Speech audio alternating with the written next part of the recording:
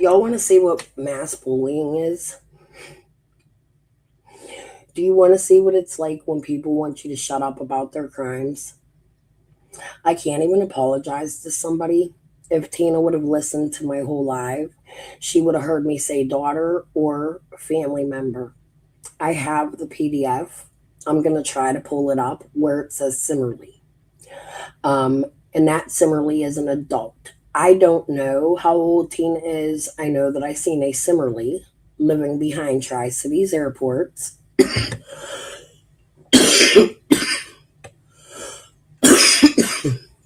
I know Tina just said that because she's only an hour and a half away, she doesn't know anybody in her family. Now, I know people in my family enough to connect them to Ben Hill Road, so I find that to be a lie coming from Tina, as they accuse me of smoking crystal meth, missing teeth. This bitch been on YouTube for years with dreadlocks, unwashed hair, balding, a missing snaggletooth, a crusty ass face, dirty ass clothes.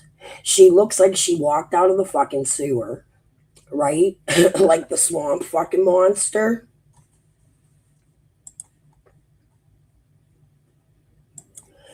They're bullies.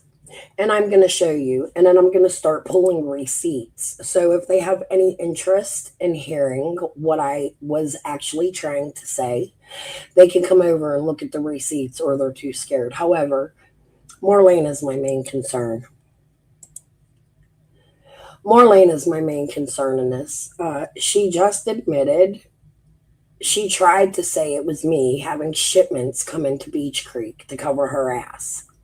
But she just admitted that she knows there are shipments coming over the border into Beach Creek. And that's all I'm really concerned about. I don't care about their bullying.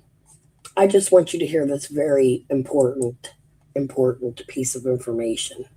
Back to me after I pretty much gave you Marlene. Why does it seem like a setup? Thank you. You and Marlene are trying to screw the fuck up. Hello, Tina. Hello. Right. This is Crystal, Tina. I don't know if you've ever met her before. Crystal, yeah, Tina, I've seen her in passing. You have no fucking clue what you're talking about. Do you realize that my children? now watch me apologize to her.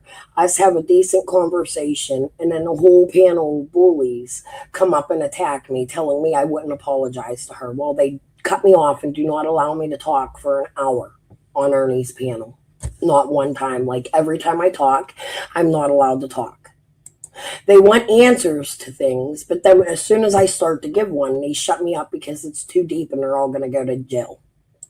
Children's last names aren't even similarly, except my little boy that's still a minor, and Okay, my daughters were 15 and 17 when Summer went missing. okay. Do you have any similarly family that lived 17-year-olds often date 20-year-olds, 21-year-olds? I'm just saying, that's pretty close to 18. Remember when y'all went after Jody's son in Jonesboro ever? I don't think so, but I don't really know my Simmerly family. My dad's dad left the family when he was a little tot. I don't know the Simmerly side of my family at I don't all. believe that. So I've been told in passing on YouTube from other creators that you were absolutely related to the Simmerly that lived with Brad Wishon. I don't know what that relation is, but it's more than just been verified. That's where I started to see Well, it. probably somewhere in the damn family tree, but that sure doesn't mean that I know them. My children have never even been to the Tri Cities area. I've only been there maybe like 4 times in my life. But she only lives 4 hours away and chases predators with Ernie, who lives in Kingsport. So how do y'all meet? I don't believe you, liar. You do realize that I lived like a whole hour and 45 minutes away from that area. So the possibility of my minor children having a relationship with, I live an hour and 45 minutes away from all kinds of areas, and I still talk to people on Facebook and all over the place. I wasn't just saying, you're children, asshole. I maybe I said that in that clip Ernie showed, but if you would watch my content for the last 3 years, you would see me show this information as well as say it was an adult. Because the information on Ben Verified says adult. I misspoke when I said it was just your daughter. I said it was a family member. You look like an old cunt. So I don't know how old your children are. My children are grown. They could be over 21. It is not my business to go dox your children and find your children and find their ages like you're accusing me of doing. So I'm asking you politely who your fucking family member is that lives behind Tim Mullins Airport, where he flies gyrocopters. Fact, there's tons of videos out there about it, you dumb fucking stupid fucking ugly snaggletooth looking fucking dirtball swamp monster. That dude. I don't even know that dude. I don't even know people from that area. I didn't even know Dalton. Ernie knew Dalton. That's the only fucking person I don't besides a couple of my cannabis grower friends that have big companies out there. I know them, but I've only been. So here I'm trying to ask her a question about Athey. Because Athey is one of them people that have big company growing hemp businesses out in that area. But they won't let me ask. Watch. That's one of the times I've been that way is I went to the farm and picked up a bunch of clones to start my first hemp grow operation licensed with the Department of Agriculture in Cosby, Tennessee. Okay, can I ask another question now that you said that? Since you're picking up from farms, can you tell me, did you ever pick up from a farm near Balinton? What? Repeat that? That's my farm. You talk about farms. Well, I want to know because she said she picked Well, up. I own a farm out there. I mean, people know that. People know that. I run a farm. No, I put my clones Wait a minute, from Tennessee Hemp. Okay, you want me to talk? Ernie why. Ernie mentioned the other day when he refused to let me come up, not even come up on panel. I was in chat and Ghost, that fucking gamer girl, not Ghost, gamer girl blocked me for no goddamn reason, what the fuck ever, and started fucking attacking me in the fucking chat. After I literally came over here and cool shit between Ernie and Marlena. So that was like an attack on me. I literally had information to give that connects to something Ernie was talking about, big information. So you were talking about a pilot named Ed. Can you please tell me about that pilot, Ernie? Oh, Ed? Ed was brought up on all kind of charges and stuff. I don't know. I don't know him personally. I don't know Ed. I just know that he's part of a lot of stuff with Ben Hill Road and stuff. Or I don't even remember. And it was Marlena's deal. I don't know. Can I tell you why that would be important to me? Go ahead. Amanda Athey sued me, okay, with Jody Sue Brown for no goddamn reason. And I'm finding out, as you can see, I am definitely 100% kin to people down in Rogersville, Beach Creek area. Somebody said you was Jody Sue Brown's sister. Hell, you're probably more related to the fucking Wishams and Scott H's than I am. Shit. No, I'm related probably to the Lights, to the Crawfords, to the Yeah, there ain't a lot of branches on that family tree either. I don't know. I never met them. I'm not blood related. My cousins are blood related to them. My aunt married my uncle. She's from Tennessee. My uncle's from here, and they had children. So my cousins are related to them, not me. So it was funny last night how Marlena came in and said, "Yeah, no, you have a cousin that's chicken fighting and blah, blah, blah, blah, blah," but whatever. Because that's more your cousin than me. I don't know who the fuck you're talking about, number one. Because I don't know what my family does. They all involved in shit they shouldn't be fucking involved in. If you get what I'm saying. This is ridiculous that you guys like use Ben Verified and shit like that to decide who's related to who, because all right, my family is from Cades Cove. Can I speak?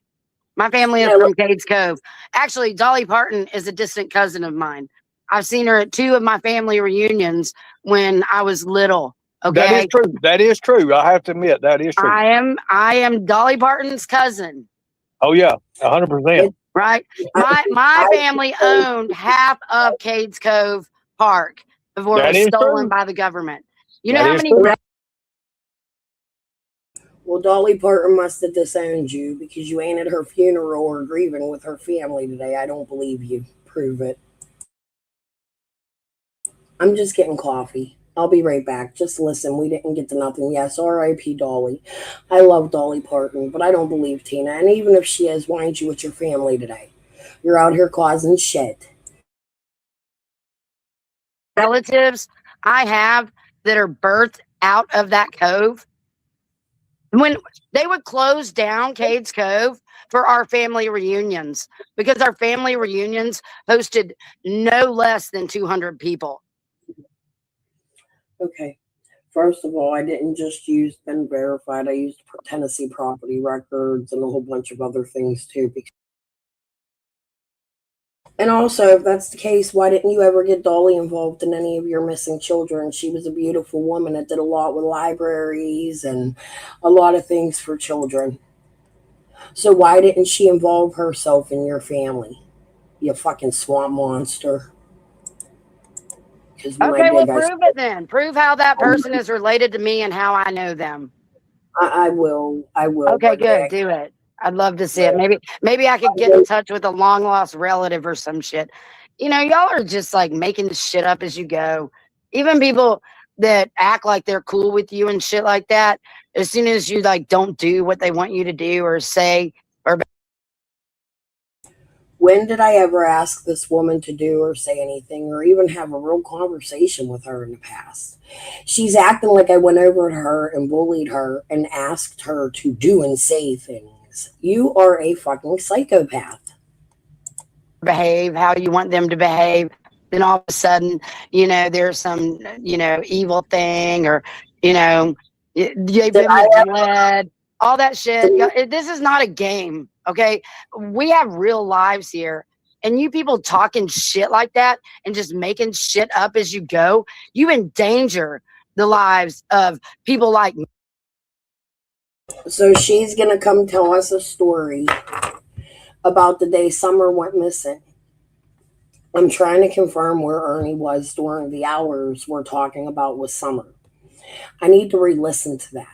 However, she's telling me I ruin lives. What you hear her tell us is the cops didn't believe her when they said the guy they were trying to capture was a pedophile and that they didn't arrest this guy. And she's telling me I ruin lives.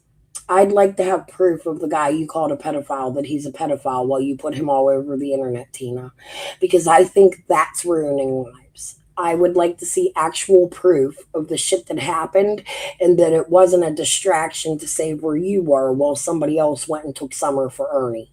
I mean, I'm just saying. Me, who were just out here living, building a house, hanging out with my kids, and you keep trying to associate me with these fucking criminals that I know nothing about. Never met them in my life.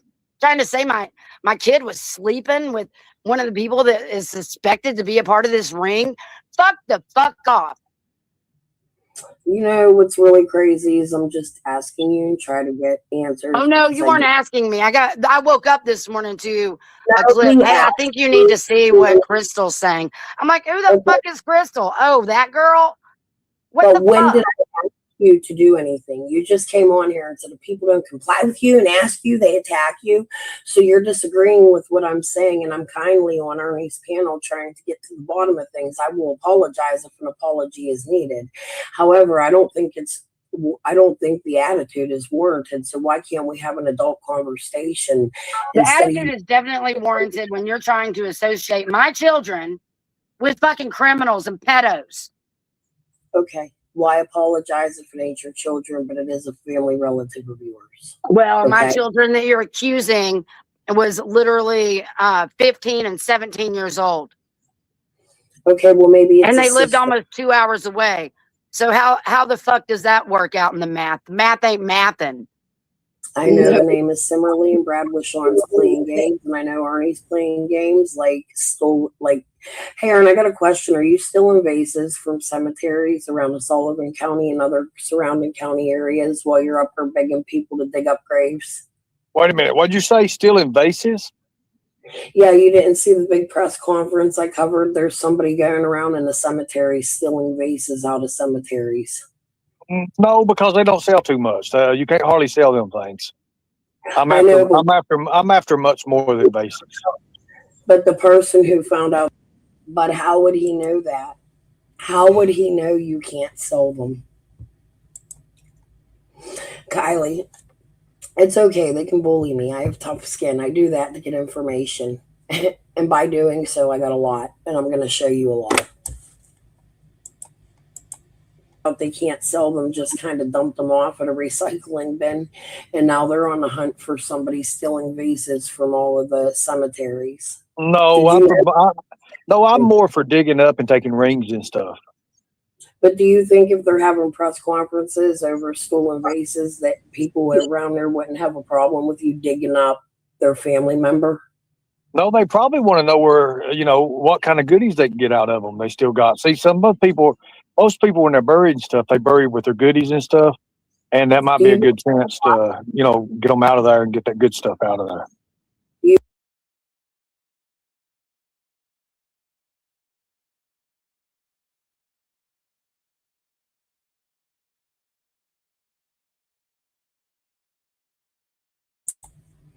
Is that even something somebody should joke about? Robbing graves for people's goodies. I'm not accusing nobody, couch potato, of a bunch of crimes. I didn't even get to explain my theories and why it happened. And if you would watch my content, you would understand. I'm going to explain all of my theories and my life and things again as we go through this. So before you, pouch potato ho, come over here and accuse me of shit, why don't you let me speak? Because here's what's going to go on. We're going to play the act right says I delete everybody. We're just going to play the fun. I'm going to fucking time your ass out. Minute 1. You believe in God? Do I believe in God? Do you know it's a sin to excavate a body? Oh my God. I Okay. didn't know I was going to excavate a body there, but I mean, I'm sure it's probably going to be frowned upon. I mean, Yeah, the only thing from the dirt you came to the dirt you returned. I'd have to ask William Boyho. So William the whole Boyho, world is centers for all these archaeological sites and these tombs and pyramids and mounds that has been excavated by your ancestors all these years, huh? So here's the question. I mean, No, I'd have to ask William. William's the one funding all this stuff. So I mean, I'd have to ask him. Who's William? Dr. William. And Allie. Huh? Brian and Allie. Wasn't you around when they... Brian and Allie are my coke dealers, literally. Tina, was you around... You want to know? When Ernie went to the racetrack? Wasn't you with him when he seen the hotel on the racetrack? Because the only other question I really have for you is, could you release those videos by Those chance? videos are public on Predator Hunter Nation Facebook. You can go get them anytime you want. Yes, I was very much a part of the search of that and found some very suspect, shady fucking shit out there that I can't believe that the police didn't follow up. Well, maybe they did follow up, because it's kind of funny right after. The police never thought you were credible. They don't like you and Ernie. They consider Ernie a suspect. You are a retard. That the racetrack closed down for renovations, with the news article saying they weren't sure if they'd ever open again. And what they do, I'm pretty sure they drained that fucking pond that I said I feel like there's some fuck shit going on at this racetrack. I also said I don't believe that Summer was here, but I think that this racetrack is shady as fuck. Yeah, but besides the racetrack, remember the... And there was no hotel. No, there was no hotel. There was... I don't know what you're talking about. There was no hotel. We left straight, 3 cars deep. straight to go to the racetrack. No, it was 2 cars deep, but the third car was the old people we met. So yeah, we rode Ernie went to a hotel and recorded and accused to the gate. people. The racetrack was closed, so everybody trying to say we didn't have permission to be there. Well, that was all fake news and bullshit. Why did she have the keys? There was never a hotel, though. I don't know what you're talking about. Hi, McKenna. Hey, I just wanted to come up real quick. Ernie, Remind Ernie. My makeup does look bad. It smears. Listen, my daughter talked me into getting this fucking TikTok fucking eyeliner shit. It looks like a lipstick, and it's the only eyeliner I have right now, and it smears every time I put it on. So they can make fun of my fucking makeup all they want. I will have a new eyeliner soon. Fuck you. However, do you hear her say that they never went to a hotel and recorded people? How many of y'all seen that fucking footage? She's also going to tell us there was no psychics there and they hate the psychics. That is a fucking lie. And I don't have the videos right now, but somebody out there has them fucking videos. And when they come out, they're going to be talked about. Benny knows it happened. Benny on his channel spoke about it many fucking times. Many of us out here on YouTube seen these motherfuckers go harass Mexicans at a hotel across the street from the speed racetrack, whatever it's called. Break and enter on a racetrack property with Juanita and Dusty, the psychics, and she's going to claim they weren't there. They were never there. Everybody in Summer's case seen these fucking videos. Now, this is the shit that makes it look like you did something, Tina, because you're a goddamn fucking liar. And this is straight up lies. Can I please just finish my thought? Yeah, go ahead and let her finish her thought. Ernie, you don't remember recording at the motel across the street from the racetrack with Dusty and Juanita? No, I never was with That Juanita. never and Dusty. happened. Tina, was you with Dusty and Juanita when you were on the I never racetrack? met Dusty or Juanita. Never. The only people we met was the elderly couple. Her name was Kathy, and I can't remember. I mean, they were like white hair. Sure she's okay. Just to see her, just so we can get voice and visuals, just to see her, just to see she's okay. You look different. Where's your red hat at? It's over there on the dryer. Okay, thank you. Thank you for coming up. Thank you. Thank you so much. Thank you.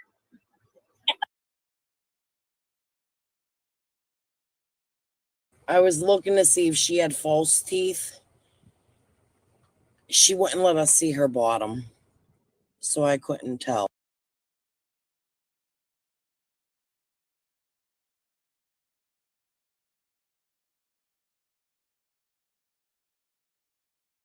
and her team on tonight.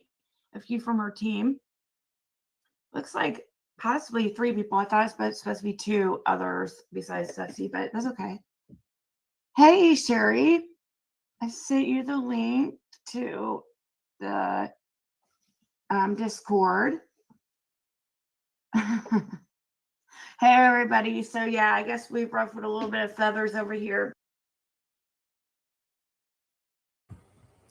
Ziggy confirmed she had a Discord. I didn't know that. Weird. But hey, we're just trying to get to the truth. I don't see what the issue is. I know Candace did look so different, right? Let me go ahead and add Dusty on. Hey, Dusty, are you there? I am here. Hi. Hey, do you have 3 others coming on? Yeah, probably maybe a couple more. I've got one that's going to be coming in late, and a couple of more, but it's okay. the Because majority I of the have Moon Chaser, Kelly, Gasky, and Kathy. Yep. That's how they wrote their names.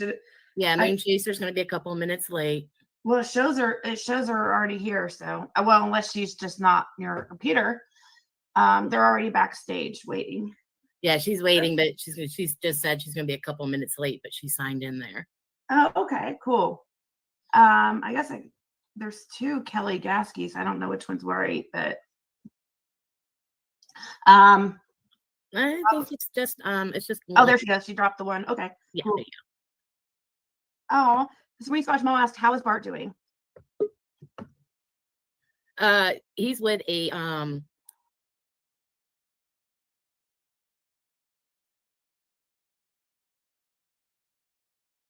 an adopted family now. I seen him, oh gosh, probably about 4 years ago. He's doing really good.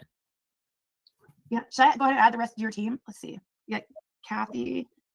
I have Queen Bee Yeah. coming in too. But they just don't want to show their faces because we don't want the team to be compromised. This is her team. It compromises of a Kathy. Let's go back to Ernie for just the next little segment here. Facebook. You can go get them anytime you want. Yes, I was very much a part of the search of that and found some very suspect, shady fucking shit out there that I can't believe that the police like didn't follow up. Well, maybe they did follow up because it's kind of funny. Right after that, the racetrack closed down for renovations with the news article saying they weren't sure if they'd ever open again. And what they do, I'm pretty sure they drained that fucking pond that I said, I feel like there's some fuck shit going on at this racetrack. I also said, I don't believe that Summer was here, but I think that this racetrack is shady as fuck. Yeah, but besides the racetrack, remember the And there was no video? hotel. No, there was no hotel. There was. I don't know what you're talking about. There was no hotel. We left straight, 3 cars deep, straight to go to the racetrack. No, it was 2 cars deep, but the third car was the old people we met. So yeah, we were Ernie went to a hotel and recorded and accused to the gate. people. The racetrack was closed. So everybody trying to say we didn't have permission to be there. Well, that was all fake news and bullshit. Why did she have the keys? There was never a hotel, though. I don't know what you're talking about. Hi, McKenna. Hey, I just wanted to come up real quick Ernie, and remind Ernie, can I please just finish Oh my my thought? Yeah, go ahead and let her finish her thought.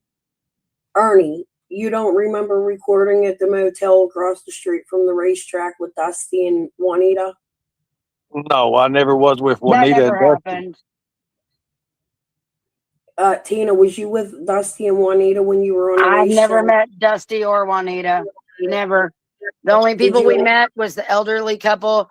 Her name was Kathy, and I can't remember. I mean, they were like white-haired, elderly, very like physically fit.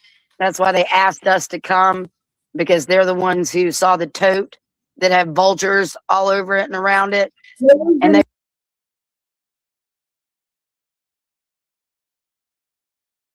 Yeah, they don't need to be. I see 2 Kellys. I have another Kelly. Kelly, are you there? I want them compromised. Compromised from what? I want them all compromised right now. Every single one of them. Oh, they were doing. Yeah, Moon Chaser's gonna be a couple of minutes late. Well, it shows her already here. So, well, unless she's just not near her computer.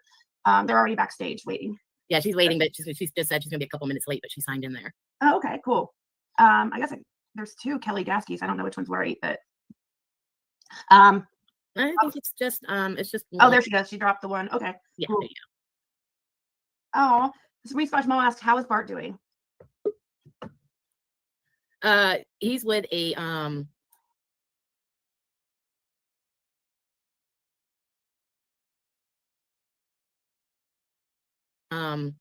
an adopted family now. I seen him, oh gosh, probably about 4 years ago. He's doing really good. Yeah. Should I go ahead and add the rest of your team? Let's see. Yeah, Kathy. I have Queen Bee coming in too. But they just don't want to show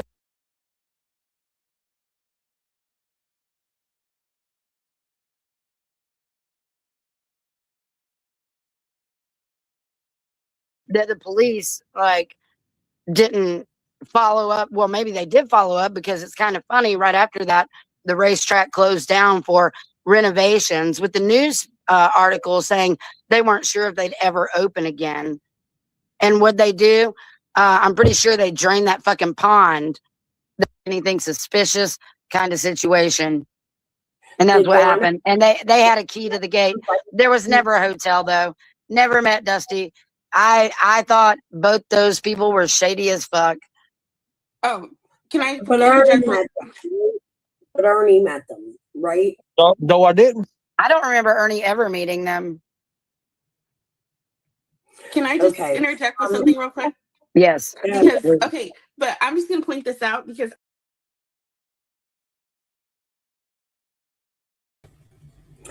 What I was trying to show you is she met Kathy. Kathy is part of Dusty's team. Ziggy has her on panel in this other channel.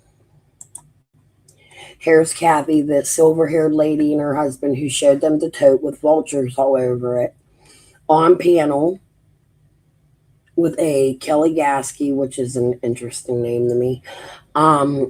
Kathy, Dusty, Moon Chaser. Moon Chaser is, I believe, B.A. Young from Australia. She used to go by that name, and Ziggy. But okay, let's go. Their faces because we don't want the team to be compromised. Yeah, they don't need to be. I see two Kellys. I have another Kelly. Kelly, are you there? I want them compromised. Compromised from what? I want them all compromised right now. Every single one of them. I have a feeling I know who Moon Chaser is, and I'm waiting to hear the voice. I'll tell you if I'm right when I do. Hi, Lindsay Shea. Not happy right now. Moon If Chaser this was voice is who I think it is, sued I me. remember somebody I spoke to at the beginning of this that went by the name Moon Chaser. I don't remember the three. I just got to hear this voice. I'm not sure.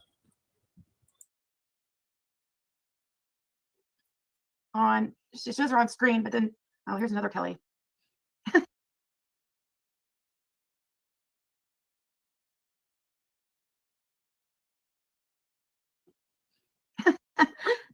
Hey, Kelly. Kelly, are you there? His mic.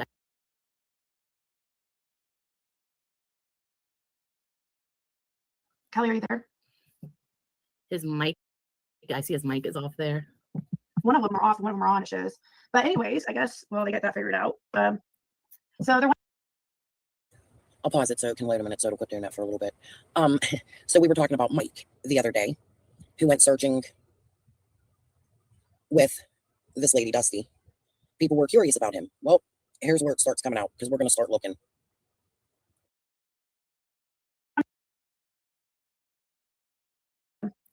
So they're wanting to know. Well, they got that figured out.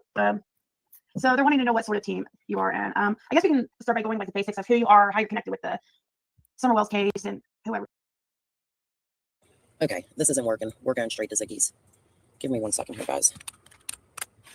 I'll find it the same way I found the other one. Actually, I should just be able to. Here it is. Hey, attention, everyone. I've been trying to catch the Pontiac Bandit for 8 years. And about 10 years, I finally came out of my comfort zone a little bit and started working. Ago, he's doing really good. But I've been doing this for about 10 years. But I was born with my gift. And about 10 years, I finally came out of my comfort zone a little bit and started working cases on the side. This is the first time that I sort of left my comfort zone. And this is the first. You absolutely could if you wanted to, Beverly. But I have one scrolling at the bottom. You see it? Permitted by copyright statute. But you could put one in my chat if you wanted to. Time I left my comfort zone out like this, the way that I have. I wasn't planning on really even showing my face to anybody. I sort of just work behind the scenes and try to give the information to people. But it turned such a wild turn. It's like everybody's out to get everybody. And so I had to come up here and sort of show my face and just work behind the scenes is what we do. Yeah. And how did you get? Thank you, Ziggy Valero. How did you get started? You just started working on cases, trying to help, right? Yeah, whenever I would get my visions and puzzle pieces, and that's what a lot of people don't understand. Whenever I don't claim to be psychic because that is the word necromancy in the book, in the Bible. So and it's sort of labeled. So to me, it's a gift because I was born this way. So I get these visions, I have these feelings, and it's like puzzle pieces. And you don't get taken to the exact spot, but you get these pieces that lead you. And eventually these pieces sort of fall into place, what you're looking for or what's being shown to you. And it's like you have to follow the pieces to put the puzzle into place. So you don't get the whole story. You get images is really all that you get of what happened. I did put it up on my Facebook page at the very beginning. Okay, let me add to this disclaimer. Disobey. You may be new here. I've never seen your name before. I don't discriminate against anybody over here, even the psychics, even though I don't quite believe everything of the psychics, especially the ones on YouTube. However, I'm nice to everybody. My problem is the ones that have involved themselves in Summer's case that were there the morning after Summer went missing, or the day after. That's my problem. I remember a few videos that I cannot find for the life of me. Yeah, cotton candy. I'm on the hunt. These are the videos I'm on the hunt for. If anybody can find them and send me a link to them, I would be ever so grateful. Okay. The one is, it was at night. They were at a motel. They were trying to say there was child trafficking going into the motel. Does anybody remember that? Then there's the one where they searched the Speedway. I need both of those videos and the date that they were made. If anybody can help me out with that, I would be grateful. All right.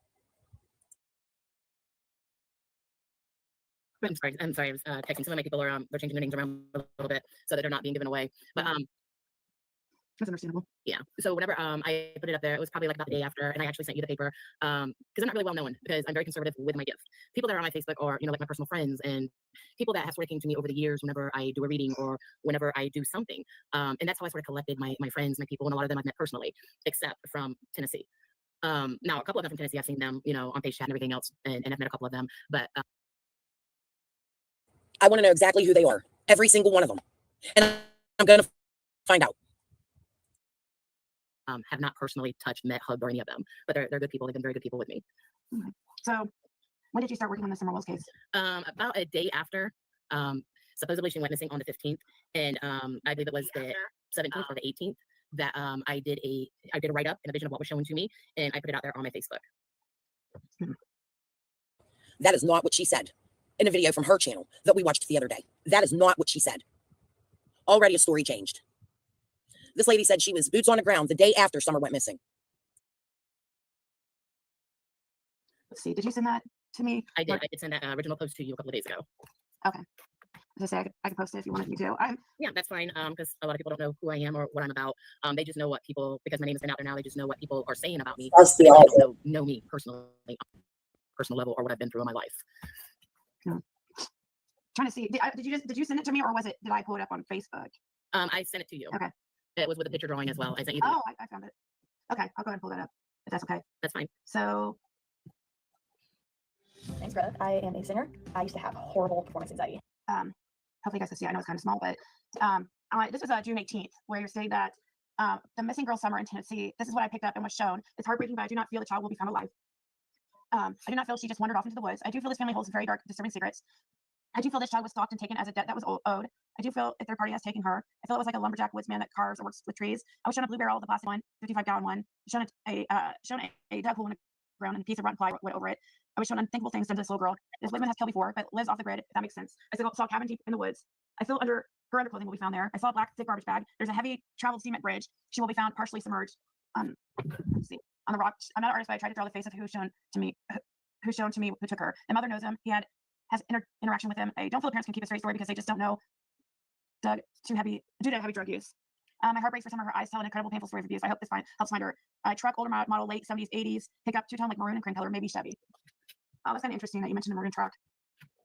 Yeah, we did find that maroon truck. Yeah, and you sent that to me too. I did. I sent that to you. So do you still believe this? That this is what happened to Summer? I do. I believe that this is what has happened to Summer, and I think that the story has gotten bigger now with what has happened to Summer, and I feel that I was on somebody was sort of on to me, watching me, what I was putting up there. There are other drawings as well that I had drawn of a mountain and other places, and where we were taken through the vision and using a spirit box. It's called Necrophonic.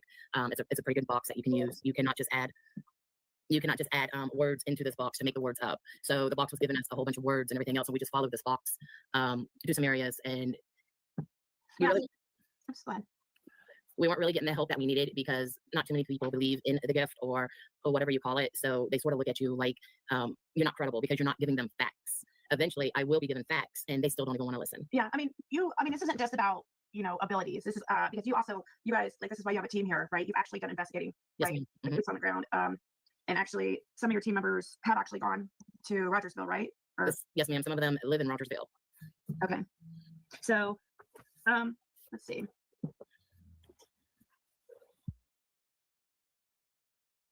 Sorry, I was chewing ice. Some of them live in Rogersville. Who are they, Dusty? Who are you talking to that lives in Rogersville? I believe Candace sedated Summer often. She overly sedated her and she died. Don covered it up. So you do believe still that she was given for a debt? I do. I believe that there was a debt owed, whether it be a drug debt or another type of debt. But I do feel that there is something along that line why this baby has came up missing. Is this the truck that you were talking about? No, that is one of the trucks at another house. Oh, okay. It will be a maroon and I think maroon. I remember now. Yeah, I was gonna just pull that truck up that you were saying. Thinking Yeah. That will be Yeah. later. Okay. So yeah, okay, that's a different truck. Okay, sorry. Anyways, so where do we want to start as far as, do you want to introduce your peeps or do we want to just continue as far as, oh, here it is. Here's this truck. Yes. Okay. Now this truck was the day that we were scouting and we were looking when we finally got the hit out in Bulls Gap. This truck belonged to the maintenance guy that works out at Volunteer Racetrack. So this was Bulls Gap. That is Bulls Gap. Some of the evidence that we found out there that day that we did our own little search out there. And this truck actually pulled up and was talking to one of my searchers that was out there. That's he nice. gave us, yes. So we went ahead and we got a picture of that truck. That's the only truck that we have seen so far in this investigation, and it had to do with the Bulls Gap racetrack. So one of her searchers owns a red. Bringing a Predator Hunter Nation. Do you want to comment on that? Then with him. I will leave that for Kathy. Kathy knows more than I do. And well, I mean, we know everything, but she's pretty upset by what they have done. So I will leave that for Kathy to speak on because I did not The call one Tina just said they met with. Did you want to? And the one Ernie's been telling me gave her a folder of information. Yeah, that's fine. Okay. I am the one that I messaged him first because I've seen what they've done in Newport. People are wanting to say that, they're not getting anybody arrested. It's not their fault. It's the Newport Police Department for not arresting. But I contacted Ernie and told him that we were trying to get some people together to go and search for this.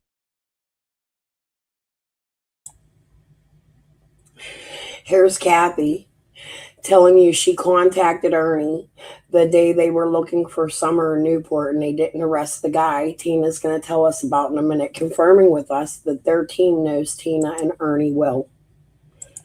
But y'all go ahead. Go ahead, Tina. Keep lying. Boots on the ground. And actually, some of your team members have actually gone to Rogersville, right? Or, Yes, ma'am. Some of them live in Rogersville. okay. So, let's see.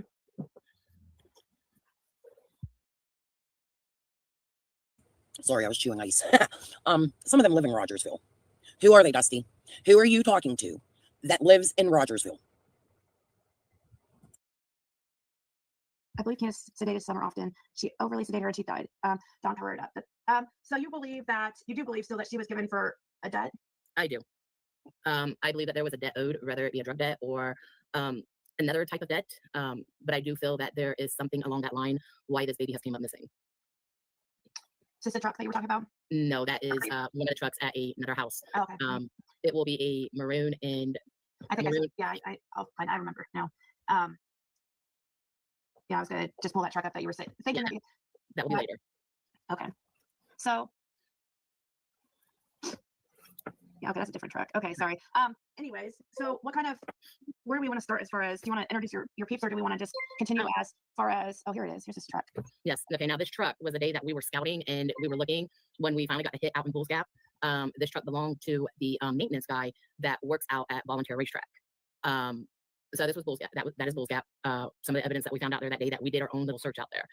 And this truck actually pulled up and was talking to one of my searchers that was out there. That's he nice. gave us- yes. So we went ahead and we got a picture of that truck. That's the only truck that we have seen so far in this investigation, and it had to do with the Bulls Gap racetrack. Oh, I see already people are bringing a Predator Hunter Nation. Do you want to comment on that? And with him? I will leave that for Kathy. Kathy knows more than I do. And well, I mean, we know everything, but she's pretty upset by what they have done. So I will leave that for Kathy to speak on because I did not call Predator Hunter Nation. okay, did you want her to talk on it now or do you want Miss Kathy, if you want to. Yeah, that's fine. Okay. I am the one that I messaged him first because I've seen what they've done in Newport. People are wanting to say that, they're not getting anybody arrested. It's not their fault. The silver hair Kathy that can't get along is Kathy the friend on Dusty's team, where Candace went and stayed with Dawn when Dawn went to jail. But okay, and Kathy's not happy with Predator Hunter Nation way before Dawn went to jail, the very first days of Summer's case. But y'all, okay.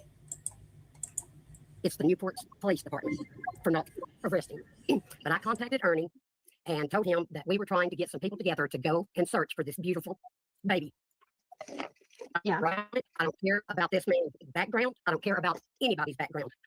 Our main focus is to find Summer. That is the only thing. And I can honestly say that Ernie, Xander, and Tina, along with our other members, got out there on the foot, went places that I know that the Bull Scout there in the police department area didn't even set foot on. They went down steep embankments. They dug. They looked everywhere. And I have got pictures of where I had went before with some other members before Ernie got there on a different day, and photos of different things in different places where. So Tina was out the day after Summer went missing with this team searching for Summer with Kathy the friend. But it's an old silver-haired lady and her husband that can't walk. It seemed like she could win. Tina, Like want to look on my channel now? On this earth that is God. So I don't care if you judge, you got to answer for that. I'm not judging them on their past life. What they did, what they've not done, I don't care. All of us only care about Summer and finding her. And all of this rigmarole about, oh, he said, she said, oh, they done this, they done that. I think it's total BS. The focus is on Summer herself. That's it, not Dawn. YTube is crazy. 420. I did say Tina's daughter. Tina's daughter is 17. 17-year-olds date 20-year-olds. I did say Tina's daughter. You're right. I don't know who the family member is, but there is a Simmerly that lived with a Wishon. And if Tina gave a fuck about Summer, she would help us find out what Simmerly it was. I know when I was 17, I dated somebody who was in his 20s. Ernie keeps mentioning a Brian and Allie. Today they're his coke dealers. He told me he was related to Bodzers.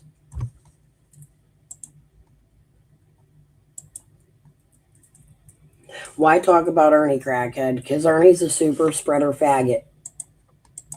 Not Candace, not David Dodson, but Summer. Sorry. No, it's fine. We were just somebody just wanted to know your affiliation with Predator Hunter Nation, like if you guys were affiliated with them or not. Right. And as you see, they lie. I just showed you. I didn't beg them. I asked them, and they jumped. Okay. Many don't have any background at all as far as who Dusty is and stuff. You know, like I don't, except what I've been talking, except over the past couple days. I'm glad everybody ain't me. Thank fucking God. Could you imagine the world with everybody being me? I just know that you know, something about racetrack or whatever. But you guys aren't affiliated, aren't working with him anymore, right? I'm one of a kind, honey. No, I'm not with Predator Hunter Nation. None of us on our team is with them. Like I said, we got down there and searched beforehand. Then me and my husband had went down, and another team member. We were down there searching. We spent hours upon hours. We were given permission to go in at the racetrack and search. They did not care whatsoever. But before I contacted Ernie, and we were down there actually searching, then the people, that truck that you saw there in that picture, then they were pulled up in front of us, facing us. As they were facing us, then they started getting a little bit closer and a little bit closer. And finally they got up, they were so close to our vehicle that their grill was touching ours, our bumpers. And they made us back straight back out on the road and then wanted to know what we were doing. The comment was made by my husband, flat out, we're just out looking, searching. Oh, searching for what? Just searching. This is exactly the conversation. And the man said, yeah, we heard about it. You're cutting out a little bit, but my husband not on their property, public property. So then once we got permission to go inside. September. You didn't have to do that. Thank you. I grew up a really hard knock life. You're right. I am a nut job. I'm not all there, but I'm there enough that I don't want to unalive people and lie and play games in a missing kid's case. I'm there enough to be crazy enough to call these motherfucking lying psychic fucking chaser asses out. Kathy, the friend from Dusty's team, brought Ernie and Tina there. She said something earlier. We're going to go back in a minute. I want to listen to the whole conversation, but she had said something earlier about being there with Ernie or in the chat with Ernie prior to Summer going missing about the guy in Newport. They were fake getting arrested at the same time where Ernie's missing for 4 hours. Here, let's actually just go back and start it over. That is not what she said in a video from her channel that we watched the other day. That is not what she said. Already a story changed. This lady said she was boots on the ground the day after Summer went missing. Let's see. Did you send that? to me? I did. I did send that original post to you a couple of days ago. Okay. Just say I could post it if you wanted me to. Yeah, that's fine. Because a lot of people don't know who I am or what I'm about. They just know what people, because my name has been out there now, they just know what people are saying about me, but they really don't know me personally on a personal level or what I've been through in my life. No. Trying to see. Did you send it to me, or did I pull it up on Facebook? I sent it to you. Okay. It was with a picture drawing as well. I sent you. Oh, I found it. Okay, I'll go ahead and pull that up if that's okay. That's fine. So. Thanks, Brett. I am a singer. I used to have horrible performance anxiety. Hopefully you guys can see. I know it's kind of small, but this is June 18th, where you're saying that the missing girl summer in Tennessee. This is what I picked up and was shown. It's heartbreaking, but I do not feel the child will be found alive. I do not feel she just wandered off into the woods. I do feel this family holds very dark, disturbing secrets. I do feel this child was stalked and taken as a debt that was owed. I do feel a third party has taken her. I feel it was like a lumberjack woodsman that carves or works with trees. I was shown a blue barrel, the plastic one, 55-gallon one. Shown a dug hole in the ground and a piece of rotten plywood went over it. I was shown unthinkable things done to this little girl. This woodsman has killed before, but lives off the grid, if that makes sense. I saw a cabin deep in the woods. I feel her underclothing will be found there. I saw a black thick garbage bag. There's a heavy traveled cement bridge. She will be found partially submerged on the rock. I'm not an artist, but I tried to draw the face of who shown to me who took her. The mother knows him. He has interaction with him. I don't feel the parents can keep a straight story because they just don't know due to heavy drug use. My heart breaks for some of her eyes tell an incredible painful story of abuse. I hope this helps find her. A truck, older model, late 70s, 80s, pickup, two-tone, like maroon and cream color, maybe Chevy.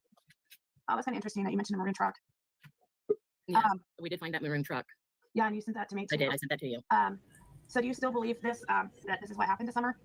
I do. I believe that this is what has happened to Summer, and I think that the story has gotten bigger now with what has happened to Summer, and I feel that, I was on, somebody was sort of onto me, watching me, what I was putting up there.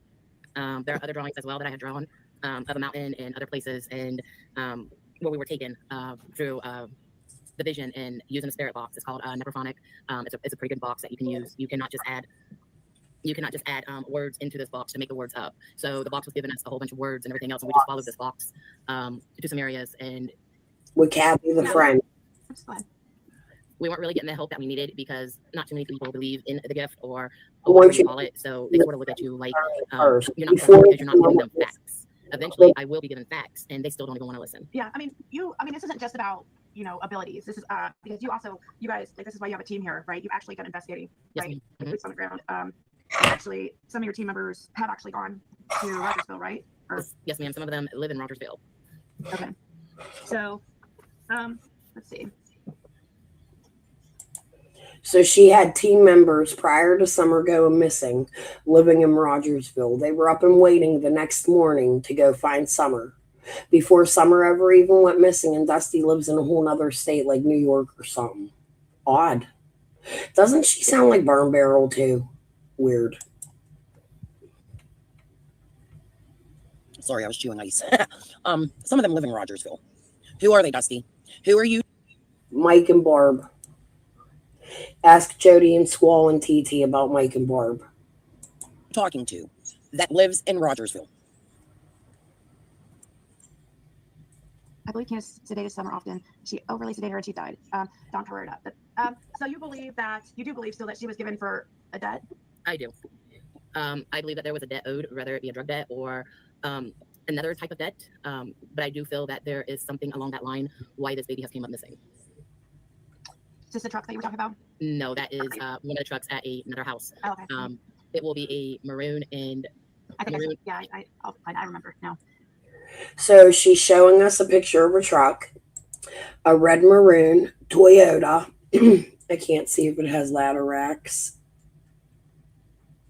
No, but it has white buckets in the back. And first she says it was the Speedway's owner's truck. Then she goes on to say, no, it was somebody who works with me. So Dusty and her team own a red truck. But wait for Kathy to come on to say where she was that day. Yeah, I was going to just pull that truck up that you were thinking. Yeah, that will be later. Okay. So, yeah, okay, that's a different truck. Okay, sorry. Anyways, so where do we want to start as far as, do you want to introduce your peeps, or do we want to just continue as far as, oh, here it is. Here's this truck. Okay, now this truck was a day that we were scouting and we were looking when we finally got the hit out in Bulls Gap. This truck belonged to the maintenance guy that works out at Volunteer Racetrack. So now, After showing us her team member's truck, which is a complete red Toyota, she pulls up another truck that is painted brown and red and says, "No, this one's my team members." Or this one's, oh no, this one's the owner. Ours is the red one. The owner owns this one. And I'm going to show you that, but we're going to ignore the back of the red truck that belongs to my team member. So that was Bulls Gap. That is Bulls Gap. Some of the evidence that we found out there that day that we did our own little search out there. And this truck actually pulled up and was talking to one of my searchers that was out there. He gave us, yes. So we went ahead and we got a picture of that truck. That's the only truck that we have seen so far in this investigation. And it had to do with the Bulls Gap racetrack. Oh, I see already people are bringing up Predator Hunter Nation. Do you want to? So they own a red Toyota truck with white buckets in the back. Comment on that. I know with them. I will leave that for Kathy. Kathy knows more than I do. And well, I mean, we know everything, but she's pretty upset by what they have done. So I will leave that for Kathy to speak on because I did not call Predator Hunter Nation. Okay. Did you want to? Dusty didn't call them. Kathy did. Now Kathy's going to tell us how she called them. As soon as Summer went missing on a day of. I don't even think the Amber Alert went out yet. But let's listen. Do you want her to talk on it now, or do you want to? Kathy, if you want to. Yeah, that's fine. Okay. I am the one that I messaged him first because I've seen what they've done in Newport. People are wanting to say that, they're not getting anybody arrested. I seen what they'd done in Newport. That was that day. The day Summer went missing, they were in Newport. So Kathy calls Ernie in Newport. Ernie goes missing for 4 hours. Kathy gives him a folder. It's not their fault. It's the Newport Police Department for not arresting. But I contacted Ernie and told him that we were trying to get some people together to go and search for this beautiful baby. Yeah. Right? I don't care about this man's background. I don't care about anybody's background. Our main focus is to find Summer. That is the only thing. And I can honestly say that Ernie, Xander, and Tina, along with our other members, got out there on the foot, went places that I know that the Bulls Gap there in the police department area didn't even set foot on. They went down steep embankments. They dug. They looked everywhere. And I have got pictures of where I have been before with some other members before Ernie got there on a different day, and photos of different things in different places where it seemed like she could have been. But Ernie and them busted their butt. She was there prior to that day, looking for Summer. That's an odd statement.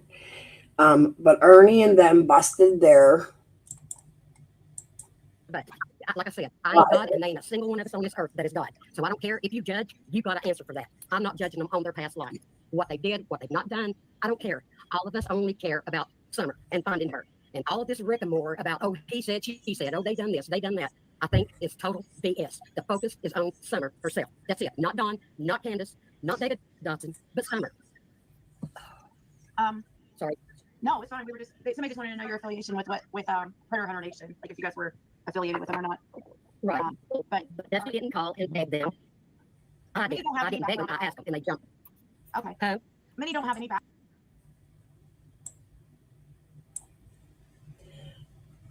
Herself. That's it. Not Dawn, not Candace, not David Dodson, but Summer. Sorry. No, it's fine. We were just somebody just wanted to know your affiliation with Predator Hunter Nation, like if you guys were affiliated with them or not. Right. But definitely didn't call and beg them. But didn't call and I didn't beg them. I asked them and they jumped. Didn't beg them. I didn't have to jump. Okay. Many don't have any background at all as far as So she called them and they were ready. She didn't have to beg them to come before Summer went missing while they're searching for a man in Newport. Who Dusty is and stuff, like I don't, except what I've been talking, except over the past couple days. So a lot of people don't know, I don't know much about Predator Hunter Nation either, really. I just know that people, I just know that something about racetrack or whatever. But you guys aren't affiliated, aren't working with him anymore, right? No, I'm not with Predator Hunter Nation. None of us on our team is with them. Like I said, we got down there. Like I said, none of our team is with Predator Hunter Nation. Like I said, we got down there. And searched beforehand, and me and my husband had went down. Searched beforehand. And me and my husband had went down there. And another team member. We were down there searching. We spent hours.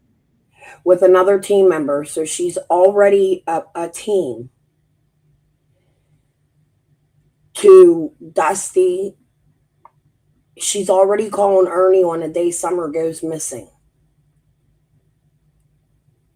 Giving Ernie folders where to search for Summer. She already had that shit written up, ready and waiting for him. Because Dusty went down there the very day after Summer went missing. And they all met at the racetrack with the team member Kathy, who called Ernie in.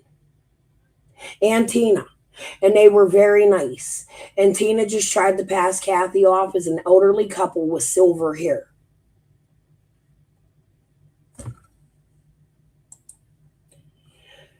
No, this is Kathy the friend and Ziggy.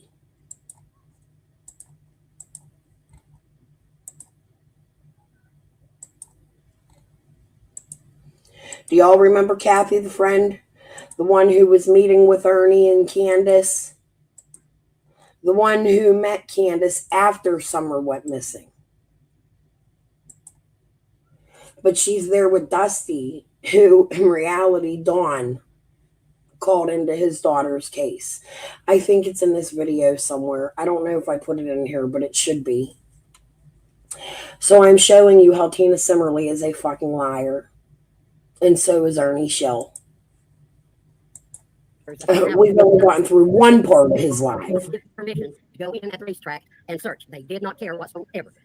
But before I contacted Ernie and we were down there actually searching, then the people, that truck that you saw there in that picture, then they were pulled up in front of us, facing us. As they were facing us, then they started getting a little bit closer and a little bit closer. And finally they got up, they were so close to our vehicle that their grill was touching ours, our bumpers. And they made us straight back out on the road and then wanted to know what we were doing. The comment was made by my husband, flat out, we're just out looking, searching. Oh, searching for what? Just searching. This is exactly the comment.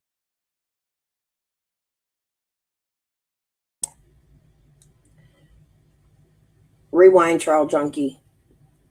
He told me he didn't meet these people. Tina told me he didn't meet these people. They said they weren't part of this team. Kathy brought them into part of the team and then there was a fight. They recorded a hotel. Him and Tina just told me this recording never took place. And it absolutely did. And I think they talk about it. So I don't have the actual recording, but we're going to hear about it. I'm pretty sure in this video. But did you speak to Kathy prior to Summer going missing? Because what she's saying is she called Ernie before the Amber Alert went out.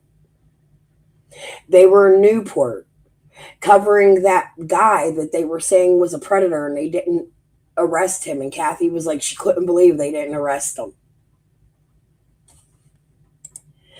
That's when the Amber Alert went out. So why is Kathy in touch with Ernie right when the Amber Alert goes out or prior to? And then Ernie goes missing? You tell me what Ernie's lying about. Conversation. And the man said, yeah, we heard about it. You're cutting out a little bit, but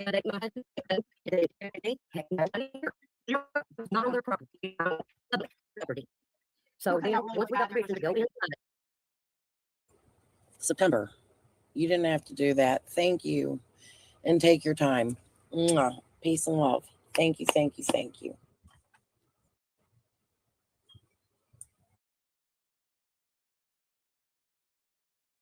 I'm sorry.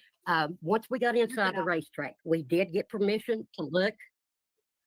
And I'm going to be honest with you. I love Ernie and them to death, how they handled the situation by going live. It sounds to me like she had a voice change during the interview. I don't know if it's her. I'm not going to accuse it of being her, but to me, it sounds a lot like her. And I'm going to compare the voices. We could do that at a later time because this live is long. And next time I cover this, I have another live that's 6 hours long. Because, you know, these people, every live they did back then was that long. All right. But it's okay if you disagree with me. It ain't an argument. But yes, they sound very similar. And everything else, did not know that was going to happen. I didn't like how it happened, but I don't run his team. Yeah. I don't run this team. We're all one. So if anybody's got any questions, feel free to ask me. Okay. I want to say thank you to Alicia So she's saying she's the common denominator. She's on both teams, but she don't run each team. She's on Ernie's team and she's on Dusty's team prior to Summer going missing. And she's the one that calls Ernie in to the racetrack to meet Dusty and search a racetrack in a hotel. The very moment Summer goes missing. And Dusty tells us, I was there the next morning. And Jody tells us, yes, they were there that day and the day after. Juanita was there the day of, and Dusty was there the day after. And there is a real live of Dawn saying, so I called Dusty. And this is when all of the totes were coming up, dead baby dolls hanging, totes of dildos. Do y'all remember this? The Amber Alert went in after, but the Endangered Child Alert went in on the 15th at about 7 o'clock. Yes, so Kathy gives this folder with maps. It's already drawn up prior to Summer going missing. The very time he calls to Newport, she calls to Newport to report Summer missing to Ernie, which Tina said she got an alert for Summer. We're going to listen to that in a little bit, but I'm showing you they're fucking liars. She's on a psychic team. Kathy the friend is on a psychic team and Predator Hunter Nation's team. Kylie, that's what she's telling us. Yes, the hotel above the racetrack. I think it's pertinent to Summer. It shows you who brought the psychics in. Kathy the friend and Ernie. Bueller and Scooby-Doo. Thank you so much. She mentioned the cat. She said that the cat is doing okay, doing good. She knew that she would be asked about the cat, but we're going to be focusing on Summer Wells. I mean, maybe we can ask about that later, but yeah, she did say the cat is Bart is doing good. Thank you for Sharon Marie and CRP for becoming members. In the community tab, you can find the members only Discord link. And Alicia Willer asked, please ask Dusty about Candace bringing groceries to a motel and with Dawn with 3 different cops from different counties. I don't know. We will get there in a minute. There it is. They're going to talk about it. We will get there in a minute because I actually have put all this information out on my live. And a couple of them, said I need to get a YouTube channel. There you go. Hey, I'll tell you what. You fucking swamp bitch. Come grab a link and tell us why you lie about not knowing your Simmerly that knows Washawn. Come grab a link and tell us why you lie about these videos, the hotel, Dusty, meeting them, Kathy having silver hair and unable to walk. You see, Crystal always brings the receipt, you dumb cunt. This is still going, but it's quiet. Yeah, I'm not worried about the haters, guys. Like, they think they don't. Because we are about Summer. We're about bringing her home. We're about trying to find her. And that's what we have been doing since the beginning of this case. We will work 18 hours a day, sometimes 24 hours a day. If something comes in, we'll be up all night pulling information, just checking to see if. Sorry, guys. I'm trying to get a good comparison of the voices, and I lost my place. We're fine. Let me see if hold on. That's true if we can verify it, whatever the case may be. So I think Bulls Gap is what really sort of put me on the map, and then also. No, Trow. Ernie's was a production. They were making a YouTube channel that had documentaries how they go and they bust predators. And on that day, Tina's going to tell us that they busted a guy that the police would not. Oh, thank you, question. Thank you so much. On that day, in Ernie's live, if you go back and listen, I don't know if I'll get back to it. I hope I do. Somebody please cut that and send it to me, the whole part of me being on there. I don't care what they said about me after. Maybe. Send me the live just in case I can't grab it. Anyways, so, what was the question? Nonprofit. Ernie's was a production team.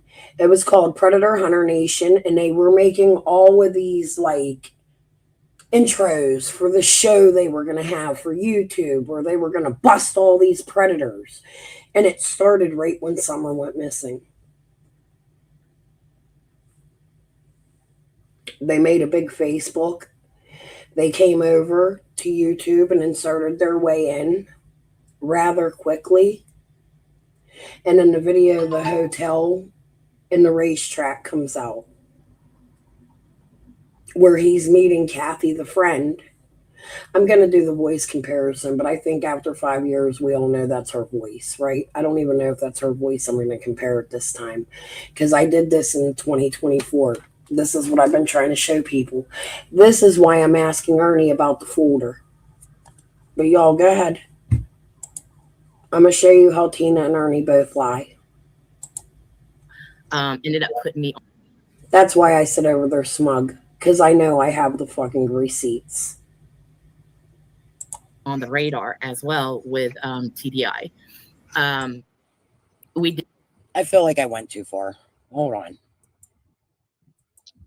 and Yeah. why we do talk about that there is a lot of corruption that is going on up there in East Tennessee.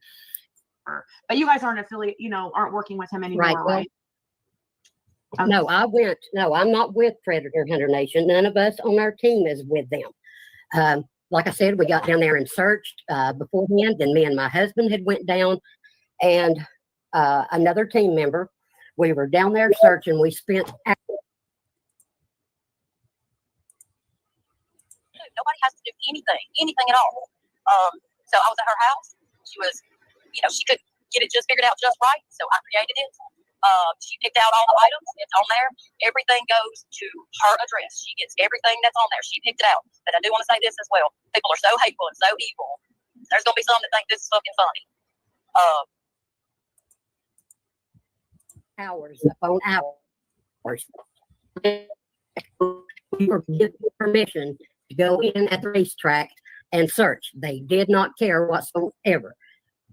But before I contacted Ernie, and we were down there actually searching, then the people, that truck that you saw there in that picture, then they were pulled up in front of us, facing us.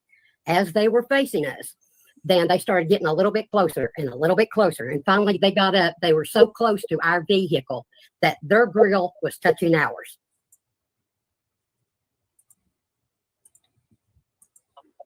But it's a damn shame. It's a damn shame. Somebody hacked that Amazon account several different times and removed Who did that? I'm sorry, guys. I think it's her. That's my opinion. What do you guys think? Now that I'm back in chat, do you think it's her? Let me put the original live back on.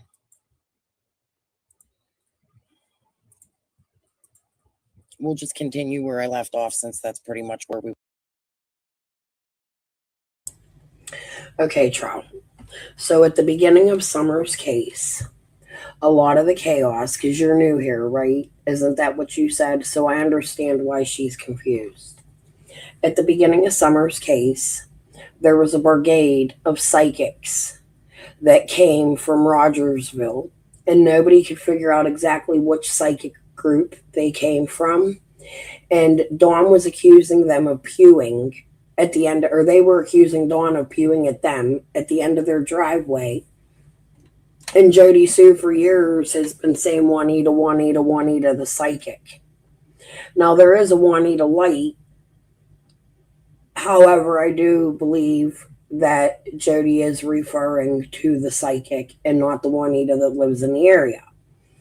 Because she says other things like Raven. There was a man named Raven who ends up being Mike. The guy that's on panel, or comes on panel, I think, or they talk about in this video, and a woman named Barb. And Mike and Barb were housing all the psychics. They were bringing them there with Yennefer and Ziggy and TT and showing them all around Rogersville. And now that has expanded into Nana and Six Up and Karen Elliott and Andy Bernard. It's still the same core group of people. Twister can vouch for this. But anyways, when they started to come to Rogersville, Dawn had asked Dusty to come. I'm pretty sure I show it in here. I haven't seen this in 2 years. So Dawn asks, she's deceased. Okay, so it has to be this Juanita. So these psychics come in, and all of a sudden barrels and garbage bags of dildos start showing up on the Wells property. Baby dolls with heads and bodies missing go up missing. Bennies go up hanging from trees and shit. They're finding totes with tape, duct tape, and electrical tape that look like little baby wrists, and coats and jackets, and they're demanding you hear Tina tell me today on Ernie's. There was stuff they needed to look at. It turned into this big fight, and Ernie was trying to say Candace was at a hotel taking toys to homeless people that were trafficking her daughter, and that Summer was in one of these hotel rooms. Now, Tina has taken the video down. It has disappeared, and she pretends like she never put it up, but that's not true. And this is what I don't have that video, but I have their words, and that's all I can show you. The whole team, everybody who met down there, and what they said and what happened after it happened. So when Tina says I don't bring the receipts and I'm a fucking liar, she's a goddamn liar. So this was a whole fuck conundrum that started a whole bunch of shit down in Rogersville, Tennessee. And they are definitely the same fucking voice. I think they've even admitted, Kathy the friend has admitted. And Squall is also in here somewhere in the bringing in of these people, because Squall brought Kathy the friend in. And then Kathy the friend and Squall had a really fucking big fight while Squall's playing games with the PIs. And Kathy the friend says, Squall, they are who you say you are. Why don't you tell them what you did to your kid or your children?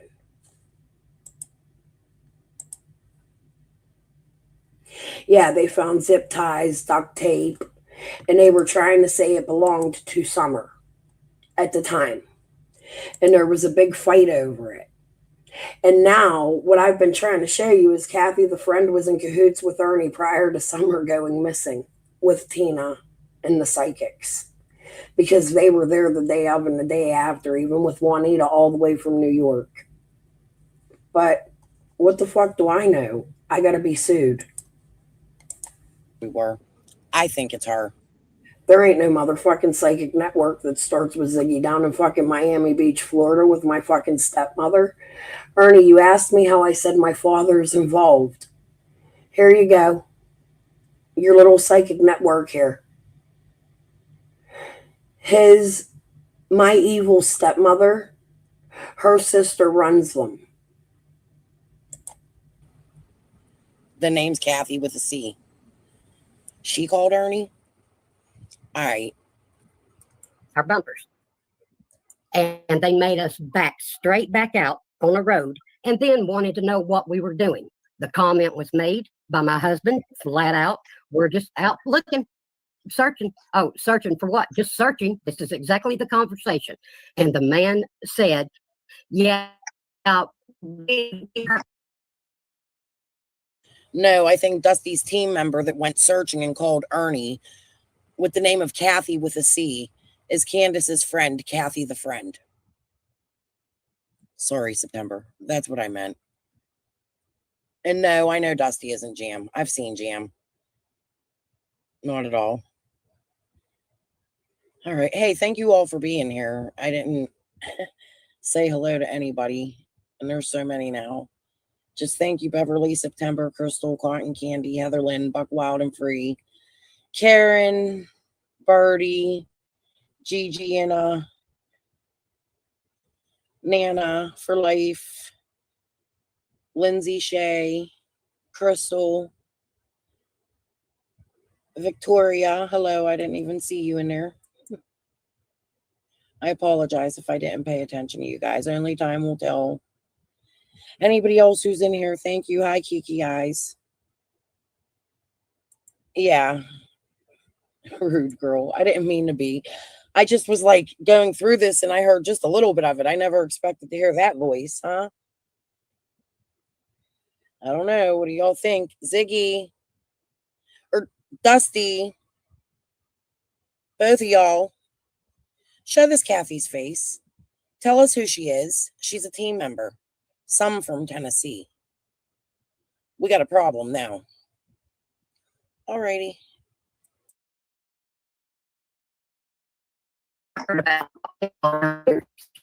You're cutting out a little bit, but My husband, they had nobody here. It's not on their property, it's on public property. So were cutting then, out really, once really we bad got there for a permission to second. go in, In all honesty, I didn't wake up till like 4:30 yesterday. So I'm still good. It ain't been 24 hours yet. I actually got my second wind. I think the problem is I made like really strong coffee and didn't mean to.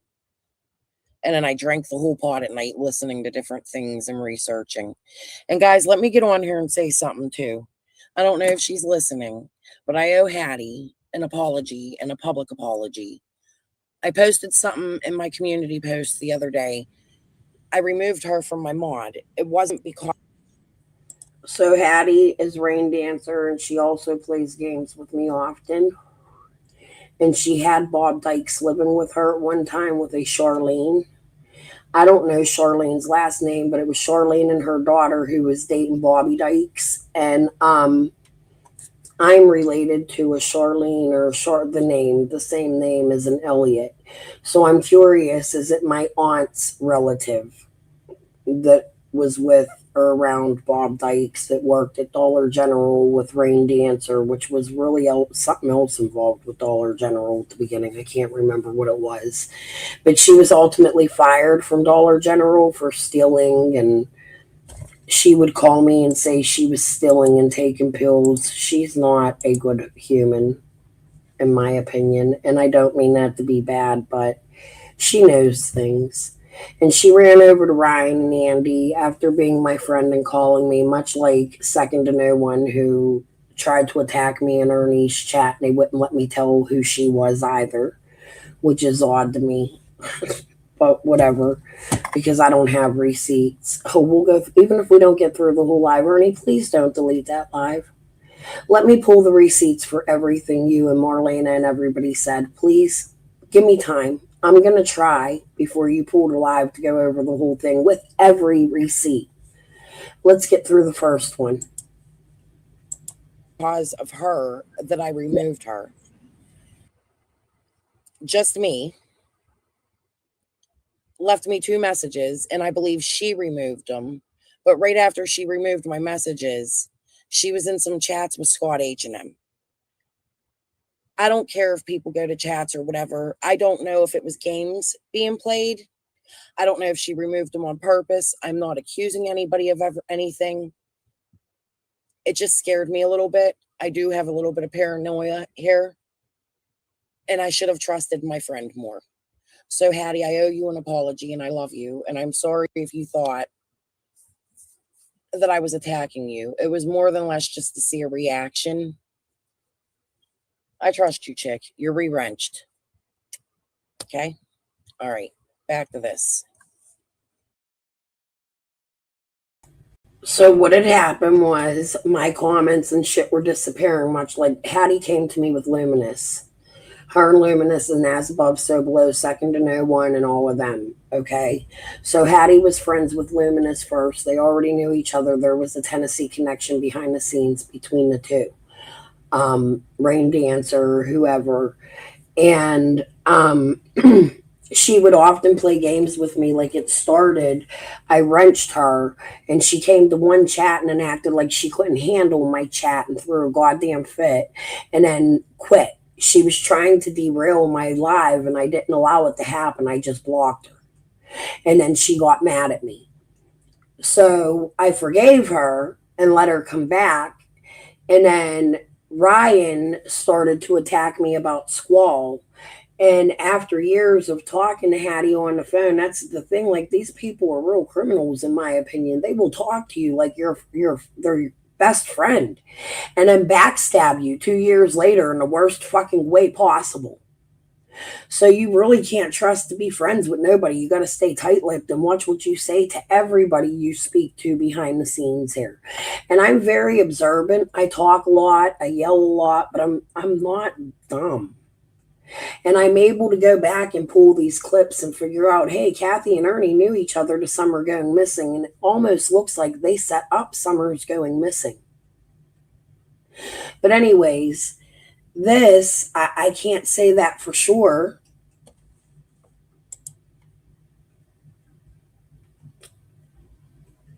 Wants to see you do something. I don't know who that is, but it's CT Sims, SIMMS, 2003 at gmail.com.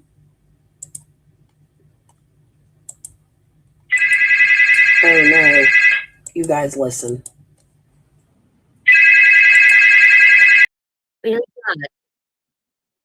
I'm sorry. Once we got inside the racetrack, we did get permission to look. And I'm going to be honest with you. I love Ernie and them to death. How they handled the situation while going live and everything else. Did not know that was going to happen. I didn't like how it happened, but I don't run his team. Yeah. I don't run this team. We're all one. So, and if anybody's got any questions, feel free to ask me. Okay. I want to say thank you to Alicia Mueller and Scooby-Doo. Thank you so much. She mentioned the cat. She said that the cat is doing okay, doing good.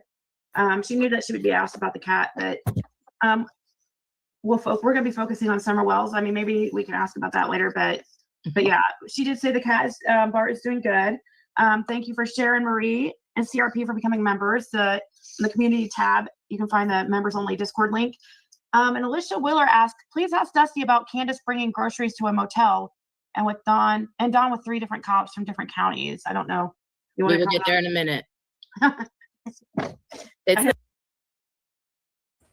Well, I guess we don't got to find the video now because she's going to tell us about it. Ernie is the biggest threat to whoever all this involved, so he was attached and messed with his life and well-being. Man, I want to know who this Kathy is. That's first and foremost, because there are times where she sounds different.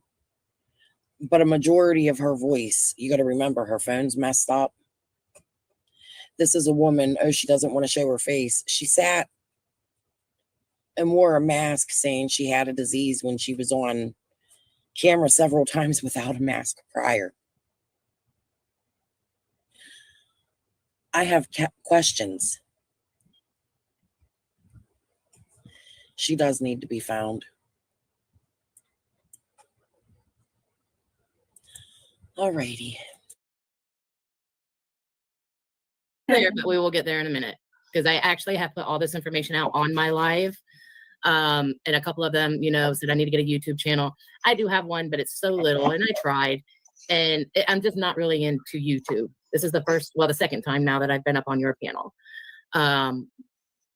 So, I mean, all this information I've already put out, but I'm such a little person. I'm not a big person. So everything that I say tonight, I've actually already put this information out. Mm-hmm. And now it's going to go to a bigger audience. And with it being a bigger audience, hopefully it can fall into the right hands that can pull in the help that we need. Because whenever I talk and explain some of the things that we've been up against and some of the things that we've seen and given factual evidence about, you will see the spot that we are in. And why we do talk about that there is a lot of corruption that is going on up there in East Tennessee. And both with Summer Wells missing and with child trafficking, it's going to both go hand in hand. Okay. So do you want to answer what took you to the racetrack, or are you wanting to? What took us to the racetrack was, as I was explaining about the necrophonic spirit box, you cannot program words into this box. I am not familiar with Tennessee. I don't know your little counties up there in Tennessee. Well, at this time I didn't. I don't know roads. I really don't know anything about Tennessee. So this one particular night, because we were stumped at this rest area, we had already had a smell that was verified. It didn't smell right. It was not a good smell. and we were on this rest area for quite some time, and I wasn't getting any more hits. So I went up on live, and I did do a spirit box, and the spirit box said Bulls Gap, and I've never heard that word come out of there. And some people that were on my live are like, "Oh, we know where that is at. That's in Tennessee." So I asked the box.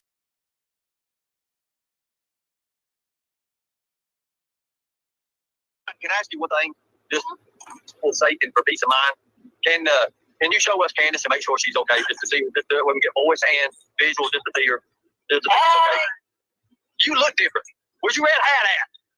It's over there on the dryer. Okay, thank you for coming up. Thank you so much. Thank you.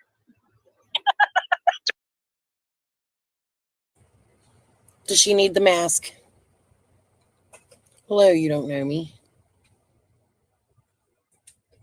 She didn't look like she needed the mask there. Her teeth look fine.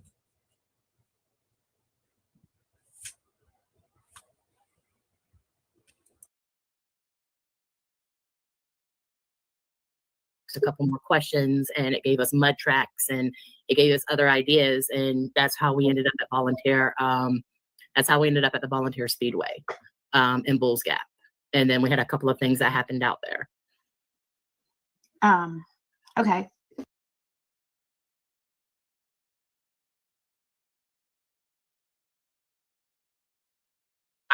Can you show us Candace and make sure she's okay, just to see, just so we can get voice and visual, just to see her, just to see she's okay? You look different. Where's your red hat at? It's over there on the dryer. Okay, thank you for coming up. Thank you so much. Thank you. I was looking to see if she had false teeth. She wouldn't let us see her bottom, so I couldn't tell. Hello, act right, bitches.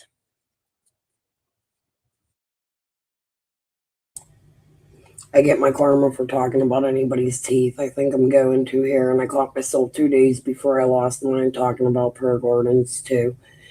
Shit happens when you do bad things. I shouldn't make fun of people for losing their teeth. That was my karma. I know how to take it. However, my point was, I was thinking, is Kathy the friend, Kathy Prayer Garden? Could Kathy remove her teeth and speak like Prayer Garden?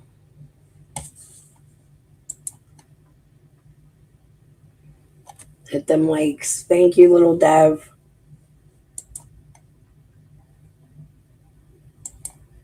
Okay. Yeah. I can't tell if her bottom teeth are dentures. Her top teeth don't look like dentures, but she has a crooked tooth.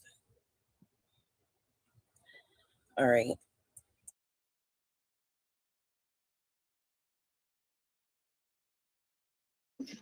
So where did you want to start as far as everything? Did you guys see, just side note, did you guys see Dr. Phil, the little commercial for We did. Wells? Mm-hmm. I just woke up from my nap before this, and I just saw it. So I don't know, is there a date on that yet, or is that? I don't think it showed the date. I think it Yeah. just said something about November.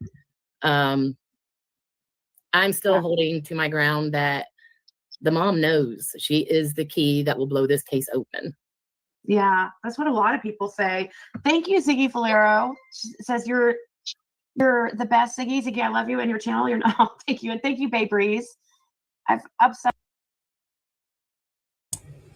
Ziggy Valero, the one always ready with money, sending Ziggy all kinds of money, and now Ziggy and her get into this fight, and it separates them and Six Up and all that shit with the circle dick jerkers. And which, by the way, where Kelly Fustos was sending money to cracking cases through the circle dick jerkers.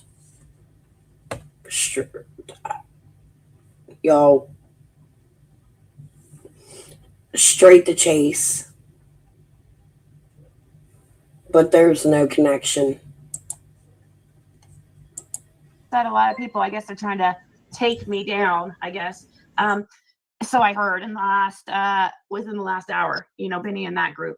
I've upset quite a few people too. So. Yeah. Dr. Phil this Monday, according to Mandy. That's wow. Alicia Wheeler says, I watch Dusty a lot and there's a lot of info people should hear and know Dusty had facts and it will only help Summer's case. Thank you, Alicia. No, thank you.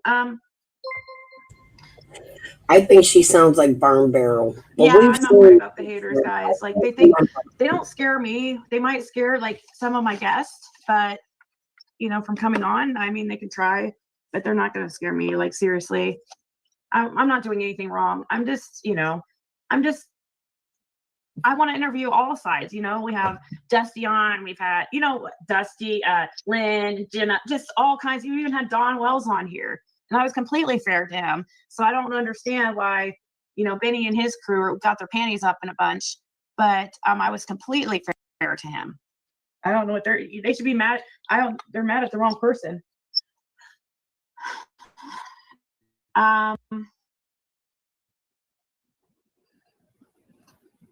Oh, I don't know why the Nightbot's on. Somebody text me about the Nightbot.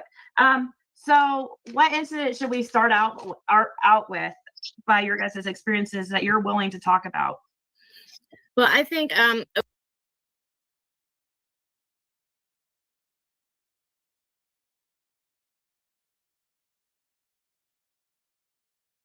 what butter really does to the body of someone with diabetes. That's why diabetes doesn't exist in Israel. Coming in a 1-pack, a 2-pack, and a 4-pack, this changes the outlet game. So I'm missing a screw that goes right in the middle just to show you how.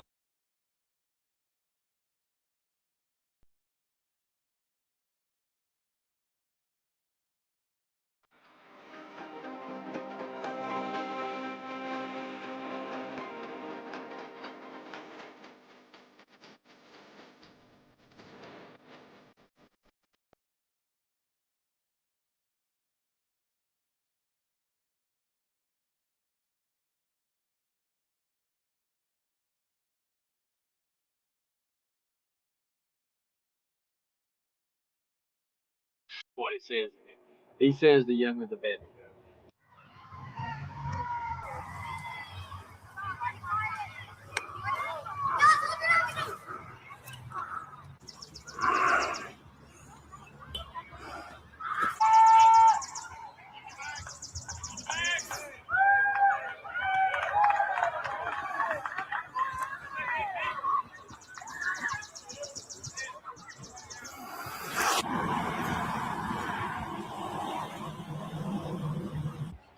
Look, guys, we got this here.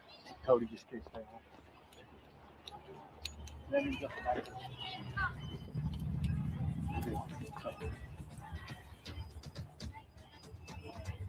So I'm gonna call his name. Stay behind the tree level. I'm gonna call his name right now. I'll say his name. This guy's gonna do it. Come here, Cam.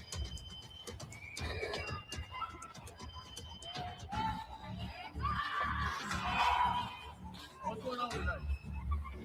Not a thing. Just basically just wondering around. You going over here and walk the track? Oh, heard that. Yeah. So we're videoing for my protection, your protection. I can see the social media you're on. Yeah. I can see that. So you care to explain what's going on? I'm just on here browsing, that's about it. Mm-hmm. What's going to work today? Oh, I walk the track. I do it every day. That's what I'm doing, walking the track. Good exercise? No, because yesterday I walked 24 miles. Today I'm going 20 miles. Wow. So that's what I'm doing. I went and got me something to drink, so I just had to come back over here and walk the track. You sure you aren't meeting a young boy here?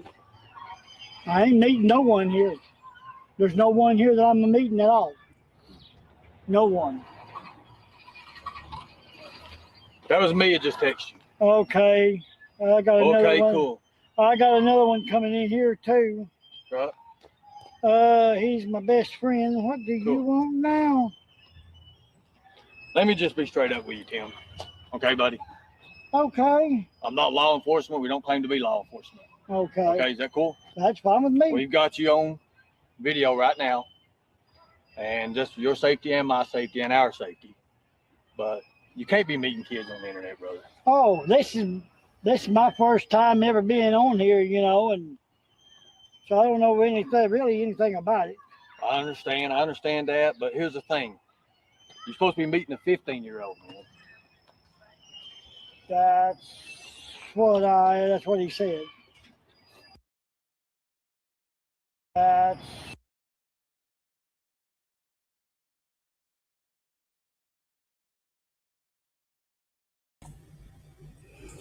This bitch told me I look like I need a bath.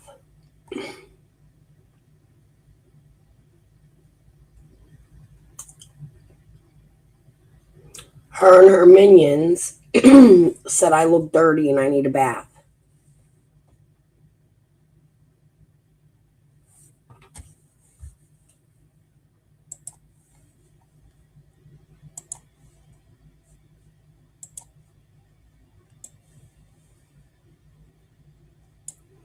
This nasty, dirty, can't even afford shampoo shit bitch. So she got to grow dirty ass fucking dreadlocks and looks like her skin hasn't been washed in 60,000 motherfucking years. Told me I look like I need a bath. I look like I stink, she said.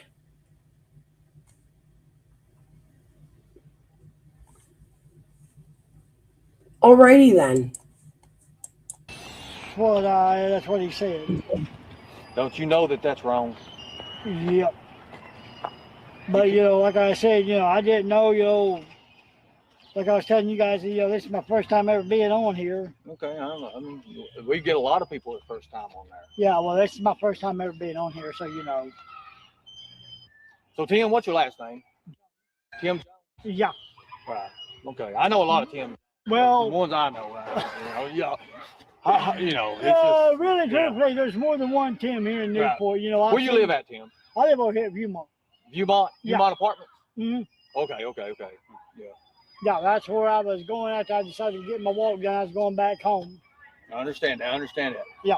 You can't be meeting kids on the internet. Okay? Like I told you, this is my first time, so, I'm off of it. What would you have done? Let me ask you a question. What would you have done?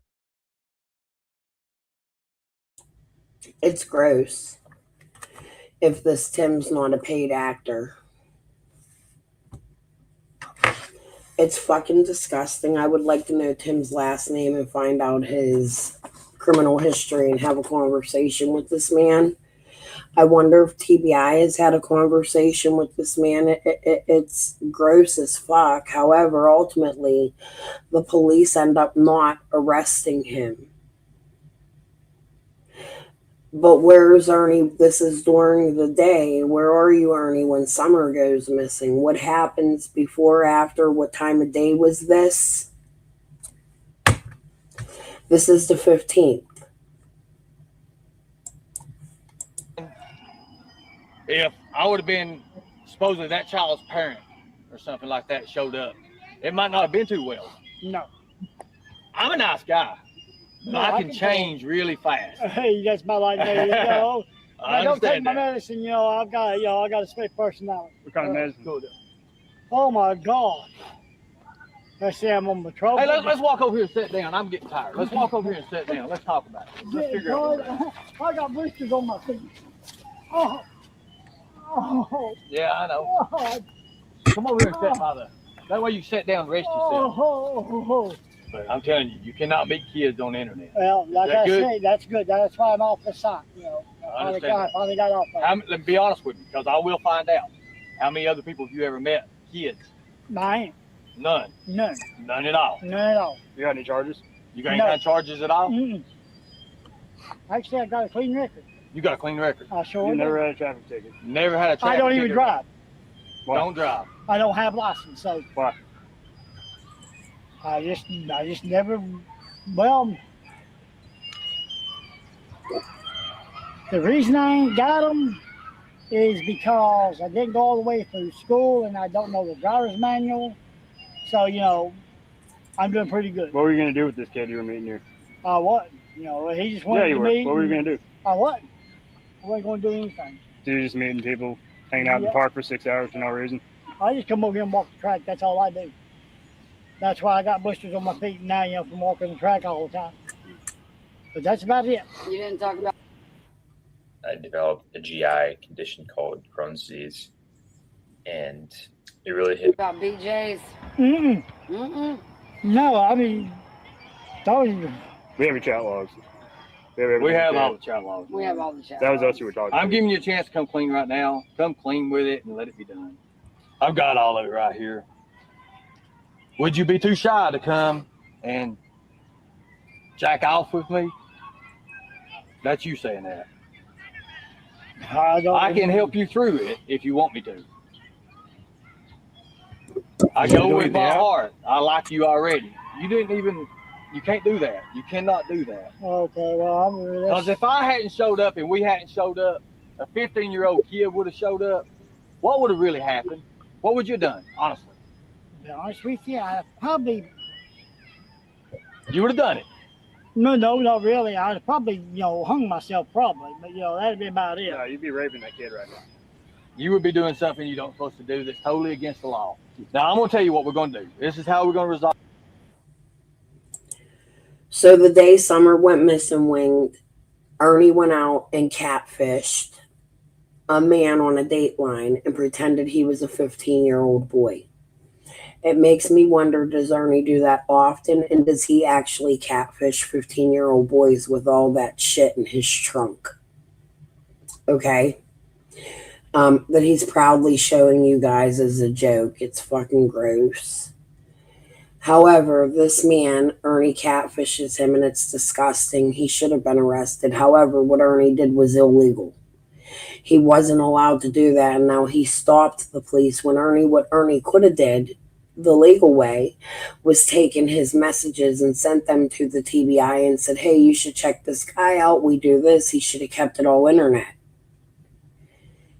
However, Ernie can get in trouble for falsely impersonating a 14-year-old. Is he impersonating real children? Is he, at this point, AI wasn't big? Is he using real children's profile pictures? So he's doing things he's not allowed to do. A lot of these people already know where to find the predators. Ernie has an extensive history with Bill Bondsmiths, the Hay House, all them other things. And that's what I was asking on Ernie's panel. So what Ernie did was illegal, and they ultimately did not end up arresting this, in my opinion, if real, not a paid actor, pedophile, if that makes sense. However, this is the day Summer goes missing. And I just showed you that Kathy, the friend, was already in contact with Ernie when the Amber Alert went out, when this was going on the same exact day that Summer goes missing. Kathy already had a folder. Dusty was on her way to Hawkins County. She was going to be there the next morning with their team. They're all meeting at the racetrack. And now I just showed you how Tina's a fucking liar. And a dirtball, by the way. Take a fucking bath, Tina. You look like you stink. All this easily. Because I know experiences like these can be very, very trauma and all that to you. And I understand you're going through a lot right now. Matter of fact, I can tell by your body language, it's very bad. Why don't you call your mother and let her know what's going on, that you've done this, and tell her what's going on. That way you have somebody that you can rely on and trust. That way we know you don't go home and do nothing stupid. Oh, cool? I'm not going to go home and do nothing stupid. I'm going to go home, take my medicine, and eat me a bite of supper, and okay, that's it. Okay. You should call her, man. Why don't you call her up there? Call her up there. Oh, my God. Where she's at, she ain't got no... You got a friend or anybody you... I need a bath. Tina, my hair's just in a fucking ponytail. I don't have a brush right here. I can brush through it. Sometimes it gets greasy, but that's because I have Hispanic in me.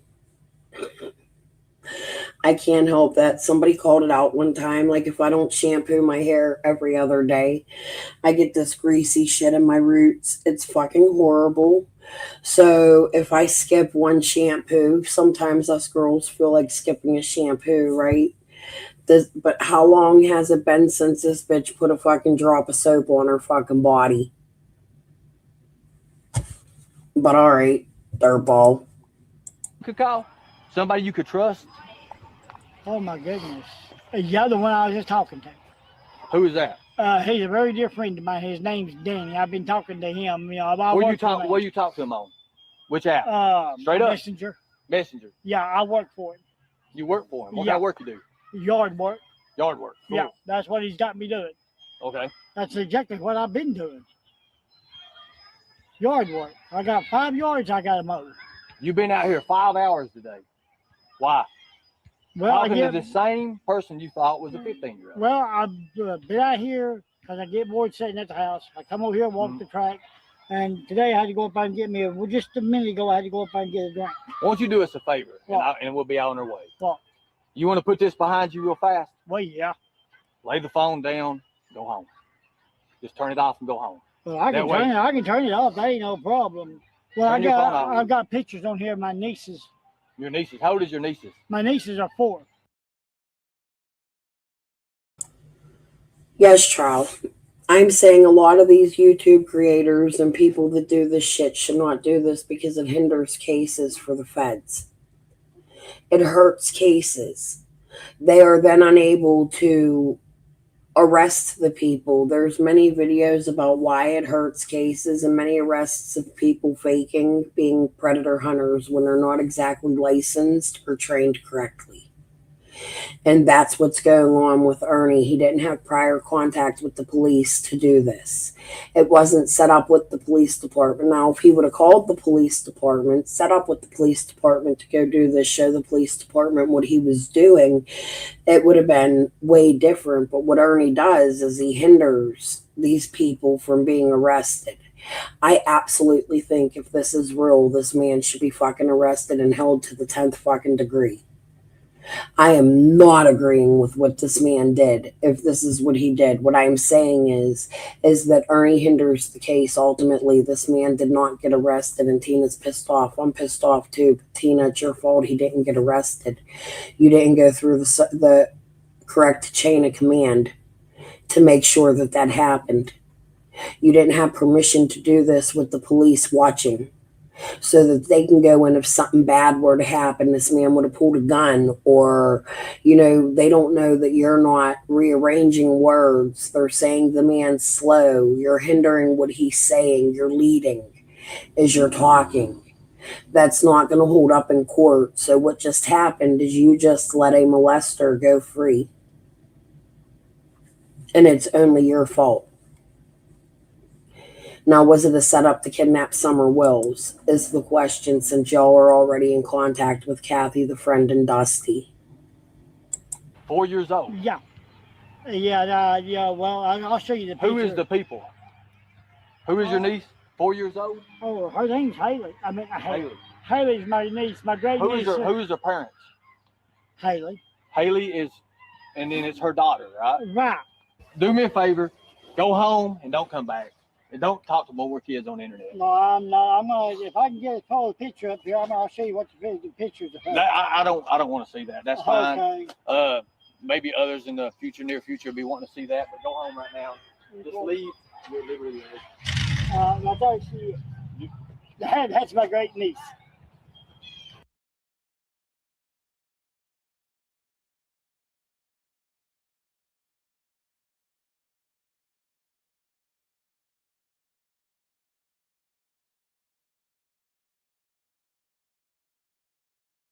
No problem. Well, I've got pictures on here of my nieces. Your nieces. How old is your nieces? My nieces are 4. 4 years old? Yeah. Yeah, well, I'll show you the picture. Who is the people? Who is your niece? 4 years old? Oh, her name's Haley. I mean, Haley. Haley's my niece, my great niece. Who is her parents? Haley. Haley is, and then it's her daughter, right? Right. Do me a favor. Go home and don't come back. And don't talk to more kids on the internet. No, I'm not. I'm gonna. If I can get a call picture up here, I'll show you what the pictures are. I don't want to see that. That's fine. Okay. Maybe others in the near future will be wanting to see that, but go home right now.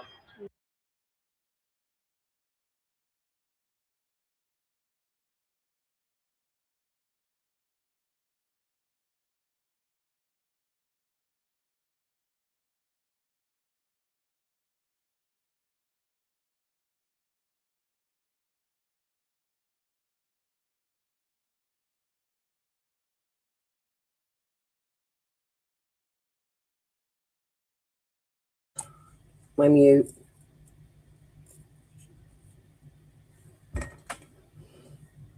My hair smells like Pantene and weed.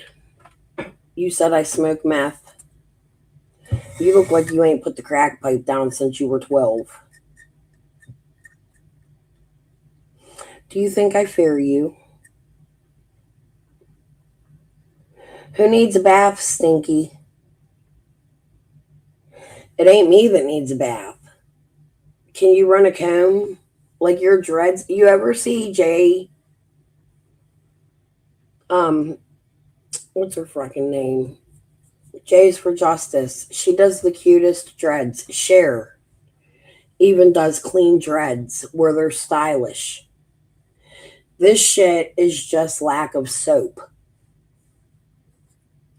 Do you want to see clean dreads? I can show you clean dreads. Them dreads are the most disgusting fucking dreads I ever fucking seen. You need your fucking head shaved. You got lice? What's crawling through that shit? How dare you tell somebody they need a fucking bath and then talk about their teeth while you're literally missing teeth? Snaggletooth. You think that bothers me? I think I was drugged. How'd you lose yours?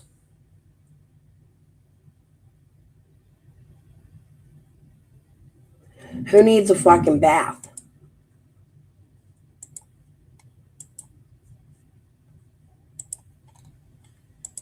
Why y'all so triggered?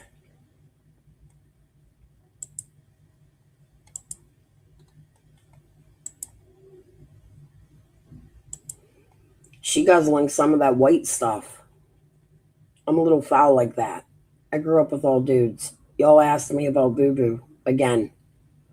What do I have to explain? We raised each other. We had shit parents. And our parents were all shit together. But since y'all want to go fucking attack me and say I'm fucking my friend and all this other shit, when literally his sister was trafficked by the same people I'm trying to turn in. That's why Boo was here. He's my information pool. Oh, and you asked me about his wife. She's part of the mob. I wouldn't do that. She knows me and Boo wasn't fucking.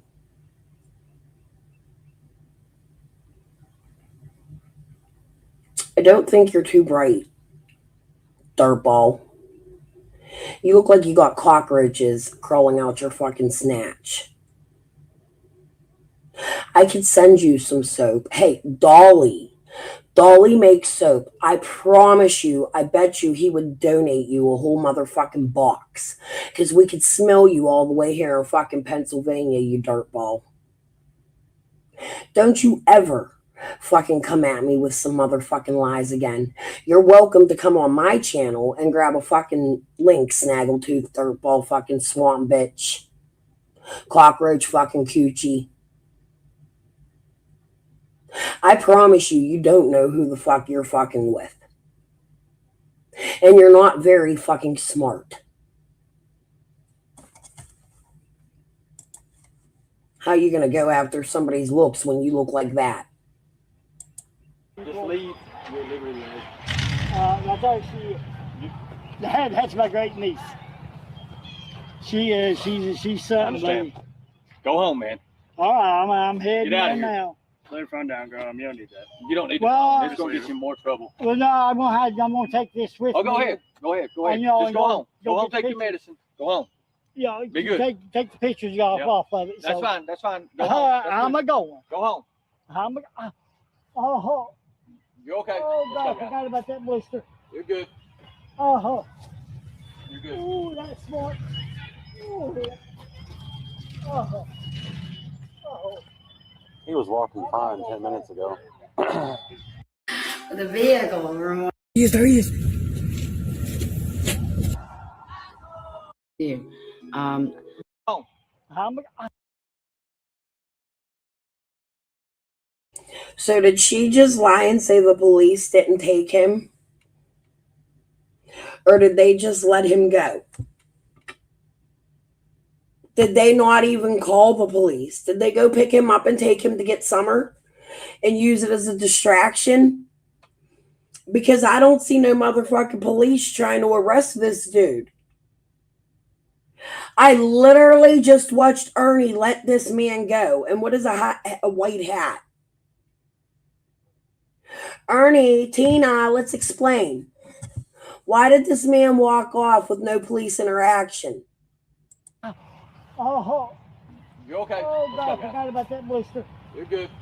Oh. You're good. Ooh, that's smart. Ooh. Oh. Oh. You just let He was walking fine 10 minutes ago. Every 10, 15 minutes. That's sick. Very. That guys, every 10 or 15 minutes, we could get these guys. We got 6 online right now on the hook, sunk down damn deep. You didn't get nobody. Let him walk. The number one motivation for me, and it continues me day in and day out actually doing this, is there's nothing like looking at a child in the eyes and seeing that relief and that expression of knowing, and that child knowing that it's over. There's no more of this torment, this abuse. There's none of that no more. There's none of not knowing if you're going to be eating that day, if you're going to be alive that night, by that night. My name is Ernest Shell. I'm the Special Forces of Liberty Operations Field Director, Operations Director for Operation Rock, which is Rescue Our Children, and former Executive Protection Specialist and former Future Recovery Agent.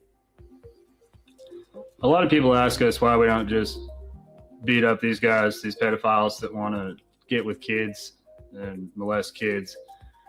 Obviously, we'd all love to beat these people up, but we could maybe do that once, twice, 3 times before we start getting caught, go to jail, have that on our record, and then Trona, you've been a supporter, and I'm going to have to ask you to stop. I think Ernie's a suspect. Ernie has told us he's a suspect in Summer's case, and I really don't care, and I have the proof of that, and I'll show that when we're done watching this hour-long video and then going on to the next production videos Ernie and his team made. I truly don't give a fuck, and you know what? Just because you've been, like, on my ass after pretending to be a staunch supporter, I'm going to now ban you from my channel. Go over there and suck Ernie, the pedophile walker, yin yang, right when Summer goes missing. What happened after this? What time of day was that? Did you pick that pedophile back up and go get Summer? What's his real name? Do we have proof of who he is, and can we see the text messages? I really don't give a fuck what you say, Trow. Kiss my whole white ass. and we don't get to do this anymore. So is it better to do what we do and methodically go through each pedophile, expose them at the very least, and move on to the next? Or is it better to put the smack down on a couple and be done with it? I'm Xander McDougal, co-creator of Predator Hunter Nation, member of the Special Forces of Liberty, and co-owner at the Smoky Mountain Hemp Cafe. I don't think that there's actually a cure for pedophilia as an adult. I think that they're too far gone if they're meeting up with children. I think that the solution to pedophiles is either have them in their own areas, or, you know, if it's bad enough, they deserve prison. They really do. I think that there's too many people in jail and prisons that are victimless crimes. You know, a lot of the excuses, there's so many pedophiles, we can't possibly put them away. I think the very violent ones should definitely be put away. They should not be allowed anywhere near children at all. My name is Tina Simmerly. I am co-creator of Predator Hunter Nation. So what if it was 5 years ago? It was the exact day Summer Wells went missing when Ernie leaves this spot to drive to Rogersville, not leave Tennessee to go back to Kentucky. He tells us he lives in Kingsport at the time. He just let a pedophile with no real name walk, no real proof of these messages, no real cop interaction, right? So who's to say he didn't go make it look like he's trying to bust this guy who he's picking up to go take to pick Summer Wells up? He disappeared for 4 hours, but the next day he's at the racetrack with Dusty and Kathy, the friend. And I just showed you that. So please go back and rewind that. And Kathy already has a folder made up for him to find Summer at this racetrack and at the hotel, where he and Tina also put out that Candace was bringing toys and playthings to the people at the hotel as they sold their daughter there. That was their intuition on this video that they were stating that Tina said didn't exist. We just listened to Dusty say exist, and we're going to listen more because they're going to get deeper into it. So I don't know what to tell you except for watch the proof. They're all fucking liars. And the reason this is important is because it's the very day Summer went missing. Why didn't they arrest that guy? Tina just acted like on Ernie's panel that the police came and refused to take him. That's what she just told me on Ernie's panel, and we just seen differently.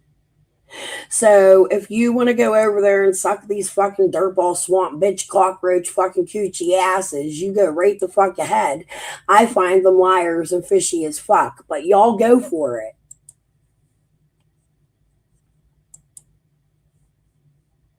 I'm also the co-owner with Sandra McDougal of the Smoky Mountain Hemp Cafe in Newport, Tennessee. Sell your I have store. 7 children and I have 1 grandchild. My hope for Predator Hunter Nation is that we inspire a movement. She told me she had 2 children, a daughter and a son, and none of them were over 18. Them pictures looked like there was some children. That picture was old, and some of them children were way over 18. She is now the mother of 7 children. So oops, what'd I do? She just got caught lying again. Hold on, I did something here. Y'all see where I'm going with this? Which one of them 7 children are married to fucking Brad with Sean or living with Brad with Sean behind the Tri-Cities Mobile Airport?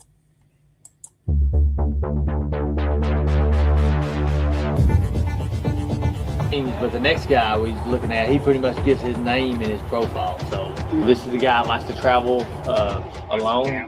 Yeah, camp. Yeah, he likes to travel. I'm saying that from the chat logs, he's done this over many times. I gotta say, I can't believe how sick everyone is. Oh my God. Everywhere. Jack. She's dressed like Jack Sparrow. Give her a fucking eye patch and a cane.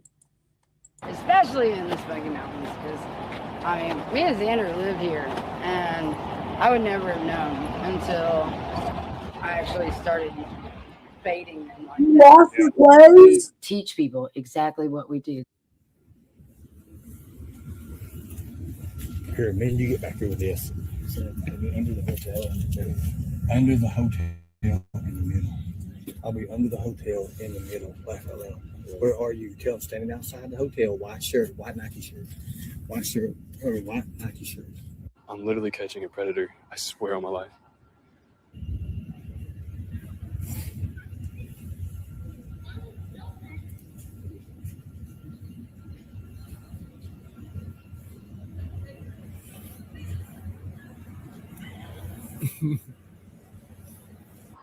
I'm not gonna crack, bro. You're gonna see these acting skills. We're catching a pedophile. I swear. Y'all can't stand right here though. He's about to come out. Y'all can go stand over there and watch if you want to. Over there? Or maybe over on the other side over there. Where's he at? He's gonna be coming out of this hotel. Bro, I feel so weird right now. I'm not. I'm 100% uncomfortable. But it's all good. Oh my God, I think that's him. I gotta pretend like I'm 14. There he is. There he is. There he is. Xander. There he is. There he is. There he is. There he is. Hi, are you John? You are John? Hey. Somebody rode past them and screamed, asshole. Yeah. Here's this young How you cat. doing? What hotel is this? It's 3:30 goes to hotels. Is this the one where they were saying can't not have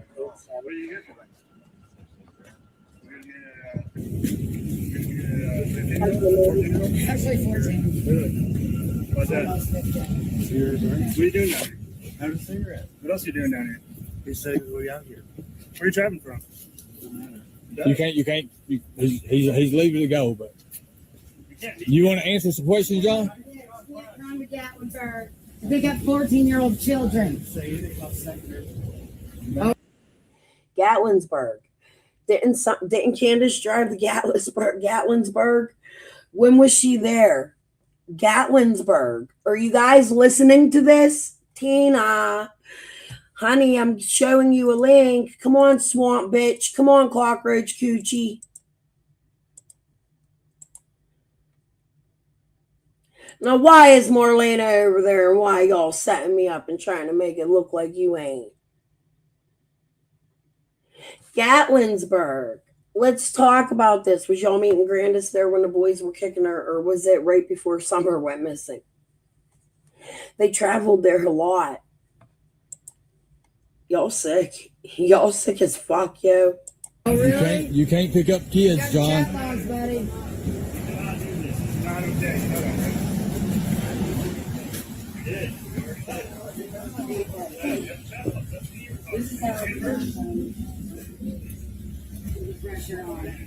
You can't come to Gatlinburg to meet kids. Trying to meet a 14-year-old? Just visiting Gatlinburg? You want to have sex with 14-year-olds? That's sad. It's sad it's like that, but we'll turn the chat logs in to law enforcement and we'll see what happens with this. Hey, I appreciate you guys. You guys want to say hello? Awesome. Yeah. So I want you guys, it's we the people will protect the children at all costs. Thank you. Thank you. Using the internet, we track down child predators, make profiles on social media sites, various social media sites, and we created decoys online for predators to pick up on, and they would message us first. We wouldn't go after them first. They'd come after us as not to entice them, because according to the law, you can't entice them.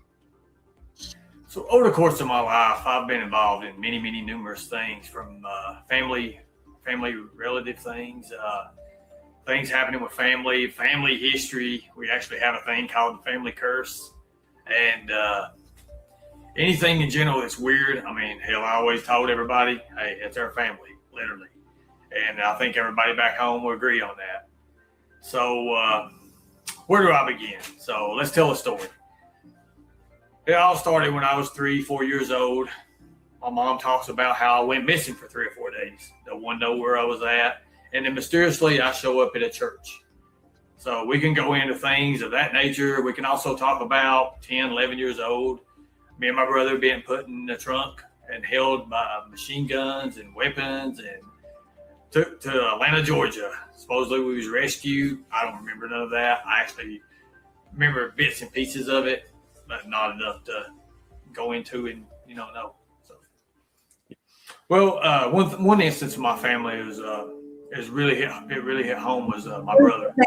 I love my brother very much, but my brother, he took the wrong side of the law. He took to the other side. He took to more of the evil side, which involved murder. And with that and the things he believed and what he said, and that was just not me.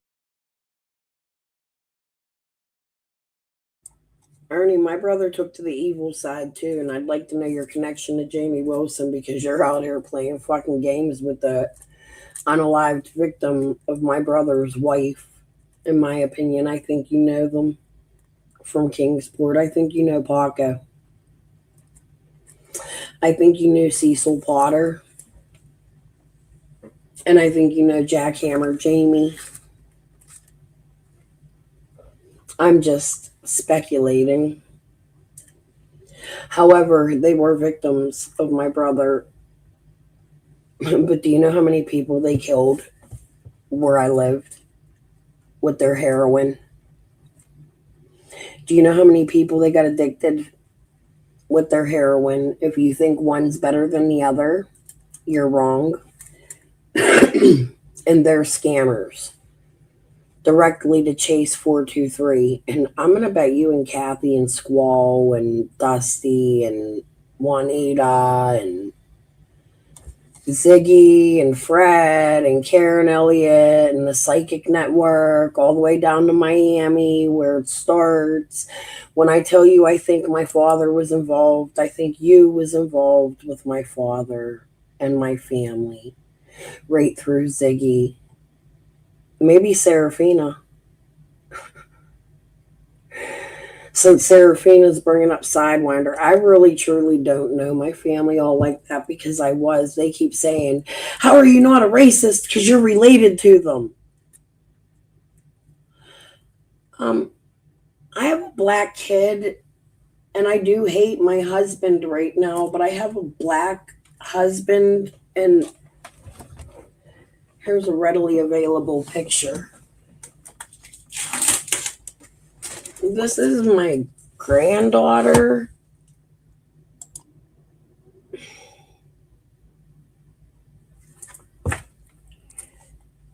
Why? Because I'm related to somebody just like you, Marlena. Your sisters, you said. Your sisters are related to my cousins. The Morlock sister, Greg. The one you said you're not related to the other day on my panel. Remember that?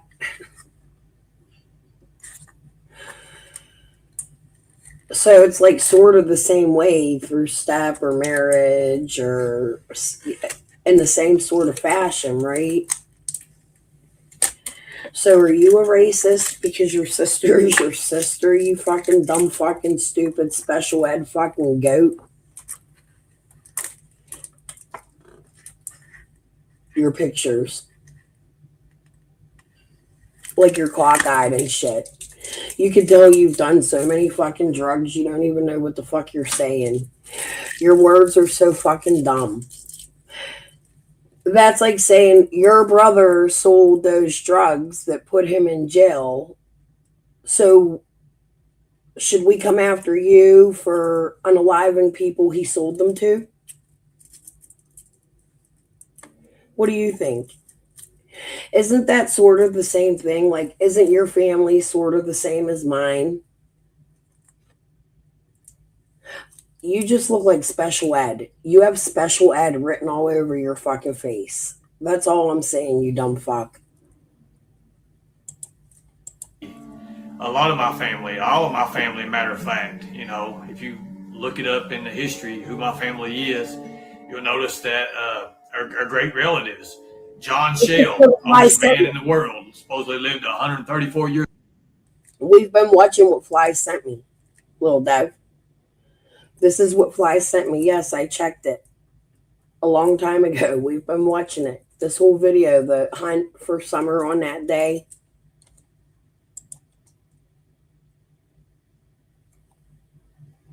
Country girl had cancer. Wait, I thought I seen her not too long ago. Isn't Diana?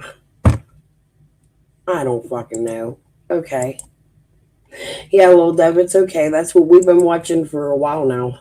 This is exactly what Fly sent me. I'm so grateful for it. I'm flabbergasted. Years old, I hear. So. Oh, is that the Hatfields and McCoys? Is that what we're looking at? What is he showing us? Things of that nature and things of that, and supposed to be kin to Doc Holliday of all people. So you can imagine where that ties in with the family and a crazy twist to the world of who knows. I've always been real close to my family, especially my brother. But in 2013, I found out firsthand my brother was a serial killer. Well, me and my brother, we was really, really close.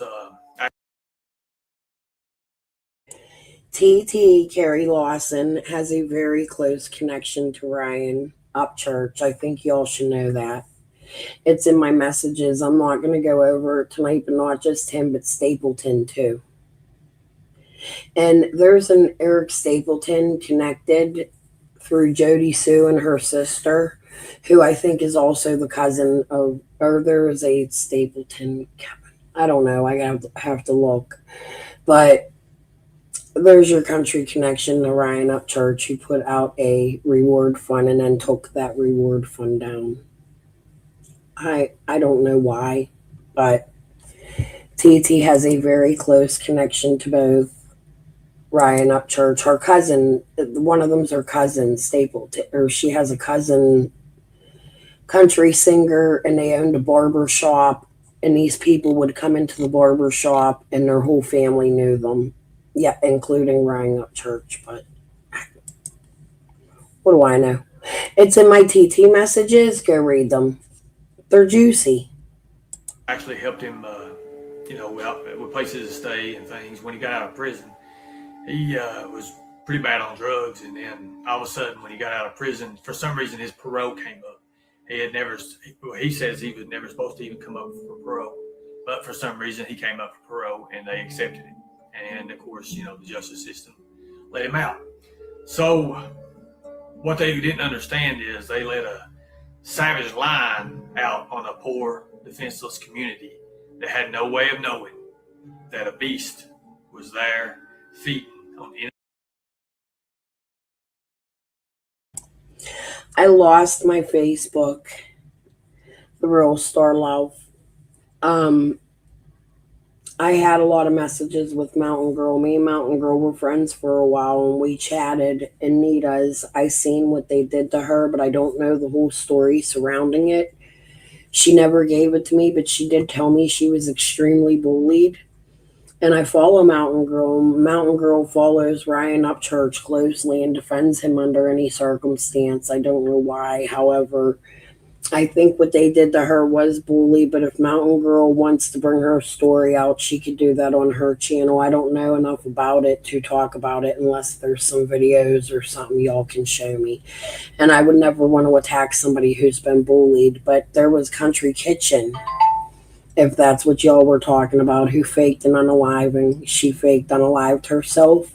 And then they found out she was alive, and then Libby wanted to unalive herself because her husband left her, and Duchess came in and became Libby's best friend and saved Libby, and it was a whole lot, and I don't know what's real in that and what's not. I do know that Libby and her husband got a divorce, and I don't know the situation behind that. That looks extremely real to me, and I think Duchess was a really good friend to Libby during that time, but I was around for that. Libby and Duchess also horribly bullied this lady who fake unalived herself. I don't know if it was just for attention that she did that because they were bullying her so much, but they even had like her daughter come out and it was a long. Does anybody remember that?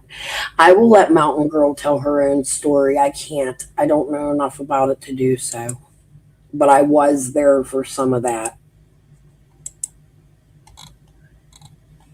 Let me check this chat.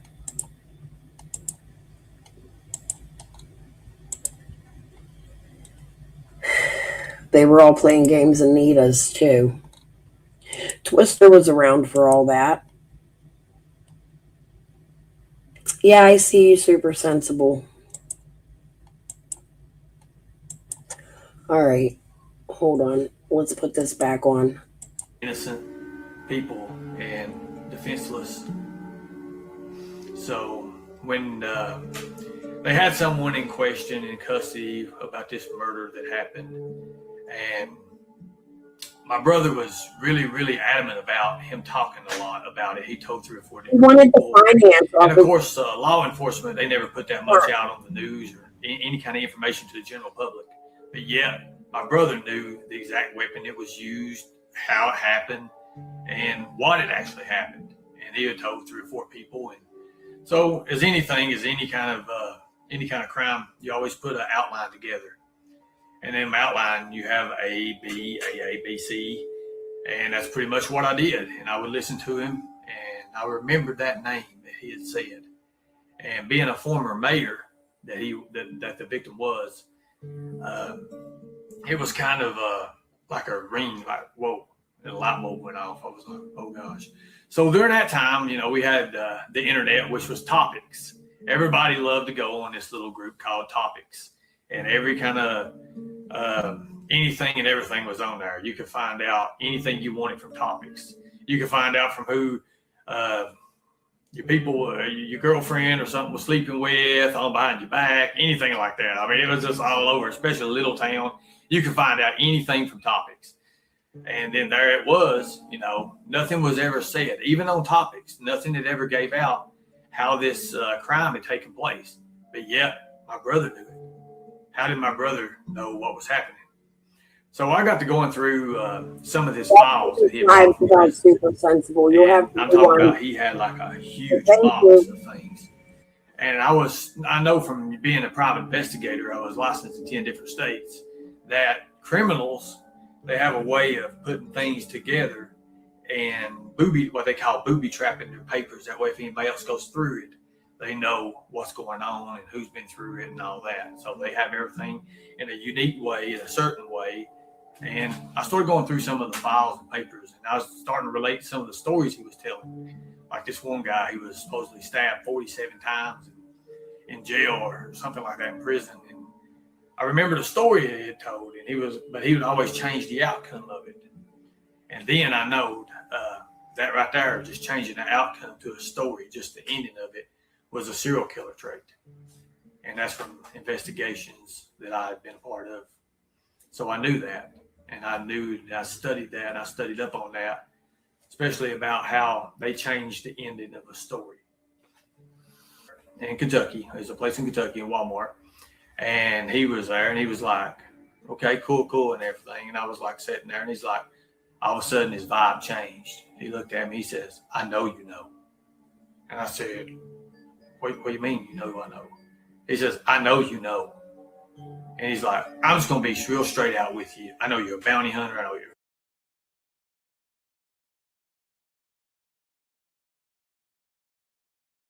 Flies, you sent me a lot of links. Is there one in particular you want me to watch, or do you want to watch the rest of this? That's what I was just looking at, because you keep saying the link I sent her, the link I sent her. I'm like, we're watching the link you sent me. I didn't know you sent more. How about we just watch it all? Fuck it. I ain't got shit to do today. However, I might go check my porch. I'm waiting for that resin still and some things I got for my house to move. And I might grab something to eat. I might get this chicken sandwich and come off camera while we listen. But y'all could see, I want to take a break from this, if that's okay. And I want to go back just to remind you why we're here, like what we were listening to. My proof that they were all intertwined. But I'm going to run away a minute while you guys listen to this. I'll be right back. Over at the Bull Scout, there was a lot of miscommunication that had went on over there, and that's where my name got rocky and muddy because everybody thought that I was affiliated with Predator Hunter Nation. I was not. I totally respected them, you know, for them to come out at that bacon call. Now, like I said last night, what they did and how they did it, I mean, that's their style. That's what they do. So Kathy here says she called Ernie, but Dusty says, no, that's not my style. Okay, weird, but she's your team member.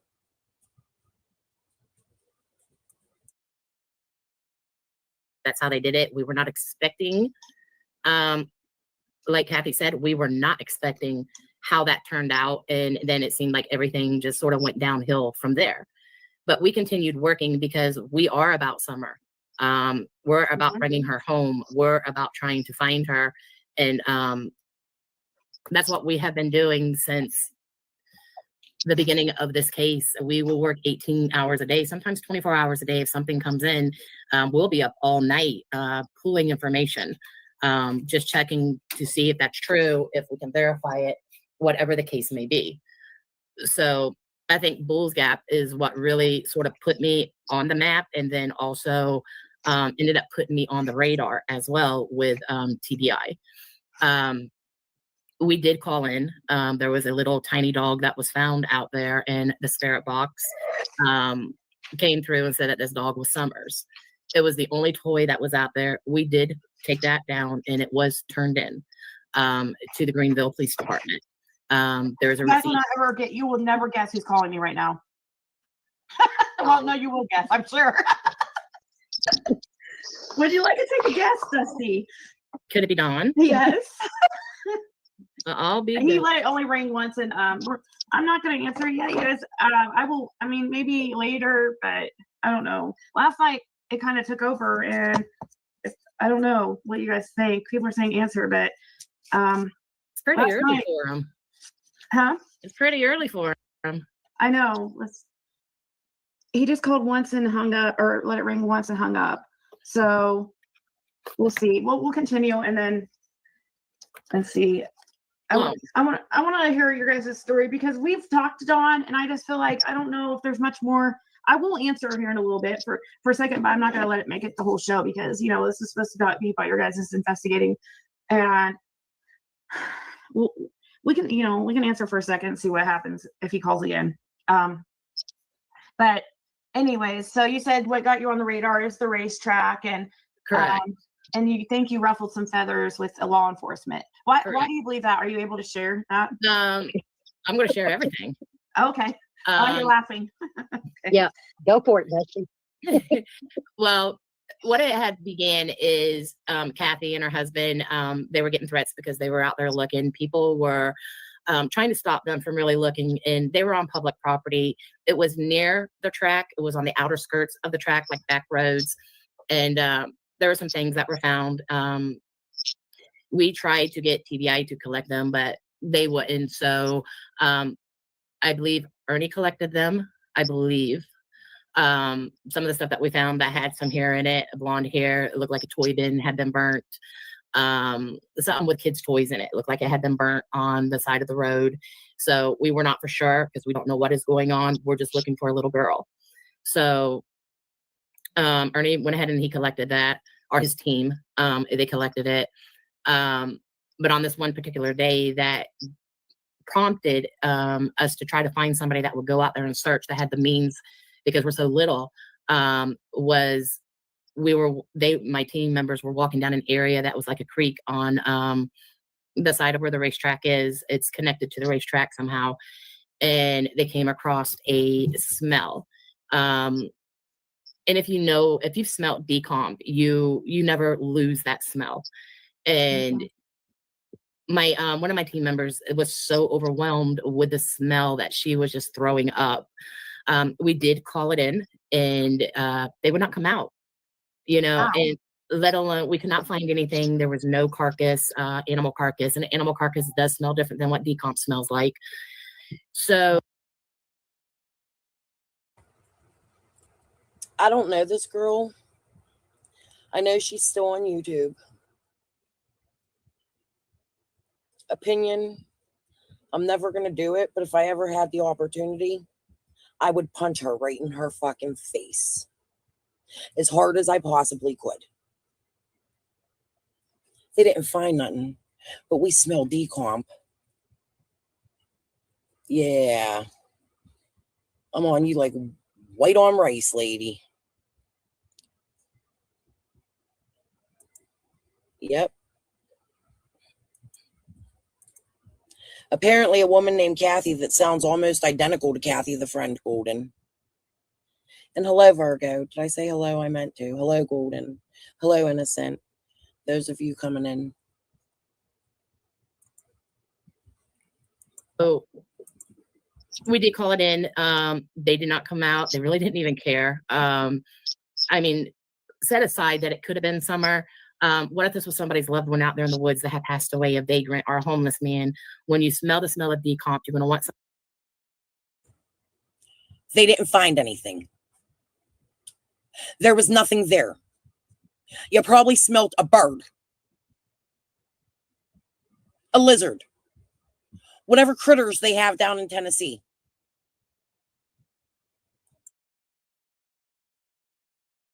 somebody to go out there and check it. It could have been anybody out there.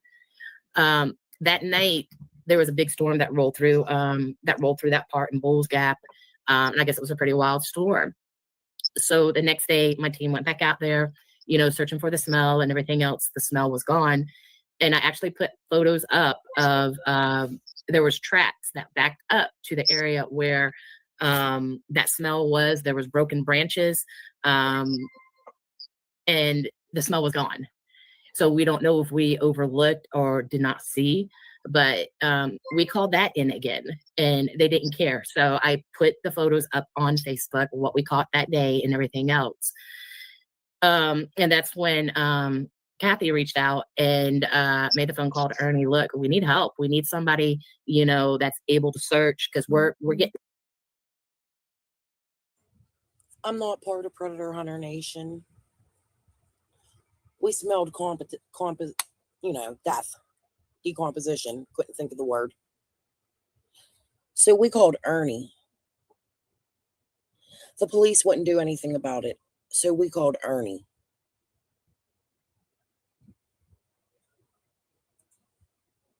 We're running into people that won't let us search. And then we feel that somebody is watching us. We thought that, you know, Donnie Wells may be watching us, because every time it seemed like he was a step ahead of us whenever we went out there. So I can backtrack a little bit to August 9th. We had just went out there to scout. We didn't have permission just yet, but we had went out there to scout. The track was open, wanted to see the area. That day at 3:30, Donald Wells was seen by another team member buying the bleach, Lysol, and 3 rolls of paper towel at 3:30. And so now they're saying another team member there's witnessed Dawn and was with Dawn around the time, that would be Squall, I'm gonna bet, or Linda, around the time at a store that Summer goes missing, or the next day they're witnessing. Guys, y'all fucking hearing this? But I'm the crazy one. Did they talk about the motel? Can I go back a little bit? Would y'all mind? Should I go back? Did I miss anything juicy while I was getting my chicken sandwich?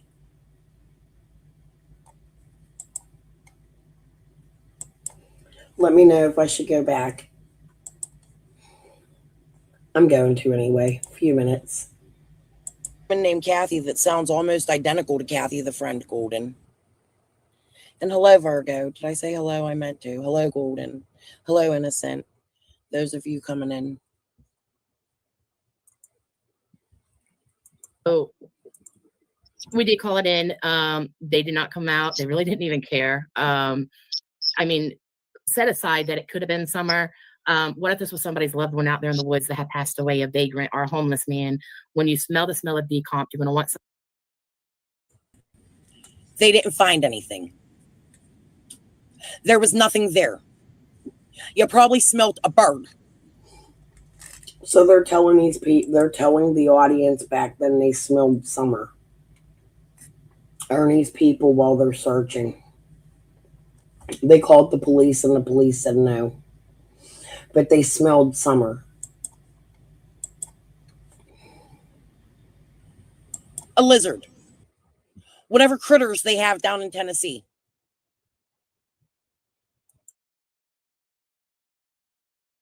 Somebody to go out there and check it. It could have been anybody out there.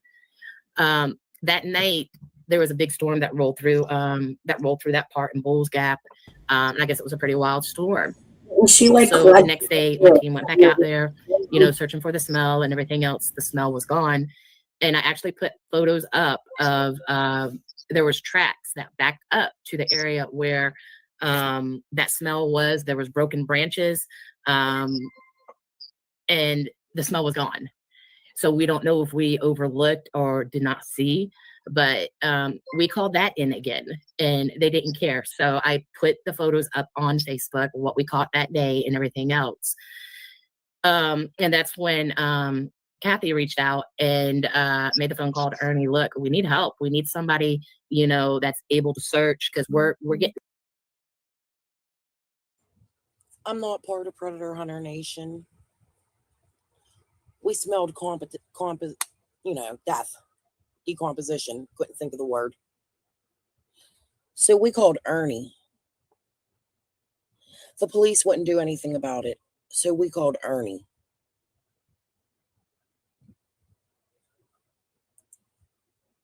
We're running into people that won't let us search.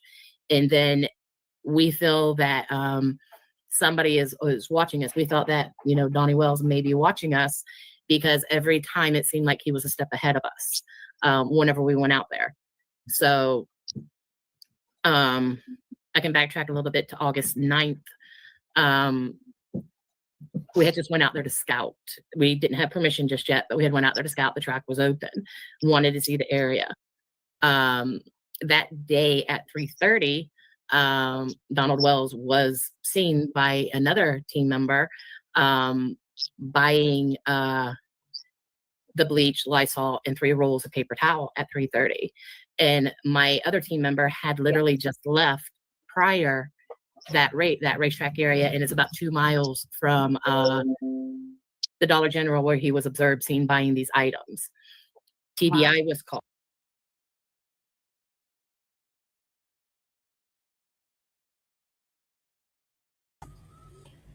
And I promise you, I think it was on shares.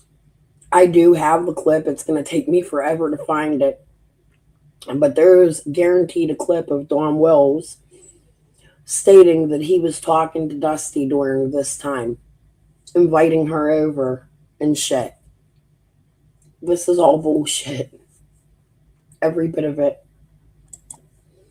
If this isn't a criminal organized ring, I don't know what to tell you. Listen to the dates, the times. How is this even fucking possible? All the way from New York and different states. Florida. She came from Florida, right? Or north. How long after Summer went missing did this happen? This is October 28th, 2021. They see Don Wells buying bleach. I believe it happened in September. I think that's what I seen. June, July, August, September. Dusty, can you tell me why Don would wait to clean up evidence 3 to 4 months? He's going to go in just on the day that you're there into a store, buy these items to clean up Summer's evidence because you're there. Months. It ain't months. It ain't months. However, you hear her say, I came in at the beginning of this, I missed it. That's why you always get to hear everything. I came in the day after Summer went missing. Oh, that's when that happened. That's what she said at the beginning of this. Go rewind to the beginning of my live. After Summer goes missing. Get the fuck out of here, dude.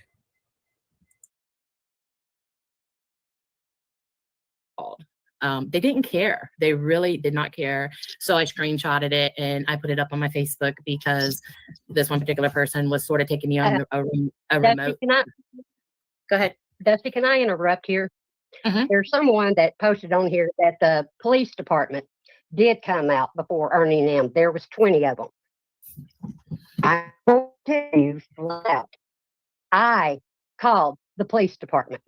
Okay. I had been out there on all these places that we were searching.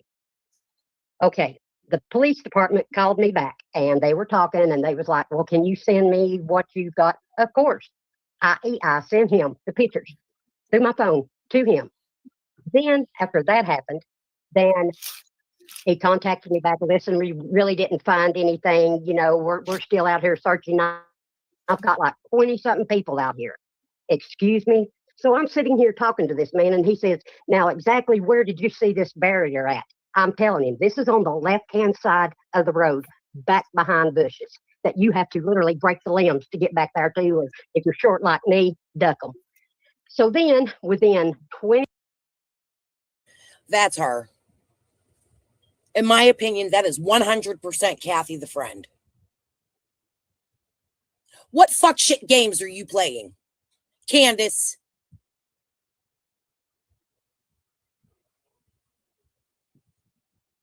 Your friend brings Ernie to it. She's on a team with the psychics you're gun playing with, but you're still friends with her. She's carrying a box of your missing daughter's belongings. You're selling her Don's truck when he goes to jail and living with her. I hope you all get arrested. 20 seconds. I am not lying to you. Within 20 seconds, he was like, now you're saying here at this burn place. I was like, wait a minute. I thought you was right there at the barrier on the left-hand side of the road. Yeah, we were, but I'm over here at the burn. Mind you, this is probably more than 100 feet or more to cross the road and to go over in this field to where the burn area is. 20 seconds. This police officer made it from the barrier to that. There is no way. And he is telling me I don't see any items that's been burnt. Well, first of all, there was must have been a camper or something there. I don't know, a home. I don't know. Dawn didn't even get arrested till Halloween. This was 2 days prior to that, Golden. He wasn't even arrested yet. They're saying they were there August 9th. We didn't know about no damn Kathy the friend August the 9th.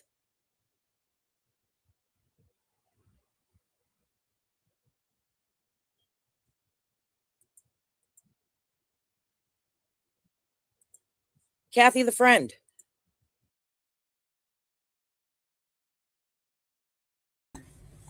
But at the beginning of this, Kathy, the friend, said it was the day Summer went missing.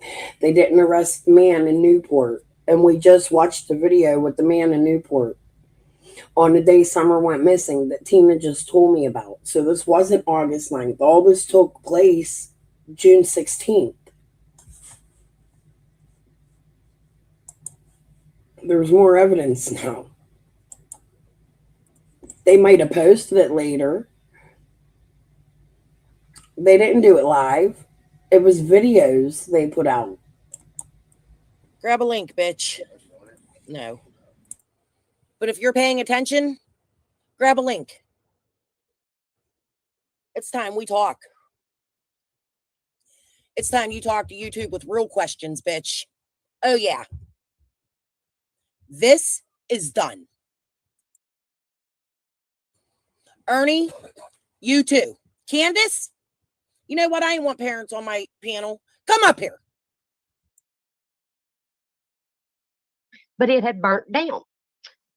But different places around is little things that were burnt. There was a blue tote. Believe me, I almost got bit by a snake. If I'd known it there, I'd had a heart attack. There were not 20 plus police officers out there. A friend of mine, who is a private investigator, drove by there. No, there was 5 officers out there. And the man didn't even check where the barrier. We had just went out there to scout. We didn't have Go over in this field to where the burn area is. 20 seconds. This police officer made it from the barrier to that. There is no way. And he is telling me I don't see any items that's been burnt. Well, first of all, there was must have been a camper or something there. I don't know, a home. I don't know. But it had burnt down.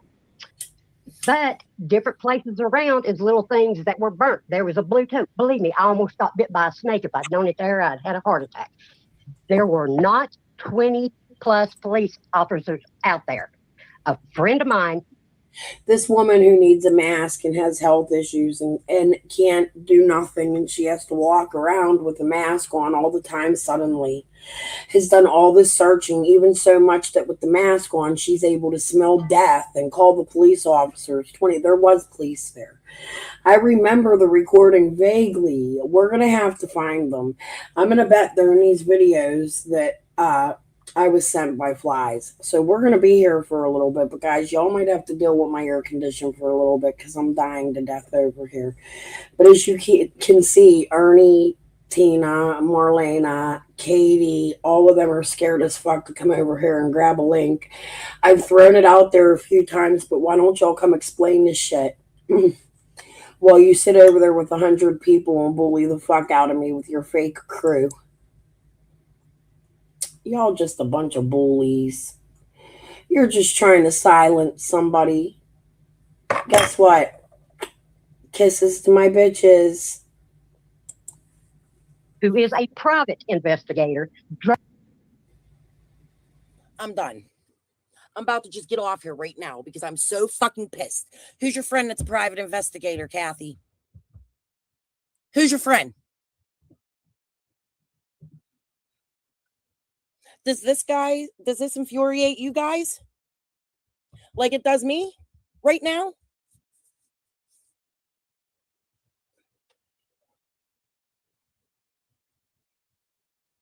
Ziggy,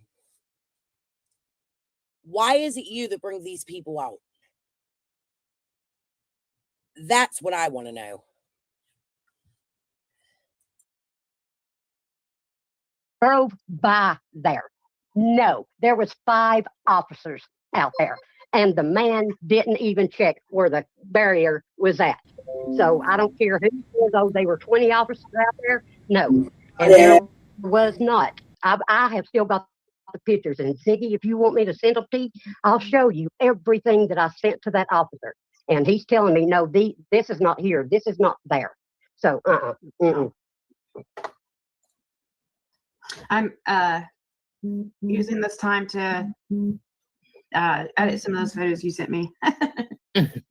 Edit out people's faces and stuff in case, like, as far as with Yeah, we want you to keep the faces out of there, so I don't give away any of the team members. Yeah. So, oh, thank you, Julie S, for becoming a member. Appreciate that. Yeah, if Don comes back, I I text him and asked him what's going on. No response. He's never really he's never texted back. I only talked to him within the last couple of days for the first time. So, but what was that, Kathy? And by the way, we went back. Me and my husband went back after them stating that they had been through there. We went back. Everything was still in the same position. No limbs broke, and the burnt stuff was still there, even in the area where I found a hair bow with hair in it and some other items that I turned over to Ernie.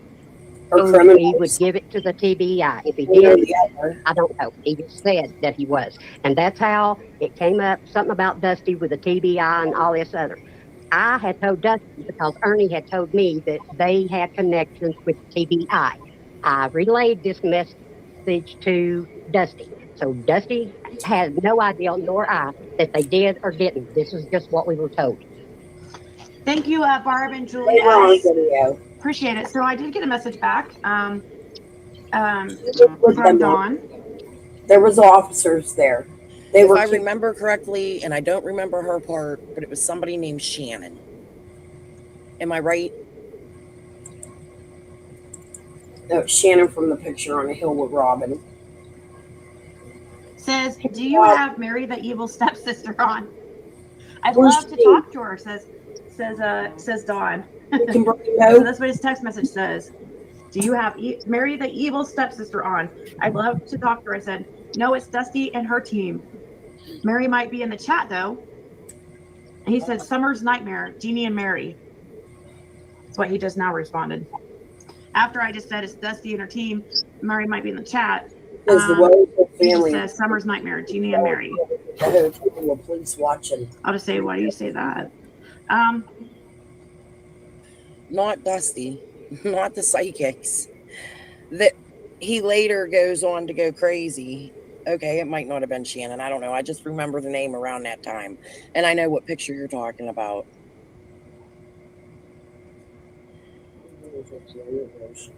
I'll be right back. But she asks Dawn something, and he says, oh, your worst nightmare, Jeannie and Mary or something. Not the psychics. Is it fake? Where's Summer, Dawn? Where's Summer, Candace?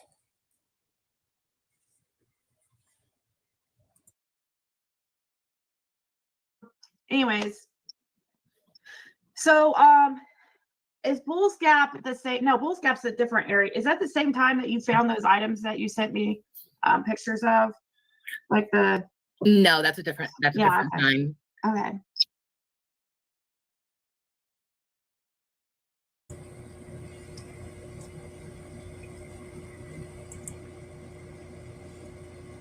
No teeth and all, even fucked up makeup. I'm going to demonstrate how to groom yourself. or Tina. This is deodorant. So you have to wind this thing up. Usually there's a plastic thing that comes on here. And you got to go under your shirt and stick it on your armpits like that. You see, I use it. I have proof. Where's yours? With that dirty fucking lace infested fucking head of yours. Huh, cockroach coochie? This is from Bath and Body Works. That's where I get my fragrances from. This is one of my favorite. Actually, it's my daughter's favorite. It's perfect in pink. I have a whole bunch of them. I could pull them all out, but with this stuff, you got to stand and it got to be like 8 to 12 inches away. And you could spray it on yourself like that. And your hair even. It makes your hair smell really good. Maybe sometimes that's why my hair gets greasy. And then we have Lubriderm. It's old. I had a couple bottles of this shit. I love lotions. I usually use the scented shit sometimes. I don't really like it because it makes me break out, but when I need it, like right now, my hand's a little dry. Lubriderm is one of my favorite. So you just need a small amount and you rub it over yourself. We call this segment Teaching Tina How to Groom Herself Without Grooming Kids. How to take care of yourself. Hold on, I'll be right back.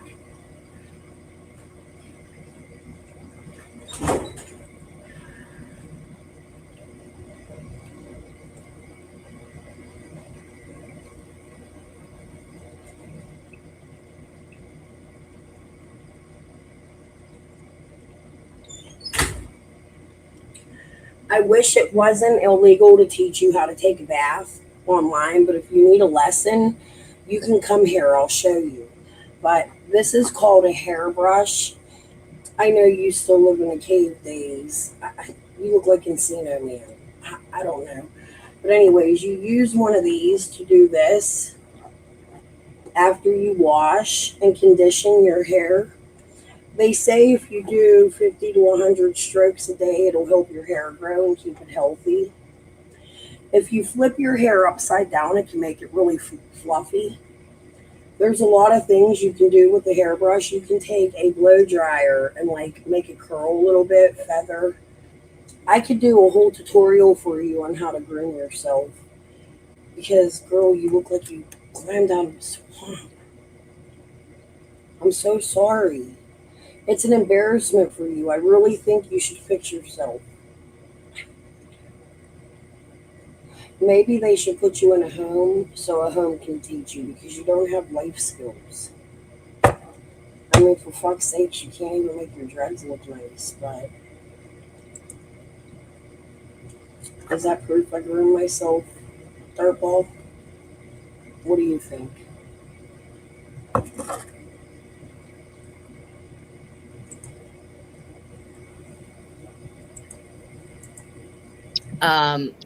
Or that I have the available products to do so. I bet you don't. I'll have to show you what soap is next time. From the Bulls Gap and everything, we were drawing a blank. We didn't know where to go from there. And of course, you know, my name got slandered a little bit out there. I think she's talking about who's on the screen, September.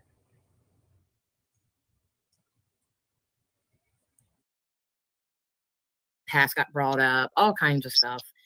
And I was just trying to find Summer. That's all I was trying to do. And my team members as well. That's all we want to do. We want to find Summer.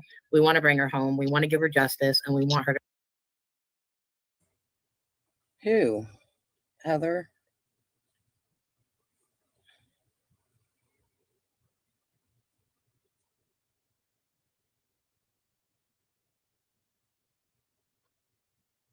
Let me go back. Huh?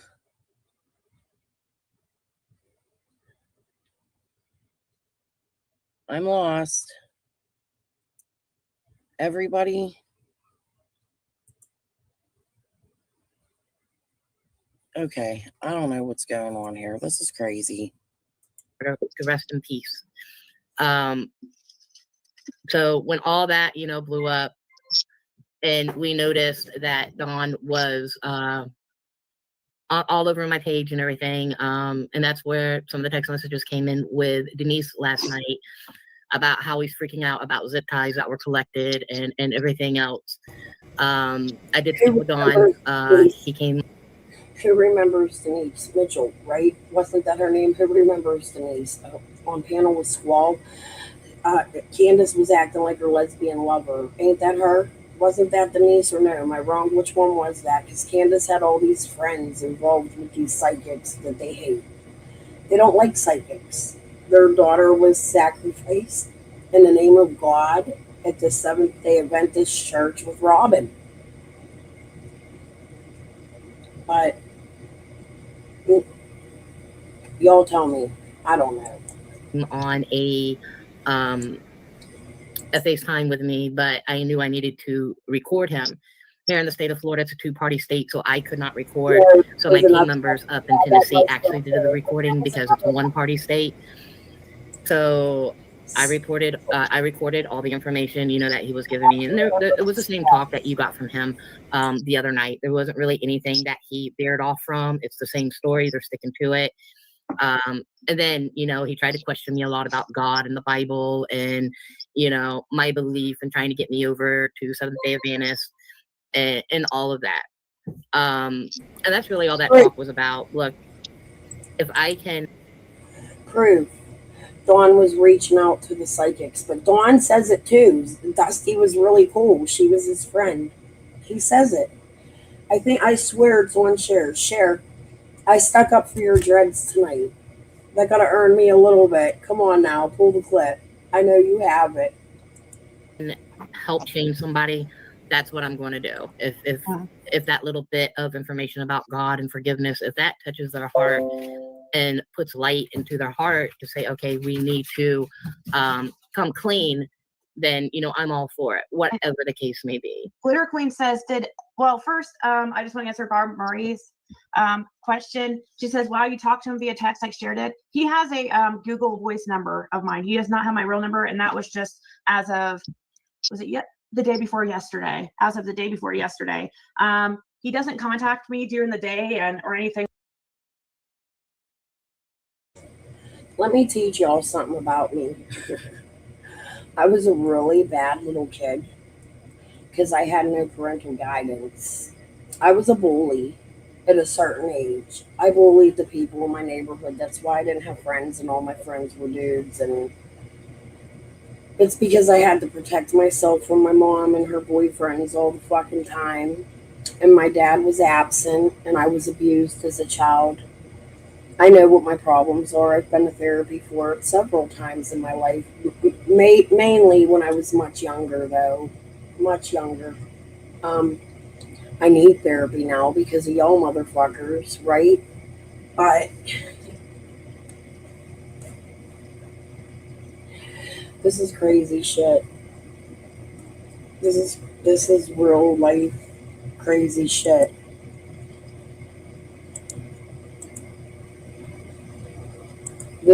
I even forget what I was going to say. Let me go back. I can't believe this. I can't believe this even happened. So when all that, blew up, and we noticed that Dawn was all over my page and everything, and that's where some of the text messages came in with Denise last night about how he's freaking out about zip ties that were collected and everything else.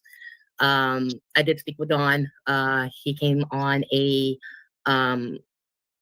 FaceTime with me, but I knew I needed to record him. Here in the state of Florida, it's a two-party state, so I could not record.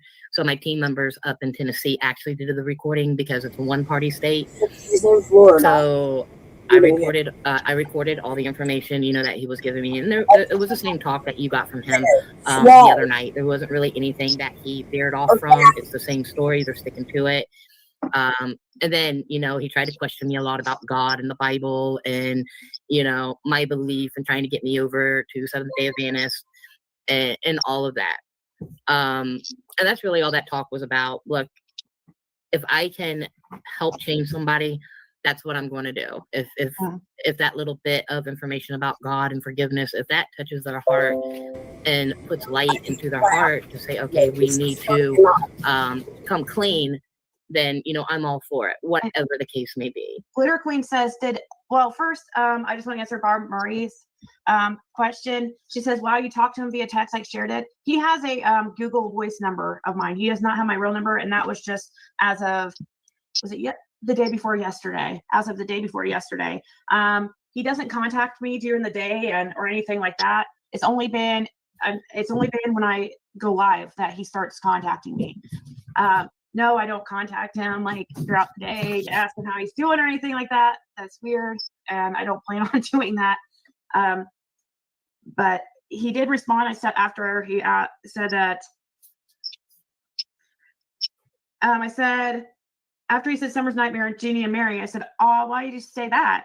He said, because they're evil hoes. I said, and I didn't know what to say to that. So I just said, we saw the Dr. Phil commercial for you guys. He goes, yeah, oh, well, the world already hates us. So Glitter Queen asked, did the team take pics of Dawn in the store? No, she did not have her camera with her, but she didn't have her phone on her. She just ran in for soda and a bag of Fritos. And she happened to see him at checking out, and she noticed what he was buying. He had already left by the time she got to her car. But she texted me right away that she saw him, told me what time and what he was buying, what he was wearing, and that's as far as the text went. We just found it odd that my scout was out there that day, you know, checking out the area and everything else. And so she has psychic scouts in the area that are local. It's her source, who has been following Dawn since the day after Summer went missing. They're calling him from fake numbers. He's talking to them. Ernie's meeting them the day Summer goes missing, talking to Kathy, and Kathy sends him the info. Ernie comes the next day to go to the racetrack, picking up a folder from Kathy, but they weren't intertwined prior to this, and none of them know Chase. And I need a shower, and Tina doesn't. And she's not a Simmerly. And she has 2 children, not 7, and none of them were adults at the time Summer went missing. I think I just blew your whole cover, you dumb fucking swamp bitch. That day he shows up at that Dollar General at 3:30. So it made us question, because that Dollar General is about an hour away from their home. So it did make us question, why is he there? Yeah. Alicia Wheeler, thank you. She says, Summer still wore a headband, hair or not. Look at her pic on the billboard. Dawn? Oh, okay. She's saying that Summer still wore a headband, whether or not she had hair, which is true. Dawn has a no contact with Mary. Yeah, he's not. I mean, I don't know if it's actual real judge order no contact. I don't know if Mary's in the chat and could say. I think it's probably just like lawyers telling them not to contact each other. I don't know, but.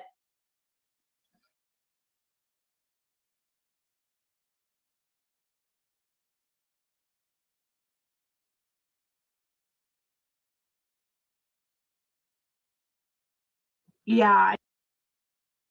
Dusty's still around on Facebook.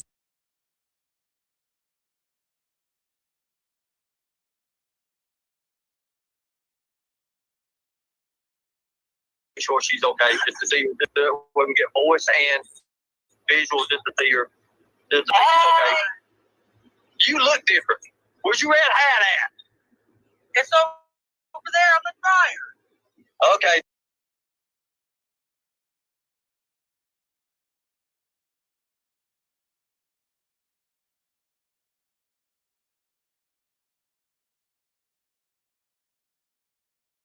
Oh, okay. She's saying that Summer still wore a headband, whether or not she had hair, which is true. Dawn has a no contact with Mary. Yeah, he's not. I mean, I don't know if it's actual real judge or no contact. I don't know if Mary's in the. I got a So Mary, now with Chris McDonough, I know, I'm sorry, I'm going to repeat what I said. Mary, now with Chris McDonough. I went to look at the I was trying to scroll and I couldn't for some reason. My computer was doing hacker type shit. But anyway, so I had to refresh and I apologize. And I was telling you I'm going right back to where I was, and that's what I did. I wanted to look at the date, and the date is June 10th, 2024. Can somebody please grab me the date Ziggy got married? I'm just curious. The date I had this live, not Ziggy's live. The date I had this live. Chat and could say, I think it's probably just like lawyers telling them not to contact each other. I don't know, but yeah. Dusty's still around on Facebook. She's reporting on Sebastian's case right now. I don't know what happened to her team. No clue, Golden. I'm just figuring it out with you guys.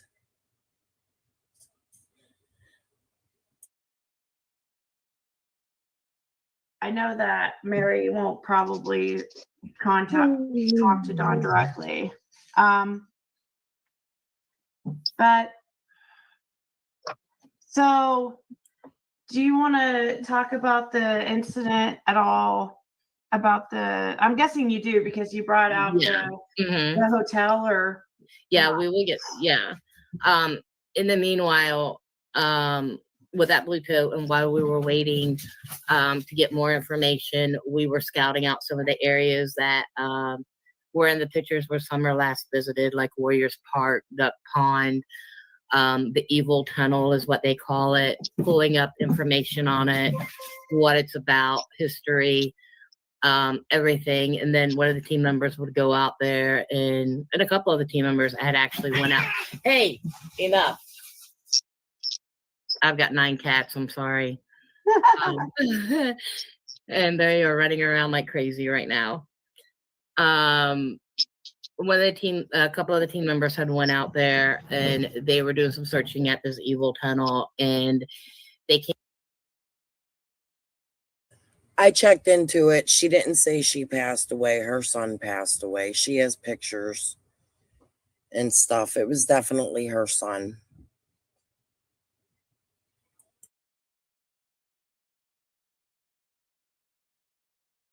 Came across a bin that had dead chickens in this bin in plastic bags, and it smelled like rot. That is the same night that I got a phone call from Donnie Wells and Candace blowing up my phone. Hey, we found the blue bin at the end of our driveway. You found what? What was that? The blue bin. I'm going to rewind that a second. But Ziggy shared, she had a whole live stream for her son. I found that last night too. Like his picture was on it with angel wings and yeah.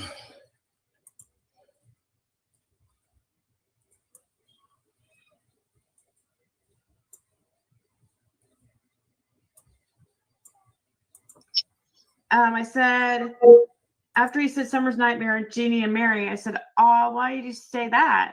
He said, because they're evil hoes. I said, and I didn't know what to say to that. So I just said, we saw the Dr. Phil commercial for you guys. He goes, yeah, oh, well, the world already hates us.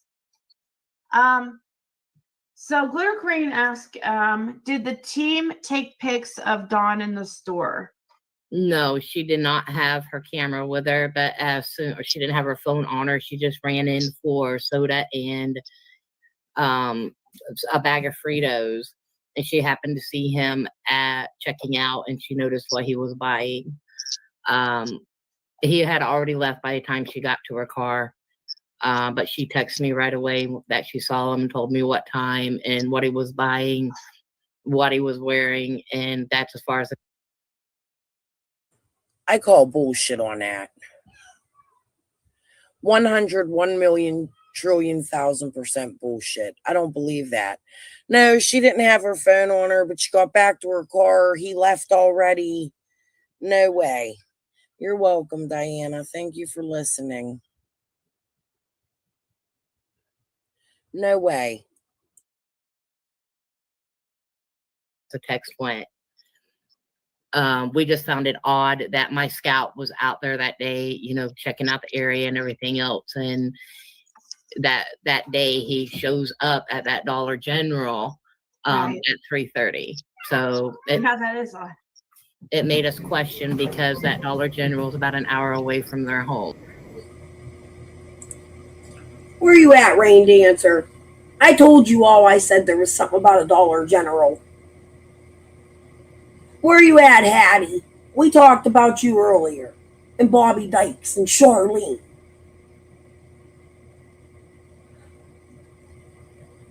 Patricia, what the fuck is your sister doing with that psychic shit down there in fucking Miami? It's one thing to be fucking like entertaining fucking tourists, but what the fuck did y'all do? This is fucking crazy, dude. This is motherfucking crazy. This is seriously motherfucking crazy. I'm telling you, I see these motherfuckers and I can't make it make sense. But have any of you been to South Beach? Any of you? Has anybody in my chat ever been to South Beach? Raise your hand if you have.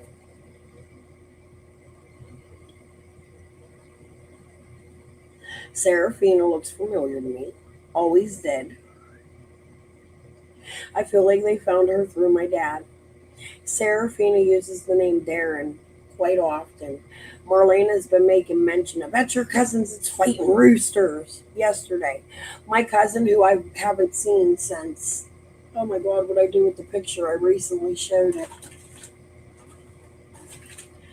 My sister was a little itty bitty baby, and they all came down to Florida to meet us, and then they all went back to Pennsylvania and left me in Florida alone with the neighbors. It was a fucking crazy time, I fucking promise you.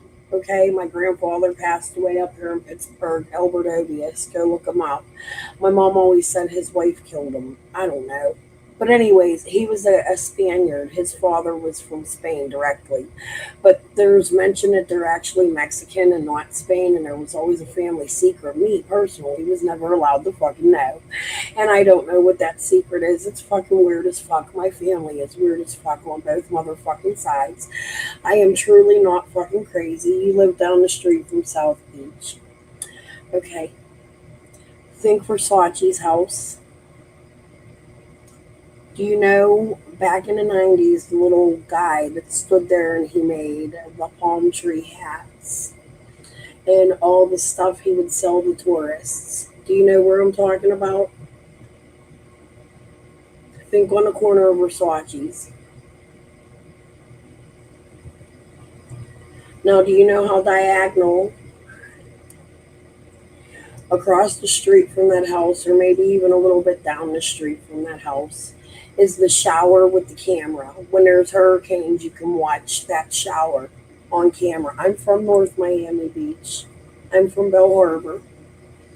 I'm from Surfside. I lived there as a child, and I grew up with the cartel members. It's not a fucking lie, and I'm telling you that right now. Again.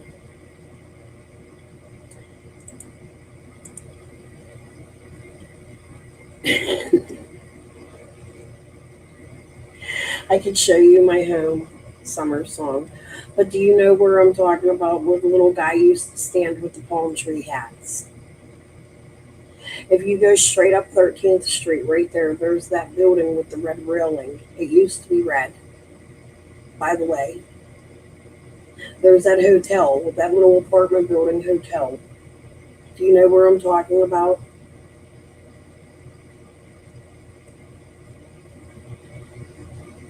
Okay, so if you go directly across the street and walk down one block, it comes to a triangle, sort of, right? I'm not looking at a map, and I'm telling you by memory what this motherfucking thing looks like, because I'm from there.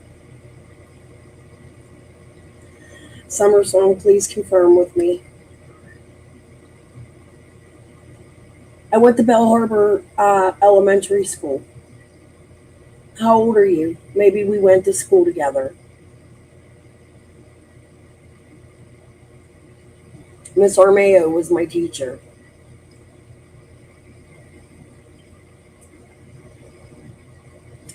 So, anyways, if you go directly across the street, probably 3 or 4 doors down, there's little restaurants and stuff that used to be there. My evil stepmother, the bitch, who flushed my dad's weed down the toilet and her wedding ring and told my dad I sold it, and then my dad threw a cartel member's fucking card at me. Do you know about the painted mural on the wall? Yes, the hotel, the Fontainebleau, and the building with all the flags around it.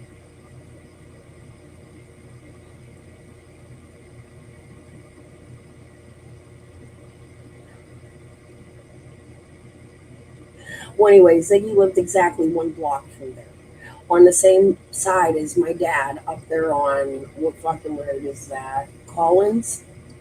I think that turns into Collins there before you get to the mall.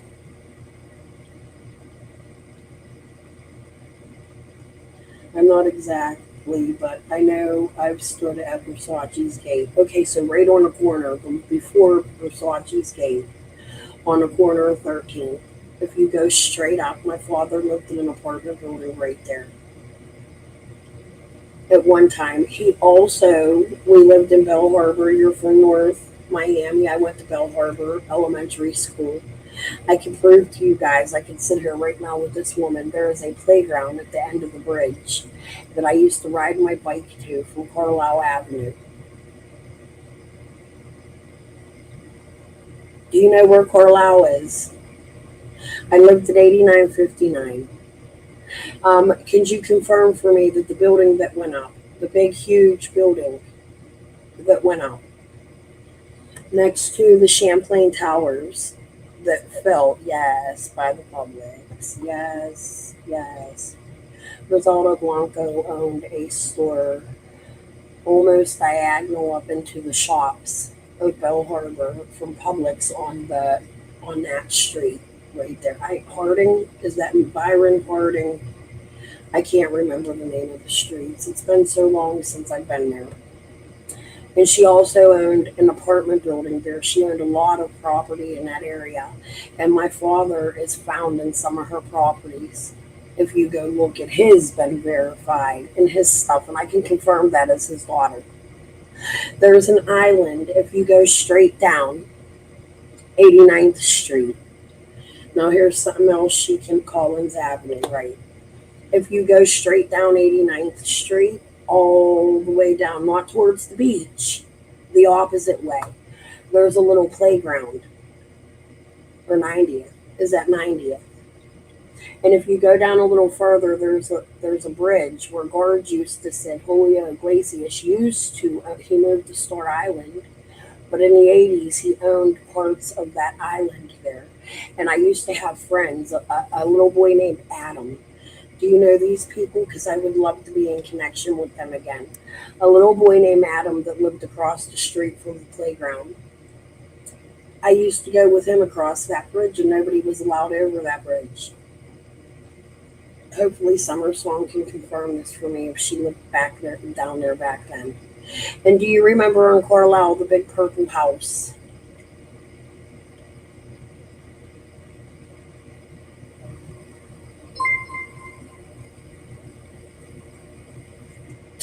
The high rise. Now, if you go across the bridge from the playground into the city of Bell Harbor, where the school was, if you go directly, she's talking high rises, and it just made me think, like going towards, what is that, Sunny Owl up there? I could be wrong. There was a building the Griselda Blanco's son, Michael Corleone, used to live in. We all knew that. I never met him. However, there is a high probability I met Pablo Escobar's son, Juan. Do you remember in 1985, we're going backwards, so 88th Street, I believe. That might be 89th Street, 89th, 88th. There was a family that was unalived on Carlisle. Yeah, a lot of models live in that area. It's a very rich area that was very huge for the cocaine cowboys that people say I don't connect to. But I'm going to tell you right now, Summer Song connects to them just living in the area if she lived there back then.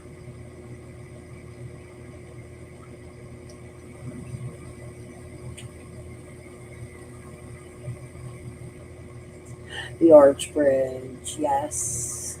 Yes. But anyways, let me continue on. No. Is it the Arch Bridge? No.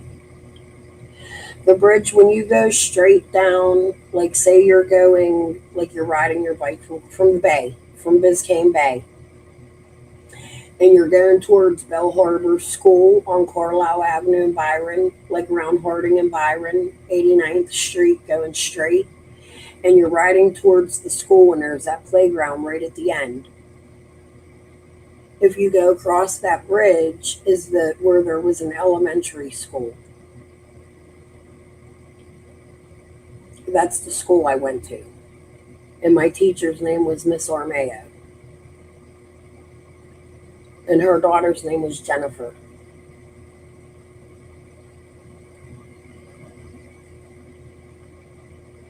I know that because my dad was fucking crazy. And my dad tried to beat my teacher up because my teacher made me rub her shoulders. I lived there when the Spaceship Challenger blew up. I watched it from my classroom. There was a little boy that taught me a joke that I've never fucking forgot. It's the cutest little funny joke, and you should teach it to your kids. Little Johnny's sitting in the classroom, and he's asking his teacher, he's raising his hand, I gotta go to the bathroom, I gotta go to the bathroom. And the teacher says, recite your ABCs first before you go. He says, but I really gotta go. And she says, but you have to recite your ABCs first. And he says, okay. A, B, C, D, E, F, G, H, I, J, K, L, M, N, O, Q, R, S, T, U, V, W, X, Y, and Z. And the teacher says, but Johnny, you forgot to pee. And Johnny says, but it's dripping down my leg. Yeah, keep talking. I know where you're at. Anyways, I'm just trying to prove that I am from that area. Because a lot of people came out here, and even my husband was like, no, she don't know the area. If I could sit here and tell you the area off the back of my head, I could tell you that it's real.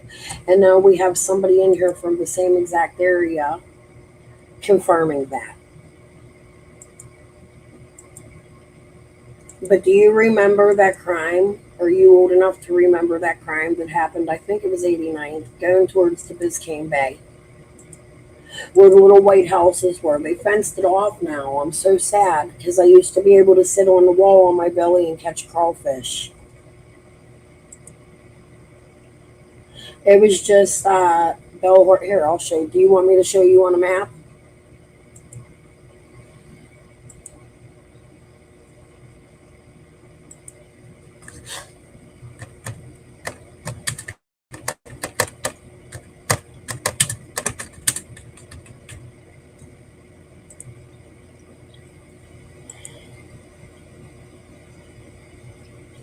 Here's my house. Here's the bay. This is where I was talking about. It's 90th Street. If you go down here, there is a playground, or used to be, somewhere around here.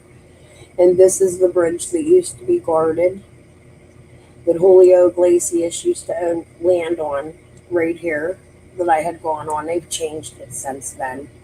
If you walk up, okay, so if you come here, hold on. This is where the Champlain Towers fell down. This used to be a Holiday Inn, and then they turned it into the, I love that fucking hotel. I told you about it before. Let me think of the name of it. I'm not coming to chat, don't tell me. They had cars in it. Give me a minute, I'll remember. But anyways, if you come up here, this is like around this area somewhere was the hotel I'm talking about my dad lived in. And Publix we were talking about is, wait, no, I'm off. The hotel's this one. I think it is. One of these two, I think, or maybe even this one. But if you come up here, the Publix is, where are you?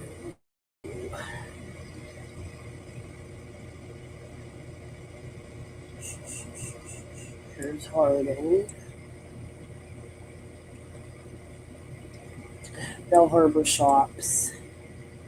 The Publix is up in this area, but let me show you the bridge to school. Here's my house. We used to ride our bikes up to here. You'd go all the way to end. Concourse is the name of it. At the end of my street, when you'd come here, this was blocked off, and up here was a playground. And you'd come up here, and here's the school. And when you'd come over here, somewhere on this side is where Griselda's son lived, Michael. Oh, did I show y'all? Hold on, let me make sure. I did not. Hold on. Here's the cane concourse. Here's the school.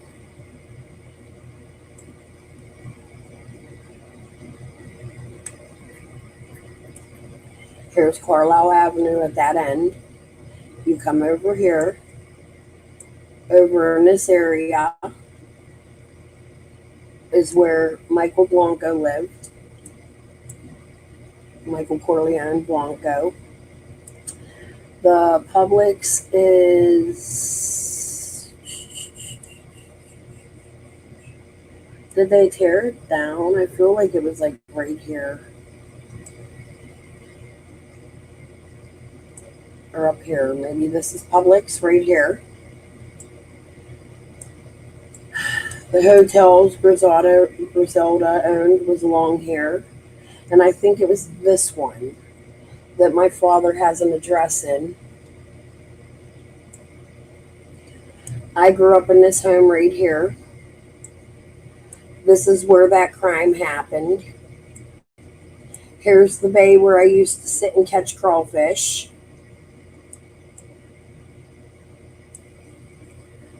The playground's down here, right here. The kid Adam lived here, and if you look up Property Viewer, you can't see his name for some reason.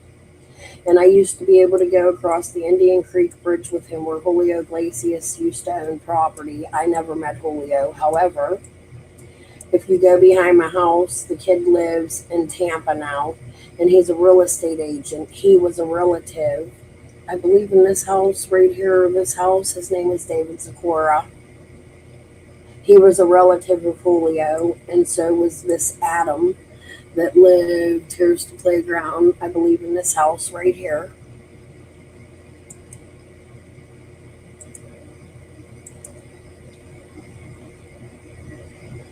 Can you see it?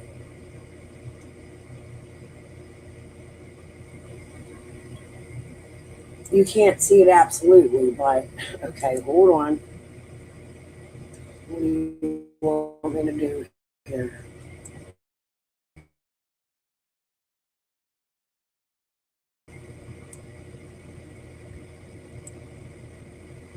I'll take you on a tour.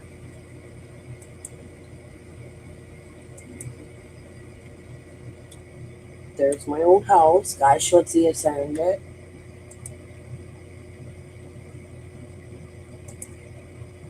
It's not allowing me street view, please.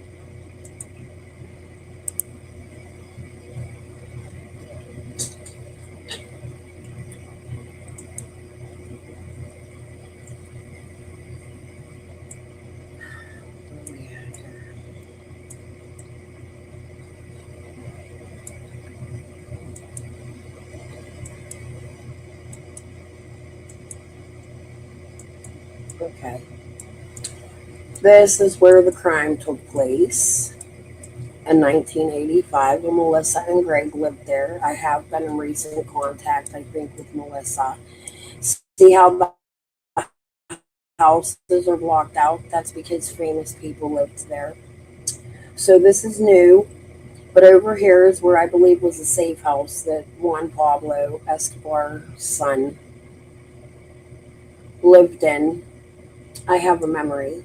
But if you go down this way, it leads you to the bay.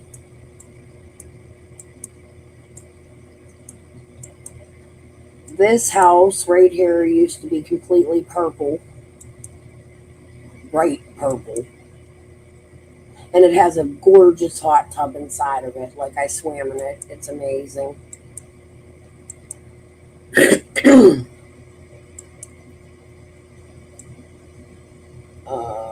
Ooh, they're fixing that house up. This house would be Felix and Maria, who used to run the boats with my dad and had the owls and all that other shit. This is my house, Guy Schutzius owns. Do I need to come to chat? Do you know where you're at?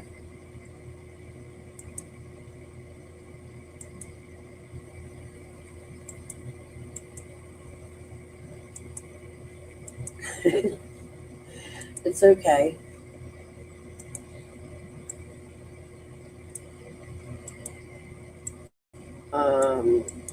Which way do y'all want to go?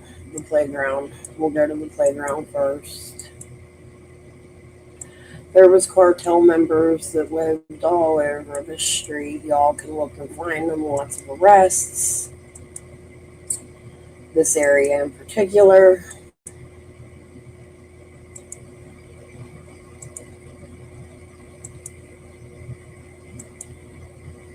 Here's the playground. You see how that house is blocked out? That's because that's a famous person. And all I know about that person is their name is Adam. And I played with them. But if you keep going straight, there's a bridge. Well, that's because I visit Winged. Not in a long time. But my father lived down there for 30, 45 years. Something like that. And as I tell you the story, you can see what's truth just by the houses being blocked out. But you can confirm, Summer Song, that this area, that day and age, was very known for the type of thing I cover, right? And if I lived there, there's a huge possibility my dad was involved in things I'm telling you about, correct?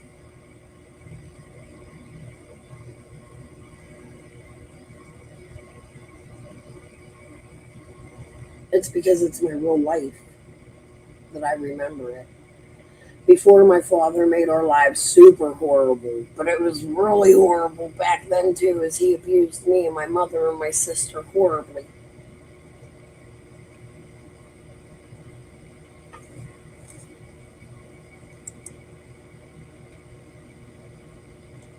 There you go.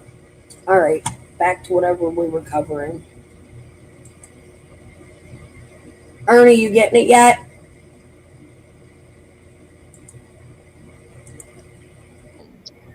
So it did make us question, why is he there? Yeah. Alicia Wheeler, thank you. She says, Summer still wore a headband, hair or not. Look at her pic on the billboard. Dawn? Oh, okay. She's saying that Summer still wore a headband, whether or not she had hair, which is true. Dawn has a no contact with Mary. Yeah, he's not. I mean, I don't know if it's actual real judge order no contact. I don't know if Mary's in the chat and could say. I think it's probably just like lawyers telling them not to contact each other. I don't know, but yeah, I know that Mary won't probably talk to Dawn directly. But so, do you want to talk about the incident at all? About I'm guessing you do because you brought out the hotel or. Yeah, we will get, in the meanwhile, with that blue coat and while we were waiting to get more information, we were scouting out some of the areas that were in the pictures where Summer last visited, like Warriors Park, Duck Pond, the Evil Tunnel is what they call it, pulling up information on it, what it's about, history, everything. And then one of the team members would go out there, and a couple of the team members had actually went out. Hey, enough. I've got 9 cats. I'm sorry.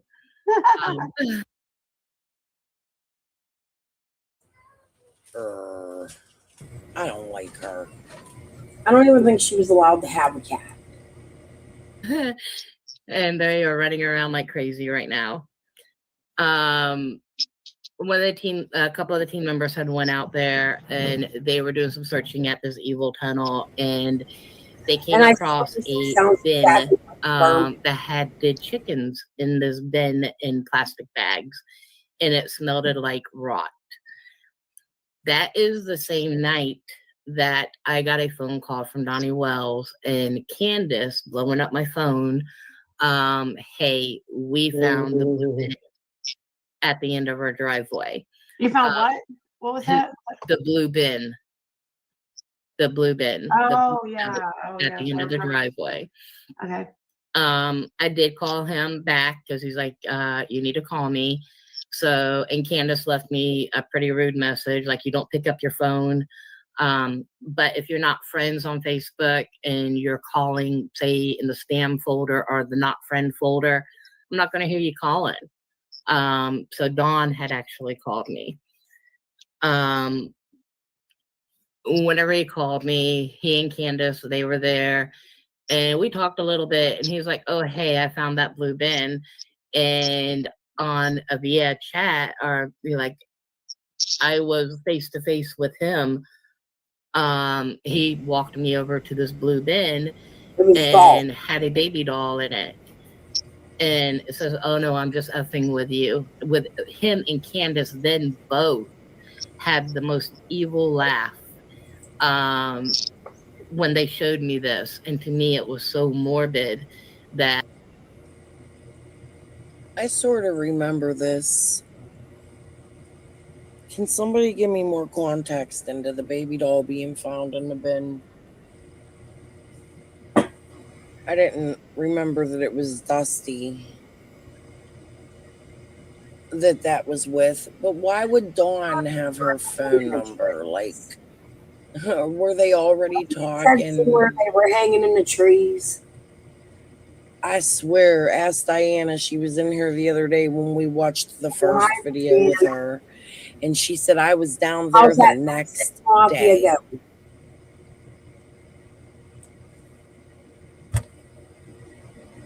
No, they don't, Crystal.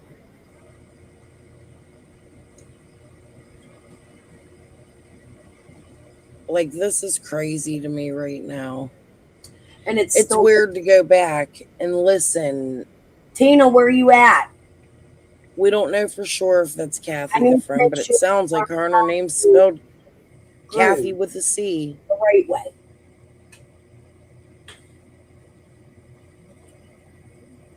This is just insanity to me.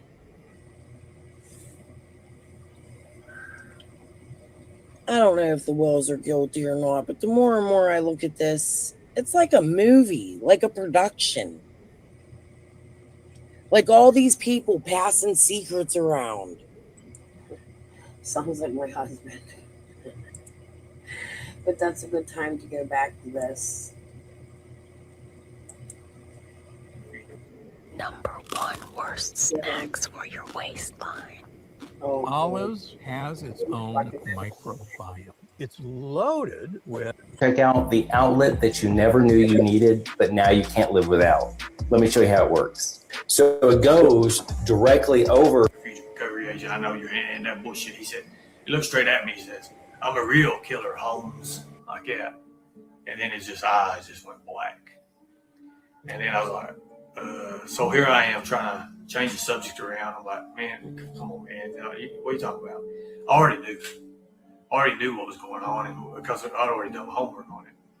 But then he pulls the pistol out, and then it's like, and he starts talking about how many times you can use that weapon and what you can use that weapon for and how to file it down.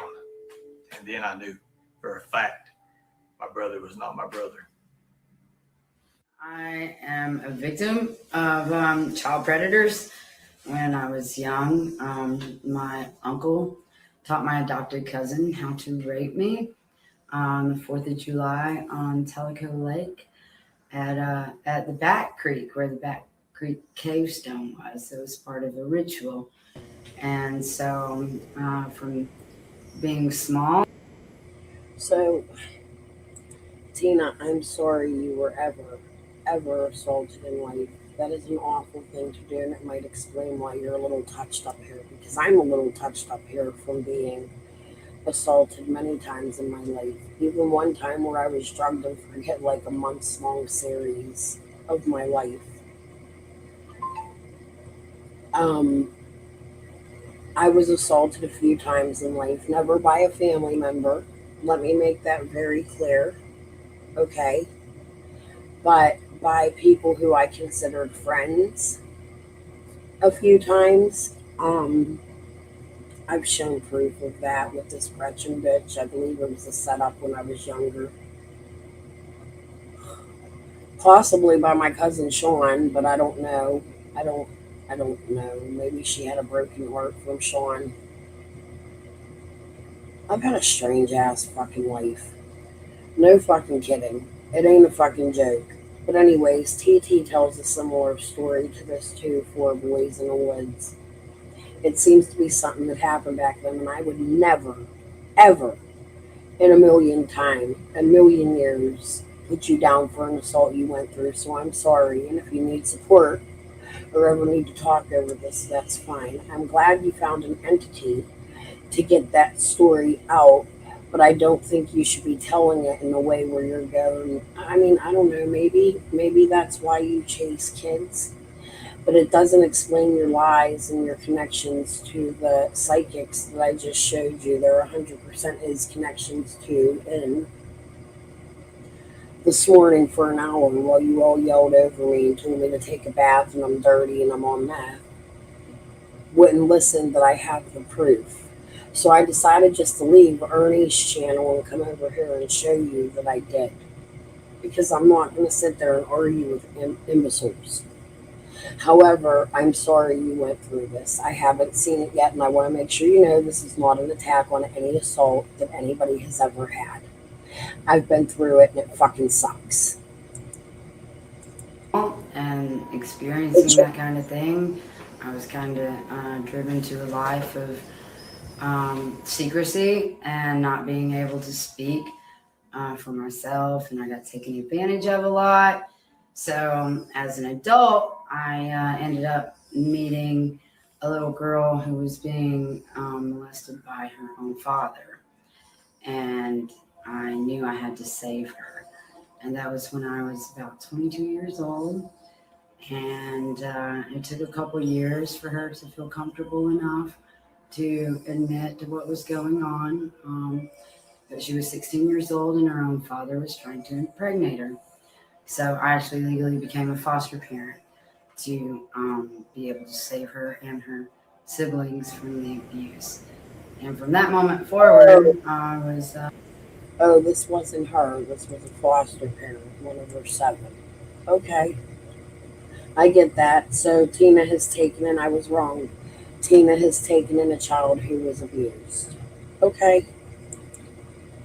I really focused on helping to encourage children to speak and feel comfortable with talking to people, really, and sharing their experiences and finding a different way of healing from it that is outside the realm of conventional ways now.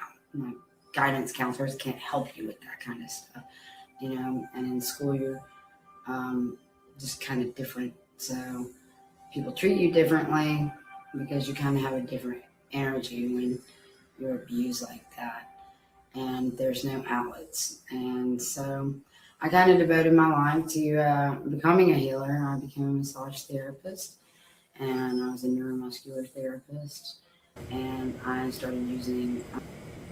So touching people's naked bodies came from adopting a child who was abused. You're a massage therapist. Okay. Massage therapy to help victims overcome it. I worked in chiropractic clinics, and I became a sound therapist after that, and realized that we could help children with sound, and just them laying on sound tables for both. I would never help attack them it. release a lot of the traumas. And I've had some very mystical experiences living in the Smoky Mountains. Okay. But instead of touching people's bodies, you want to heal people who have been.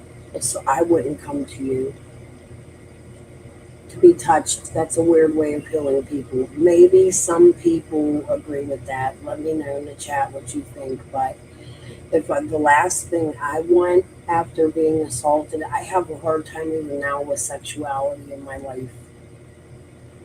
Like a really hard time. I wish you could even understand. So I don't understand how somebody who has been, are you doing this to children or is this just adults? I'm going to take it as adults. I know you're better. You're here to heal people, but you're adopting children and rubbing naked bodies.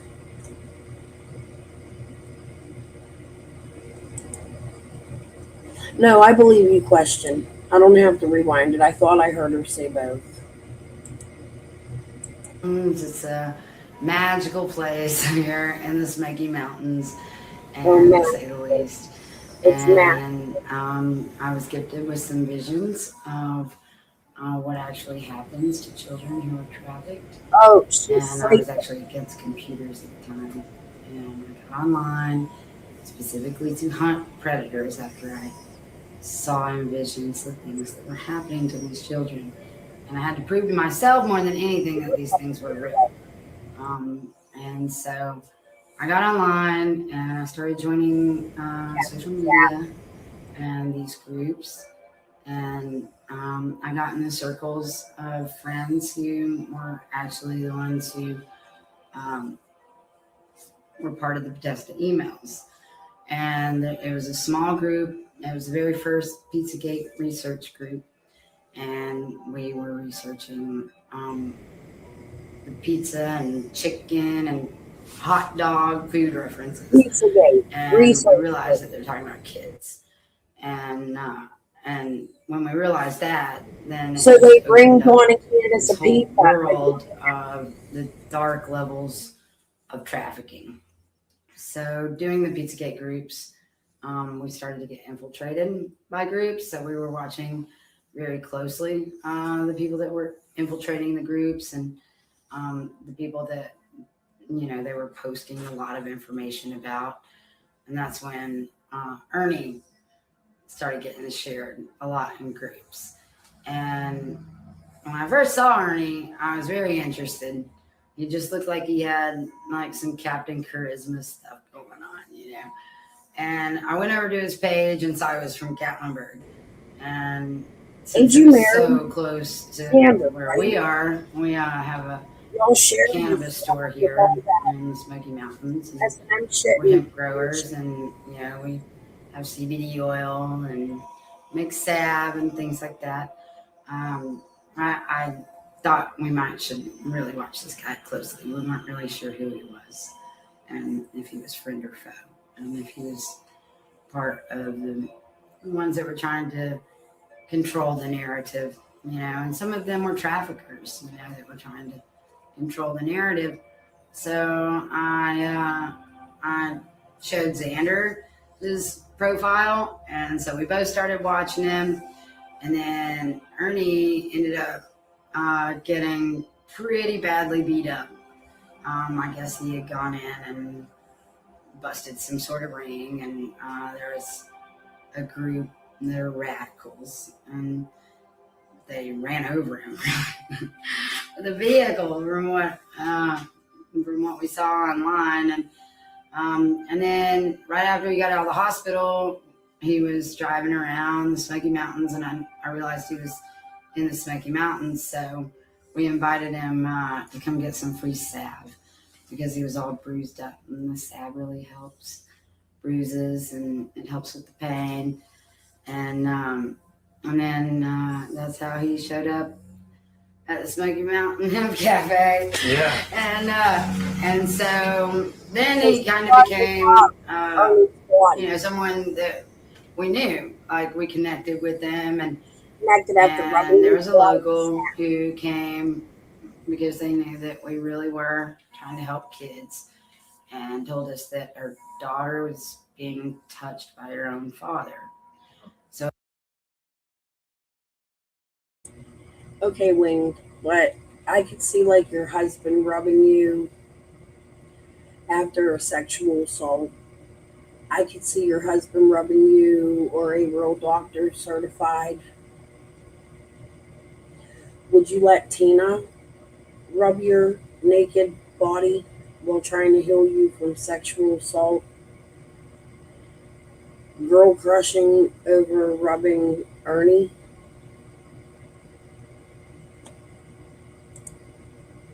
He feels like a damn cult leader. Look how proud she is. She got to touch Ernie. So it took me back to when I had to become a foster parent for my foster daughter, and this little girl was 4.5, and you know my foster daughter didn't say anything until she was 16. So you know I definitely wanted to tackle this one really quickly, and the mom said that the judge had already heard the case and said I got more custody time. After hearing that, there were also hospital trips where the girl had mystery bruises, and we asked Mom if we could talk to her, and we contacted Ernie and asked if it was legal for us to record her and send it to him, and so he said of course, because this is for research, and we were hoping that he could just get us some sort of advocacy group to help this little girl, because according to the mother, everybody was covering for the dad, and we had. So Tina went to Ernie for help about a sexually assaulted child.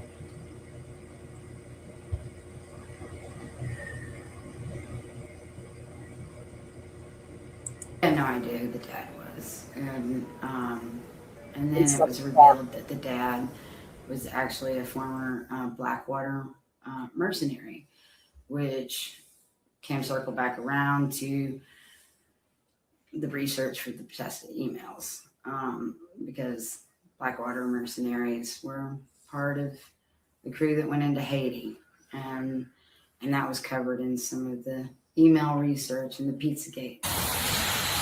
Ping pong.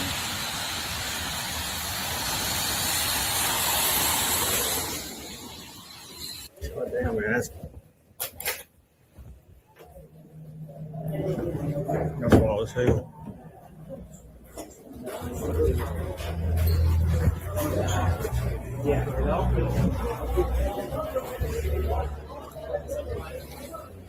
So, may I ask you a question? Sure. How long do you work here? Oh, I don't. I just play ping pong. Oh, okay. Yeah. You work here? No, I don't. Yeah. He does. I just Ryan look. works here. Right. Okay. How long do you work here, man? How long do you work here? Like 2 years? Cool, man. Cool. No, man, because all the stuff it's like for tourists and stuff coming here. I know there's a lot that comes here and everything. No, this place is super cool, man. Is it? Very cool. Bar's cool. The ping pong's cool. Yeah. 15 years is good. There's no dead children. So yeah, I mean, I mean, I get you guys get a lot of questions like that. Oh, stuff, yeah. Man. And people come in just from all over the world, Right. to see this place. No, it's cool. I mean, the first time I came here was because of Guy Fieri, man. Was it? The diner sergeant who died. Oh yeah, okay. He filmed here. Really? Originally, that was before like any, You're like a director? No, I do acting, but I play ping pong and represent this place. So we actually have a show. It's Predator Hunter Nation. You can check it out, PredatorHunterNation.com. So, we do real rescues and stuff for Rescue Our Children, which is Operation Rock, which I'm the Special Forces of Liberty Operations Director, I am. Okay. And, I just want to check this place out. I mean, hell, I've visited Washington, D.C. It's Check it out. So, cool. yeah. Hell, That's the hidden bathroom right there. the hidden bathroom. So, that's the hidden bathroom right there. Cool. Yeah.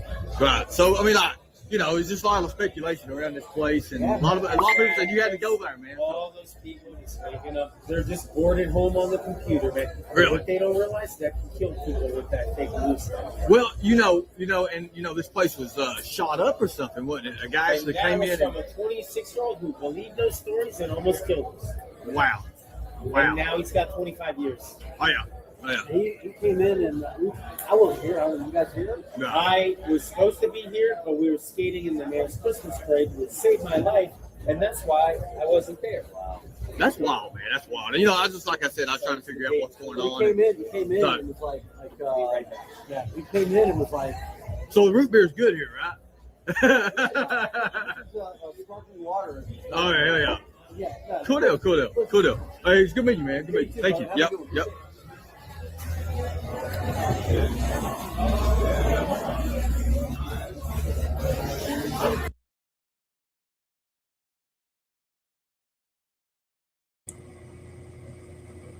I don't think I met Michael Corleone Blanco, but I do believe I met his brother Oswald. Was that his name? He went by the name of Roberto and had a limousine shop.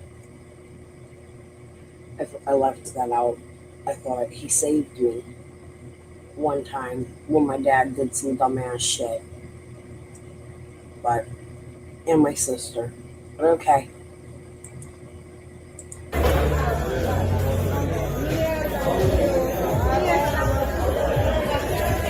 I got it all. This restroom. Here you go. Oh, so check this out. Check this restroom out. It's a hidden restroom. I will see if you can find it. You're gonna like this. It's pretty cool, man. The restroom, there's a hidden door right there. Just push it. Right here. Yeah, just push it.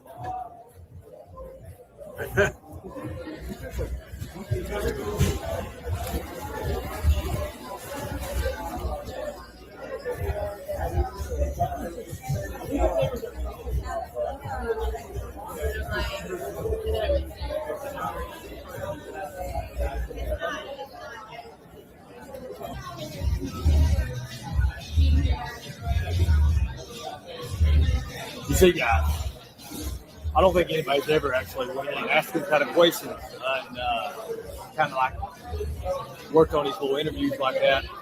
That right there is called what's called pretty much a field interview. When you're in the field, remember, we wear different hats in the field. But, it was good to hear from, I guess, pretty much a local and someone who worked here. So, still, I wonder what's underneath here.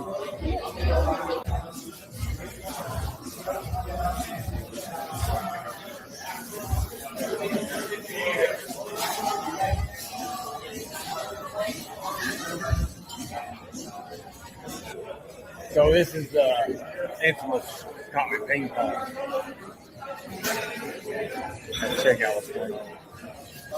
Let's go check this place out, guys.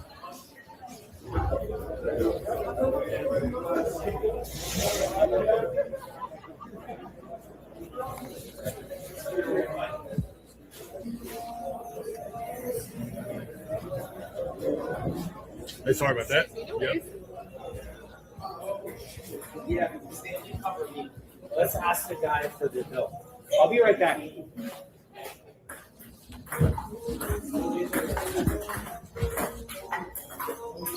This the restroom, this one? Or? Oh, cool. Man. Thank you. Just push behind the wall? Okay.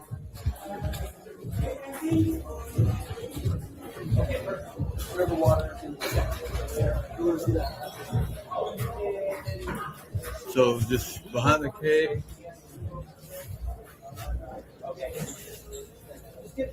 Where's the restroom at? Oh, it's right here. Right here? Wow. Yeah, they were You're just pushing the wall. What a day. Wow. Comet Ping Pong is a pizza place that was mentioned in a lot of the Podesta emails. The politicians would have big parties there, and they were very involved in Comet Ping Pong's just existence. And when we started studying all the pizza references in the Podesta emails, we couldn't figure out why these emails were talking about so many foods in such strange sentences. And then we finally came across the code words for the FBI, and they were code words for pedophile sexual relations. Okay, the FBI pedophile codes: hot dog is little boy, cheese is little girl, the pizza is a girl, pasta is little boy, walnut is a child of color, map is semen, and sauce means orgy. The Podesta emails came out of WikiLeaks that actually a young kid fished John Podesta, and he wasn't even actually hacked, he was fished. And as soon as he got a hold of the Podesta emails, he sent them over to WikiLeaks, and WikiLeaks released them. And at the time, everyone was just jumping on this Podesta email leak and the WikiLeaks stuff. And so we jumped in, and we didn't even really know who Podesta was at the time. And come to find out, he was Hillary Clinton's campaign manager. And so we felt like, it was pretty important to figure out what was going on in these emails, because there was so many suspicious things about Hillary Clinton at the time. I think when we first started looking, though, we were looking for things like the uranium one and stuff like that. But it was the food talk that really got to be a mystery. So that's why we dug into that and figuring that out. Just because you could just tell they were talking in code. What are they talking about? So once we dug into that, and some of the emails were just so odd. Like one, for example, was from a realtor from Martha's Vineyard, and she had sent it to John Podesta, and she said that he had left a map-related handkerchief at the rental house. And so we were like, what could that possibly mean? Well, when we finally found the codes, it actually meant that it was a semen-coated handkerchief. And then the handkerchief also has their own codes. There's a lot of controversy about Comet Ping Pong because there was a guy who went in and he shot the place up. That's kind of an interesting story, though, because the guy who allegedly shot the place up and allegedly went to jail, he was an actor. And when he busted into the Comet Ping Pong pizza place, he only shot the computer's hard drives. He didn't really do anything except destroy all the evidence that was there. So I think that story's kind of fishy. The owner of Comet Ping Pong is a man named James Alefantis. He was actually one of the wealthiest men in all of Washington. He got like Man of the Year for owning a pizza joint that played ping pong. And we thought that was kind of suspicious too. And inside the building at the time that the emails came out, people started going in and taking pictures and video. And there was some very sick art painted on the walls. Some very strange art collections hanging on the wall. They were actually very disturbing.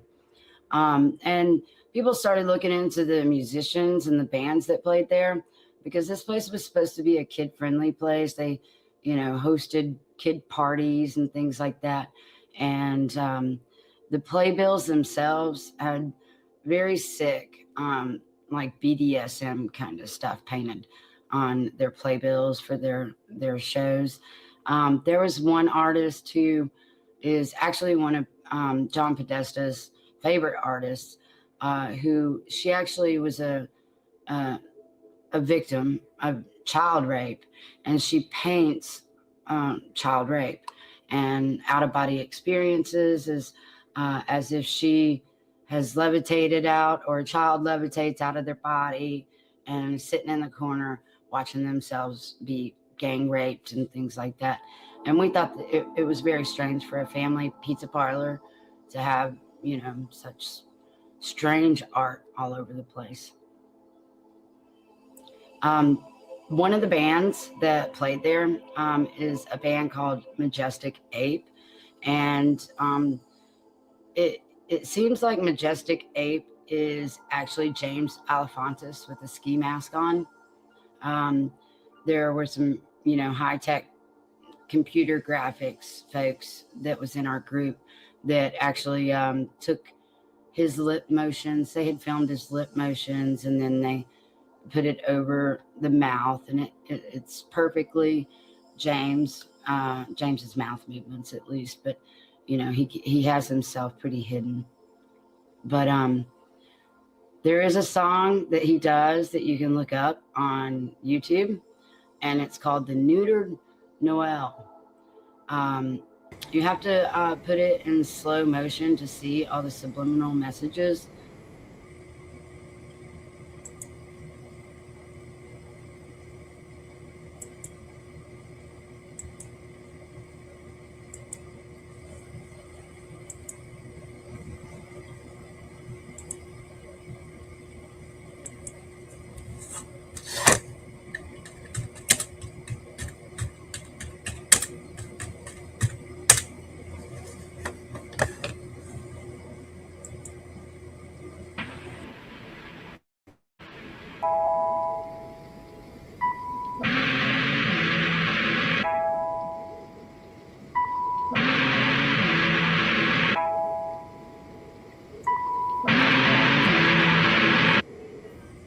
Merry Christmas to all, and to all a good night.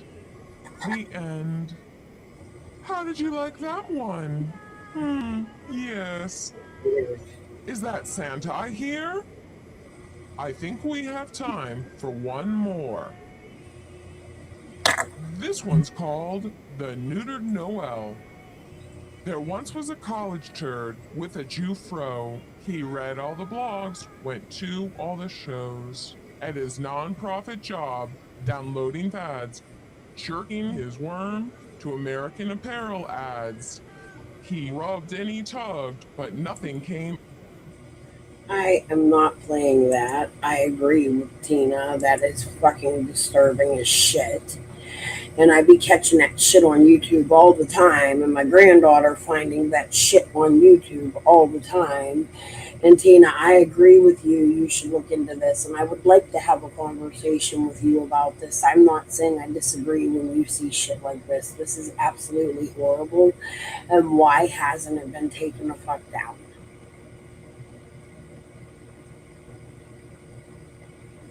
However, you're still a little weirdo, and how do we know you're not making these channels? Okay, we're going to skip through. I've had about enough of the ear beating of Tina. We are going to go. Here we go.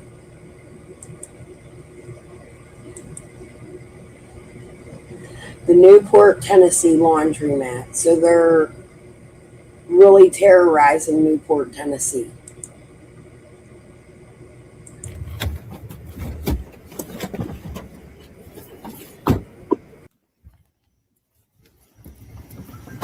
Hey, John. John? How you doing?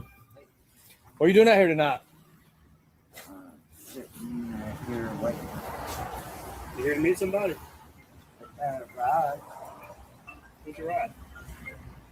I'm not the one answering. You may want to answer your phone there. Answer it real quick. Answer. There's the police. Hello. Hey, buddy. He's talking to me. I'm talking to who? You're talking to the 15-year-old boy you're supposed to get. Oh, I'm supposed to get it right to home. Del Rio.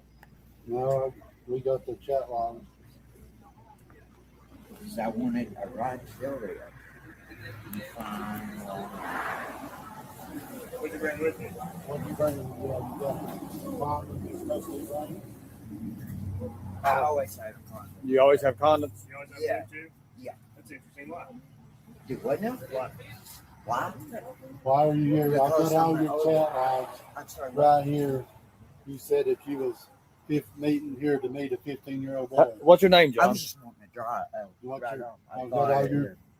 What's your name, John? My name is John. What last name? Necessary. NEC. Necessary. Okay. That's right. 44 years old. 44. Go ahead and take a seat there, sir. Just take a seat. That way we can talk. That way, don't. No. We're videoing for your protection and ours. You see the law enforcement's right over here. But you know, you can't be meeting kids on the internet. Well, I'm trying to meet. I was trying to get a ride to my house. 15 years old. What else was you trying to do? Well, they wasn't actually anything going to be happening. Scroll down through the. Let me look around here. See, and I So this is Alley Cat. God, he's trying to bust them. Well, I didn't know who was.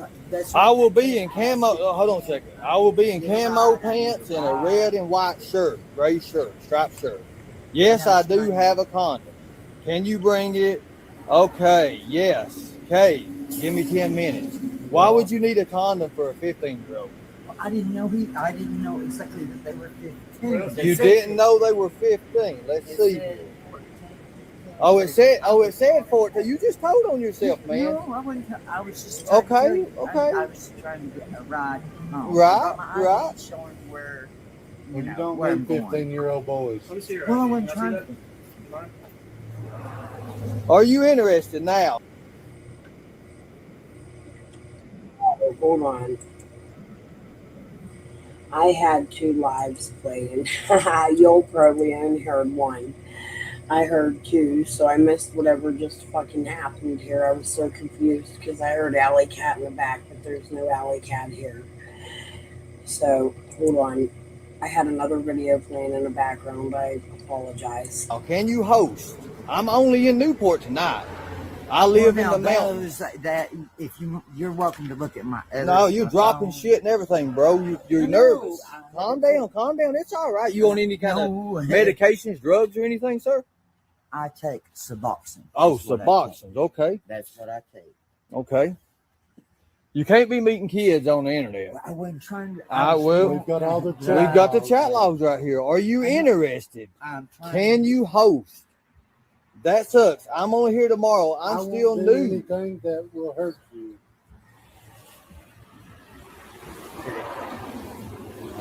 I don't drive. Okay. Do you have any pictures? Are you a bottom or a top? Why would you ask a 15-year-old that question for? I didn't know that it was.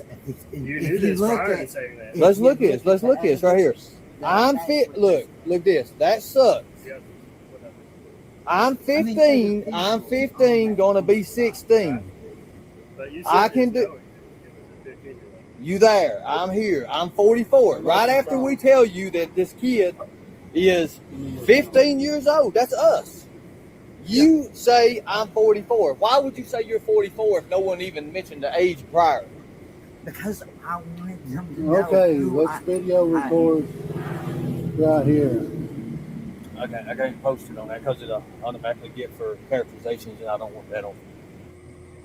Ernie, I give you permission. Go bust my husband. He does sick shit, dude. He's on them datelines and shit. I'm not saying Ernie doesn't have good intentions doing this shit. The shit that happened on the 15th, that worries me. What I'm saying is this is not the proper way. And let me go. No, that's a man that's fidgety on Suboxones, an addict. Ernie is catfishing these people on datelines and shit. We know he knows how to use them because he uses, what is it, Grindr? But anyways, what was I going to show you? Oh.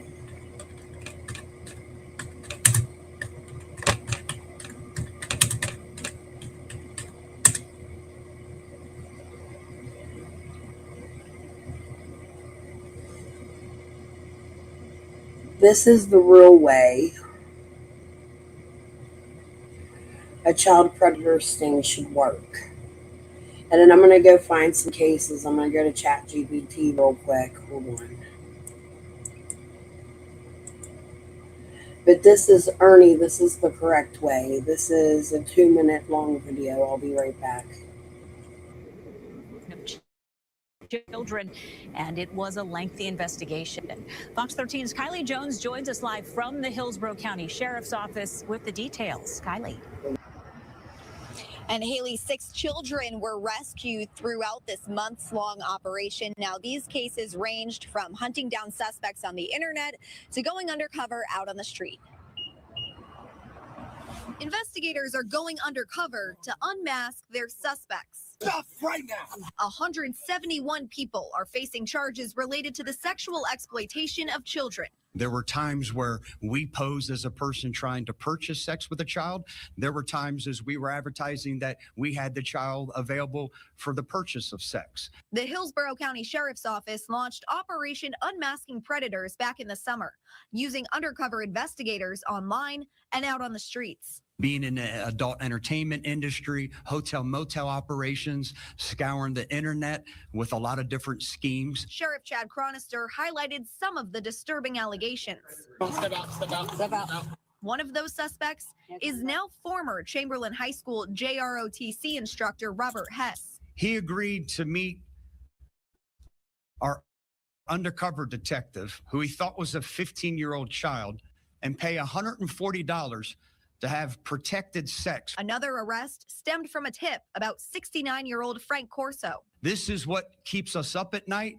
This is what movies are made of. When investigators searched his home, they seized his computer. This monster, this demented individual, was in possession of 1 million pornographic images and videos of children. And then deputies ran a sting on Devonjay Farquharson and Marcel Walsh, accused of trafficking a 17-year-old girl who was living in a motel. Our undercover detectives see this advertisement and, acting as a buyer of sex from this 17-year-old child, show up. The undercover detective immediately rescues this 17-year-old child. Put your hands up. They too were busted. The sheriff says the sprawling list of suspects are now facing charges ranging from possession of child porn to soliciting a minor to human trafficking of a minor. And the Hillsborough County School District did confirm that suspect, Robert Hess, was fired after he was arrested earlier this month. Hess is facing several charges, including solicitation of a minor, but he has since been released on bond. Haley. Kylie Jones reporting tonight in Tampa. Kylie, thank you.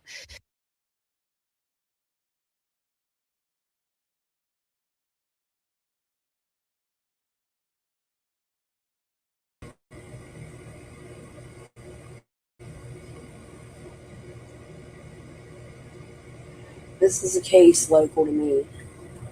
In the sheriff's office. I'm pitching for Sheriff Michelle Cook.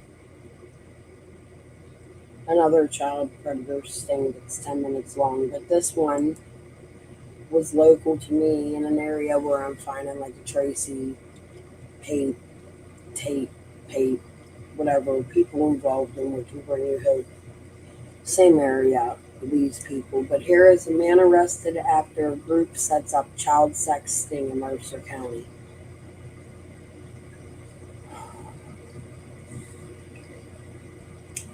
A Westmoreland County man was arrested after a child sex sting set up by the Predator Poachers group, police said.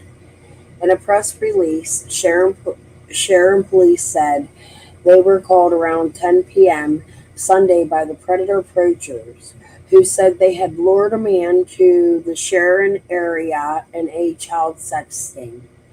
Police said the group, which is comprised of private citizens who try to identify sexual predators, had lured 47-year-old Kelvin Kendall of Vandergrift, where my weird cousins are from, some of them, Westmoreland County, to the Sharon area. According to police, Kendall, who is a registered sex offender in Pennsylvania, traveled to an address on Frank Street in Sharon, Mercer County, believing he'd have sex with an 11-year-old girl and her mother. Based on information, evidence presented to the officers at the scene, police said Kendall was arrested. Authorities also said he was in possession of items identified as sex toys. During an interview with Sharon police officer, police said Kendall made incriminating statements regarding this incident and his intent. Kendall was charged with felony counts of statutory sexual assault and sexual assault. He was taken to Mercer County Jail to await arraignment. Preliminary hearing is scheduled for March 13th, according to paperwork. In recent years, more groups have posed as online decoys, setting up stings for people looking for sexual encounters with kids, but in some cases, the vigilante justice leads to charges being dropped because of the way the law was written in Pennsylvania. So, hold on.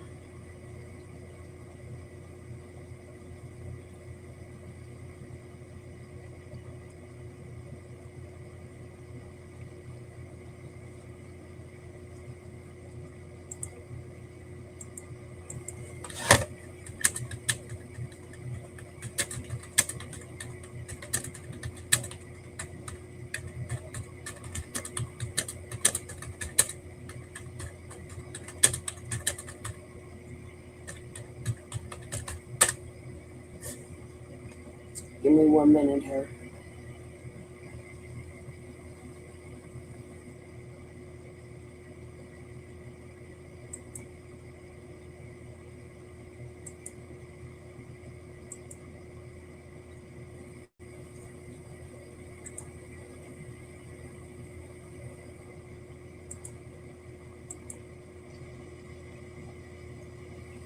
Enroll your child today. Innovative, ambitious learning. Child-centered learning. What started as an online solicitation of a minor investigation ended in the arrest of 3 members with a vigilante predator prevention group out of Oklahoma this past Friday. The McLennan County Sheriff's Office shared today that it has charged all 3 with unlawful restraint. News 10's Isabella Quintanilla has been looking into this and joins us now in the studio with more. Isabella? Yes, that's right, Lauren and Gordon. Oklahoma Predator Prevention, or OPP, is a group that goes after suspected child predators. According to the sheriff's office, these vigilante groups will use decoys to target individuals who try to engage with minors in sexually explicit conversations, confronting them in what are known as catches. Jimmy, is that you? Okay. Who are we talking to online, Jimmy? Back in August, Russell Goodwin, Ryan Koch, and George Leach with OPP live streamed themselves confronting a man in McLennan County who had been messaging what he believed was a minor and sent explicit pictures. The guys went and spoke to him about his chat logs on August 16th. That guy ended up going to jail on the evidence. Crystal Goodwin, Russell's wife, says this is something they've done many times, placing ads in local dating apps and acting as a minor if someone reaches out. We see where the conversation goes, and then we normally meet up with them and go over the chat logs with them, immediately call police, and hope for a conviction. However, this time an investigation was opened by the McLennan County Sheriff's Office, who reviewed the video of the confrontation. In a statement, they explained that the video, quote, revealed a coordinated effort by the 3 OPP members to control and restrict the man's movements. I'm trying to give you an opportunity here to talk to us and not the police, right? Yeah. I wanted to call the cops. I've already had them here. Now cut, dude. I'm not playing with you no more, dude. I'm not. Adding, quote, the situation escalated to the point where the man lost consciousness, collapsed, and struck his head. Call the cops. The sheriff's office charging them with unlawful restraint for exposure to substantial risk of serious bodily injury, a 3rd-degree felony. Chief Deputy Cody Blossman says while they appreciate these groups and their help protecting children from online exploitation, they emphasize the importance of public safety and lawful conduct. There becomes a point in any investigation where law enforcement needs to take control. Any contact in the field with a suspect needs to be planned and coordinated by law enforcement. Goodwin says currently her husband and the other 2 members are being held in Oklahoma, waiting to be extradited, hoping that once they're in Texas, they'll learn more about the charges. If you watch the catch, you can see that all 3 of our team members stood a decent space away from him. So it's still very confusing. I'm not saying people that do these things don't have good intentions. I wish I had the balls enough to go out and bust these motherfucking predators. However, for many reasons, it can obstruct justice. If somebody gets hurt, you could be charged. What if a predator attacks you? You're going to be the one at fault because you obstructed justice. You have to have police involvement, and you have to do this correctly. You can't just take it upon yourself to make chatting profiles and go do that. But anyways, what I'm going to do now, because we've watched a lot of that first video, Fly sent me a lot of links. Hold on, let me see where we were here. I just want to make sure it's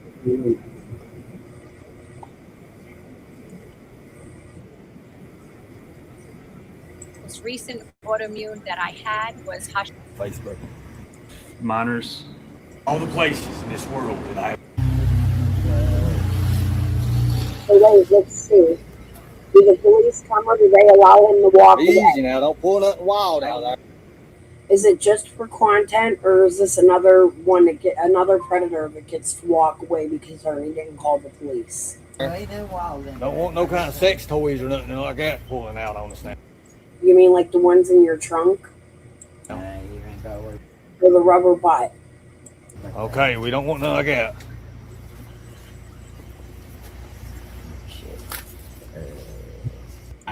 Within our society.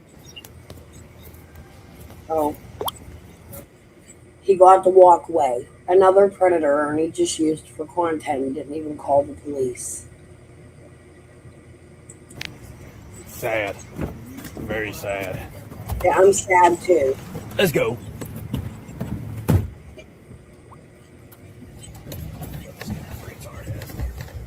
But you're out here for kids. You didn't even make a call to 911.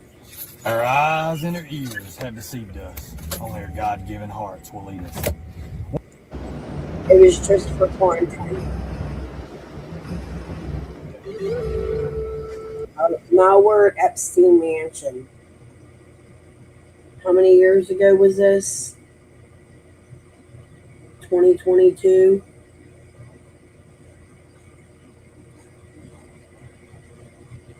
McBro, is that you in the comment section supporting Ernie?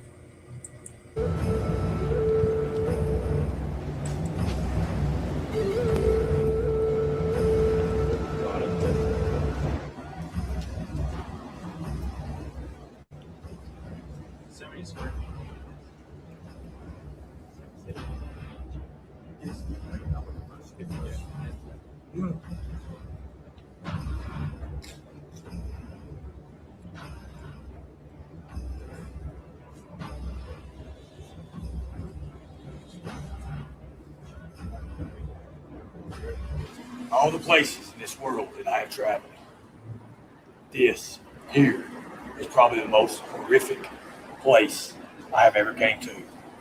One can only imagine what actually took place behind these doors. Epstein Mansion.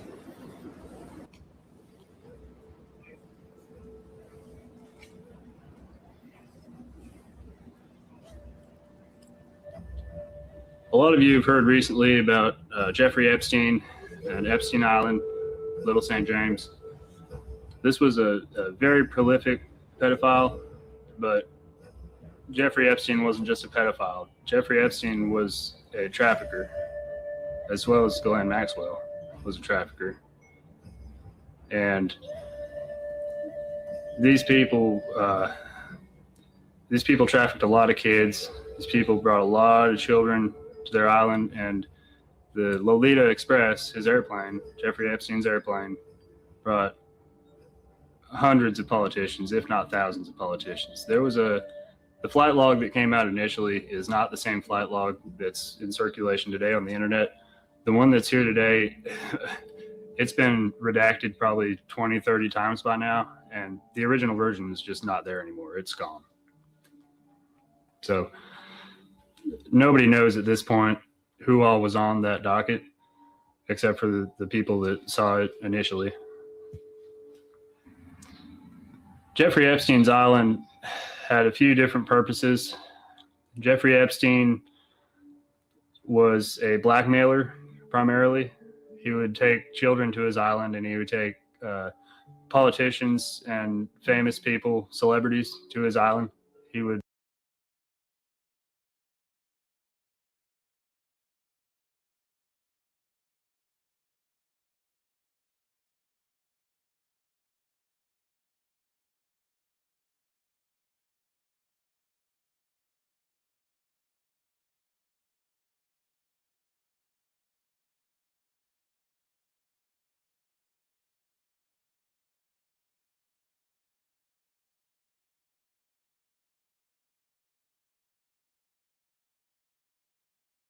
the whole philosophy for us is like, if you can use a smartphone, you can use Square as a POS system.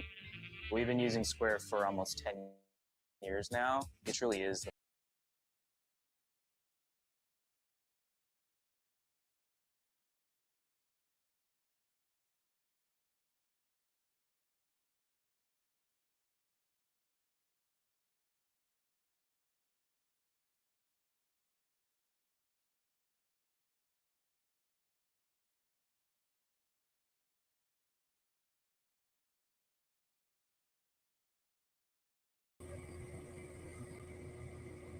Hold on, guys. Technical difficulty.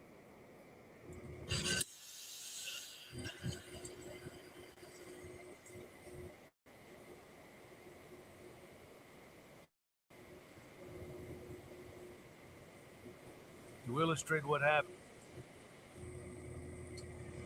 Self-proclaimed bounty hunter. This is February 4th, 2026. From Everett's arrested after live stream standoff with police.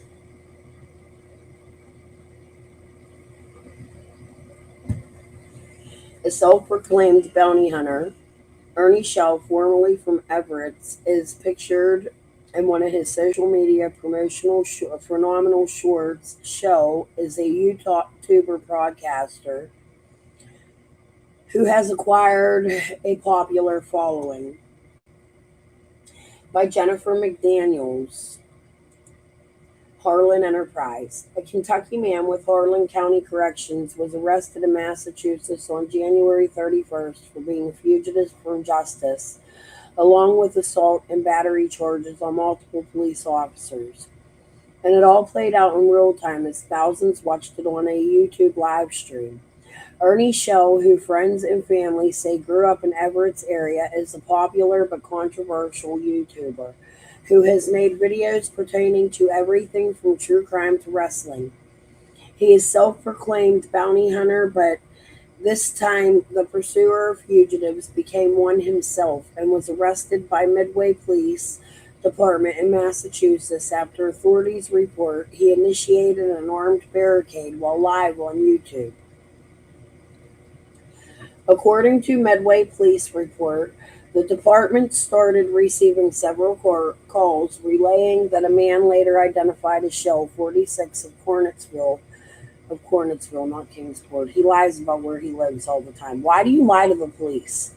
Was armed with a knife and barricaded in a bathroom at a Medway residence at around 7:26 a.m. on January 31st. Ugh, this is a lot of reading. You even made the Harlan Enterprise, Ernie. The callers reported that the man was live streaming on his YouTube page and that people were concerned for his and others' safety. A portion of the Medway Police report read, the police report goes on to say that Shell became combative and assaulted police officers who were trying to transport him to a hospital for, his followers need to hear this, mental health purposes. Marlena, mental health purposes. Medway Police dispatchers were able to locate the YouTube live stream on the video. Officers say it's Facebook, and upon entering the residence, police were soon able to determine that Shell was wanted on an arrest warrant issued in Kentucky. Thousands of people were watching the live stream and engaging via comments. The police report read, officers were able to make contact with Mr. Shell, who immediately put his knife down, through a de-escalation, were able to take him into custody. Shell built quite the following on social media with the event promotion. The newspaper, the real news reporters are calling it an event promotion, such as wrestling matches, because he does that. He promoted himself as a bounty hunter, security investigation specialist, and some claim even as an FBI informant. As his popularity grew, so did his critics and the skeptics. He has many fans and followers, but he also has enemies. If you search Shell's name on YouTube, you'll be able to scroll through a long list of podcasters and influencers who call Shell out as a scam artist. And this is all alleged, but there does appear to be some criminal charges connected to Shell because of the fugitive from justice warrant for his arrest in Kentucky. During Shell's live social media stream, police are videoed talking to him and asking him where he was from and he was headed. He said he had been in Massachusetts for about 3 days visiting friends. Let me see how long this is. Oh, I can finish this. The next one I'm going to run through a voice thing. Hold on.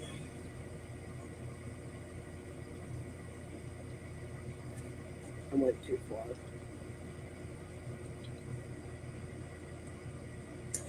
I move around was Shell's response. He kept asking police for an Uber despite being detained.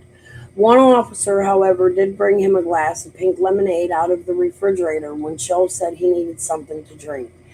When it was determined that Shell had a warrant, one officer is videoed telling him, "You're being detained, but Kentucky wants you." I don't know what happened down there. Shell's live stream video went viral, and there was plenty of social media critics all throughout the nation who took the opportunity to blast him even more. Many took up for him too. There were those especially found in the comment sections of viral videos who shared empathetic words of encouragement for him. One post said, "So sad. I don't wish anything bad for Ernie. Just pray that God and Ernie will take care of himself to get better and heal for everything that is going on. The more I come to realize when people say mean and evil things to him, it doesn't help the situations or Ernie. Please stop with the hate." Oh, okay. That's a comment, not the news reporter. Another comment read, "I went to school with Ernie. He was a good person with a good heart. I sure hope he gets himself better." Then there was the comment, "No judgment here. Everybody struggles. Hope he finds help." Officers responding to Shell's live stream barricade suspected there could be some mental or behavioral issues going on after Shell kept asking them to look behind the large mirror on the floor propped against the wall. "Somebody might be behind it," Shell kept saying. Officers initiated a, Marlena, listen, mental health evaluation based on Shell's behavior and information shared by by people who had interacted with him regularly. The police report read, "Mr. Shell became combative in the department booking room and was forcibly transported. One officer was injured. Mr. Shell was not injured. Mr. Shell was eventually evaluated and transported to the Bridgewater State Hospital." Do you know what those are? But hey, go to his channel. They rub people with balm after they're assaulted. I don't know. Shell's Yola page and website builder and hosting company lists as his accomplishments as being fugitive recovery agent, a CFA shoot fighting champion, a cruiserweight champion, a wrestler, and one with the first mixed martial arts promoters in Kentucky. He is part of the Karama podcast scene and combines true crime with drama. Shell frequently, their news is true crime with drama. Shell frequently broadcasts about Summer Wills, the highly publicized missing child out of Rogersville, Tennessee.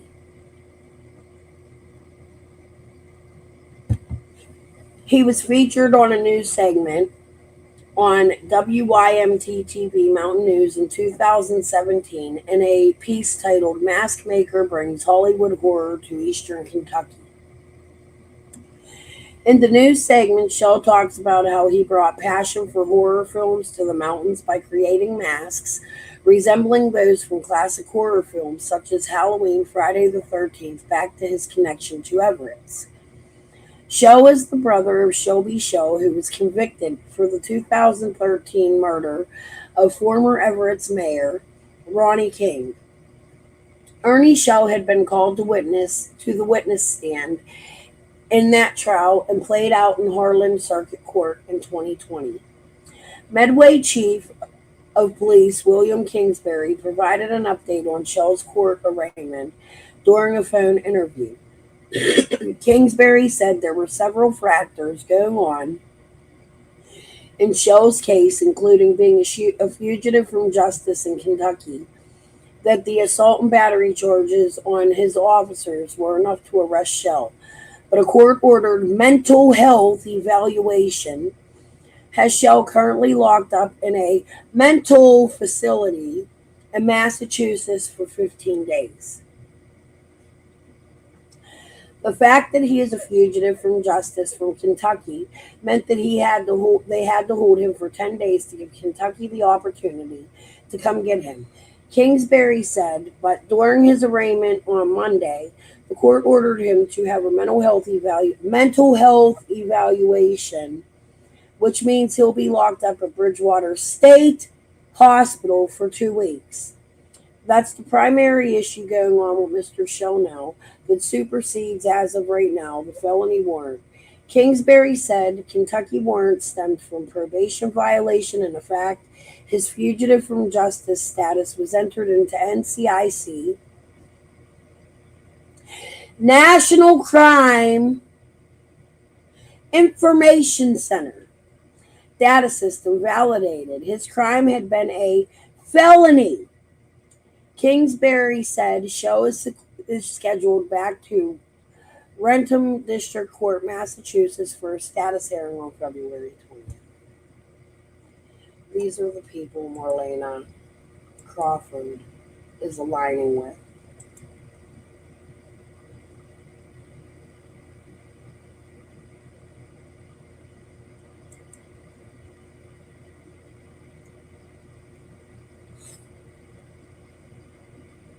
You didn't get enough today. Why are you all of a sudden, Marlene, after years of silence? Why, after years of silence, are you making yourself a huge presence and trying to derail people?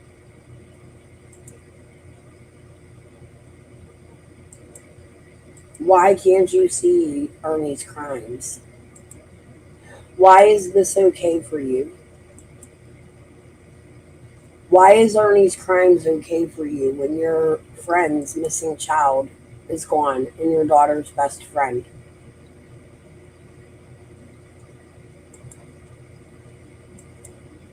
Why is this okay for you?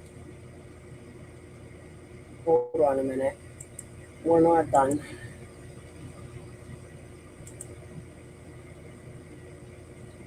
But I'm the crazy one and I'm dirty. Did you see the picture, Tina?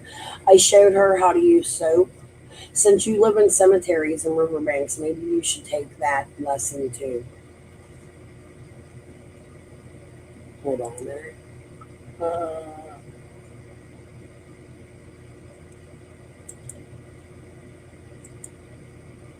These were all sent to me today. Here's the history. Ernie showed this. I'll make some content out of this. I'll leave it up and make content. I don't feel like reading it all, but this is about the guy Ernie was saying he was related to. Hold on, let me go back.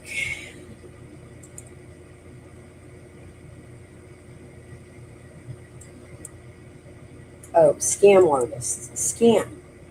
You want to see scam artists?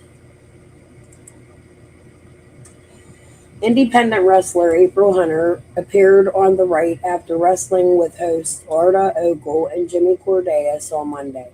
She worked at She worked the East Coast Wrestling Show in Bushfork, Kentucky, and recalled the scene that occurred when independent promoter Ernest Mack Shell was arrested for not paying the wrestlers or police officers who worked the security. When the cops, I remember this, I remember reading this. When the cops handcuffed him and took him out, I thought it was work, Hunter said. Either they took him out for his protection or there were two promoters there. Maybe the other promoter was in on it too. This was a way to pacify the boys so we don't hurt him, because we did have him cornered and we were about to. I was surprised to see if it was for real, and he was arrested and he was denied bond. He not only stiffed us, but he stiffed the police officers he had hired to do security. And the policeman told us if he didn't pay us, he's going to jail. To listen to the full show, visit radiothescore.com. For those that missed the story on Monday, Shell was charged with 10 counts of obtaining service under false pretenses, and he could face up to 19 additional counts for stiffing the crew and security he hired for the show over the weekend. So he's a scam artist, Marlena. You cool with that? You Gucci with scam artists? I agree, Constance. And Tina.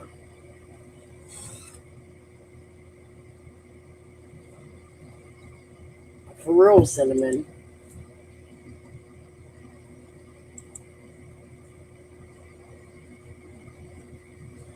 All right, can you ask him to send them to me?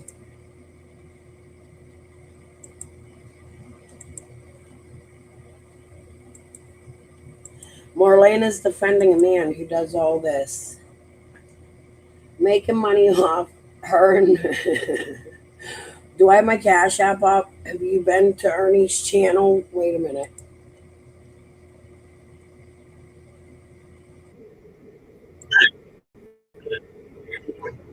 Boy, you're a whole ass fucking suck Ernie dick all of a sudden. Hold on, wait a minute. Rest in peace, Dolly. I'm making money like Cash App, PayPal, Chime. I make regular monetization. All my money comes from super chats, which I barely get any. I don't get many. I hope one day that I do. You're right, I work hard. You just mad because what info did Ernie get? What info did Ernie get? What info did you give him that added value to Summer's case?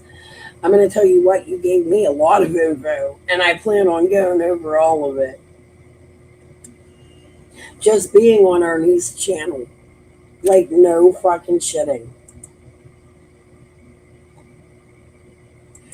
You've been running your goddamn trap so fucking bad that you gave the world a shit ton of content. I'm going to go with it. Thanks, Marlena. And you're right. I'm going to make money off your name. You do know Ernie has AIDS in case you decide to do anything with him, correct? Or have you already? Maybe you do too and just don't care. Hold on, I'm looking for something here. I need a bookmark.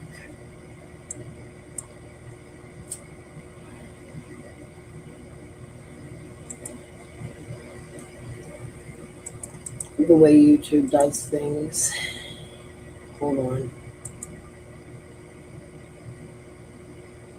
Give me a minute. I'm making sure to do something if I can.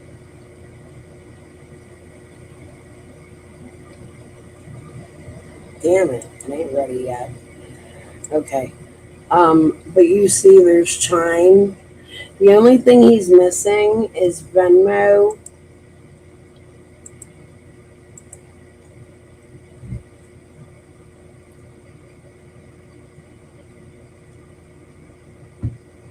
I don't know about that, Jumper. I'm not going to attack Journey. She keeps saying I'm attacking her daughter, and that's the first. Marlena was on my panel for 2 days, and I was protecting her daughter. I wasn't attacking her daughter, but she's over there on Ernie's lying, saying I'm attacking other people's children. But Tina has 7 children, not the 2 she told us about.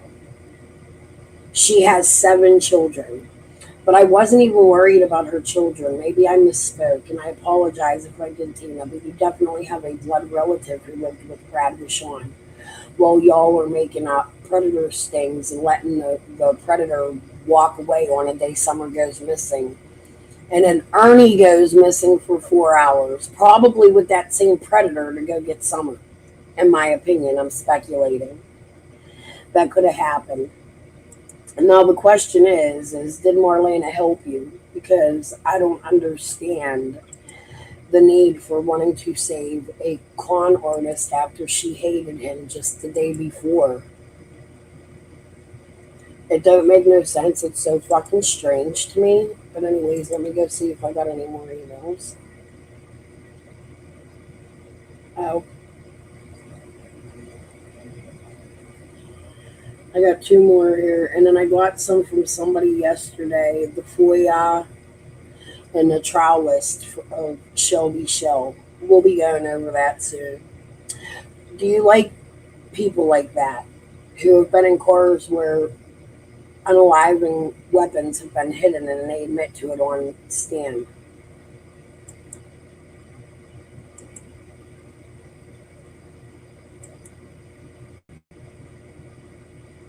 Oh, this one got a video, thank God.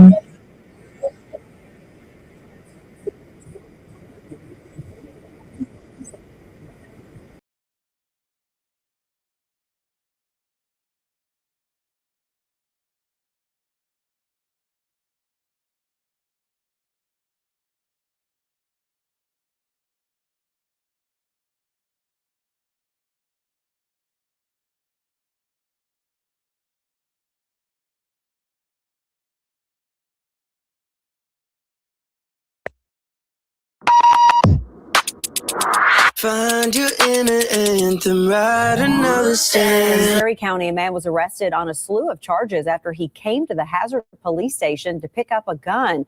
That's when police realized Elmer Shell had outstanding warrants and arrested him. When he was arrested, police learned he had 2 more guns in his car. Police also smelled drugs in the car, so they brought out a canine unit. They found meth, cocaine, heroin, and marijuana. He's now facing charges for more from the original warrants and drug charges. Find your inner anthem, write another stand. Perry County, a man was arrested. So they called him Elmore. Did he go by another false name, or is that a family? Is that a family member? Marlena's going to sue me. Marlena, I cannot wait. I cannot wait. Please sue me, because you came on my panel and backstabbed me. And you can ask Linda and Chicken on a Stick. I'm really good at putting my evidence together. And I will definitely use your words against you and your lies. And I will show them you were on my panel being my friend the day prior, and that you gave me the information on a speculation channel. You gave me permission to share your information as you came on my panel. You can't sue me, honey. I would like you to try, though, as much as you fucking can. Please. I'll tell you what, use Richard Phillips. He'll take the case in a heartbeat. He's out of Jonesboro or Johnson City. You could call him.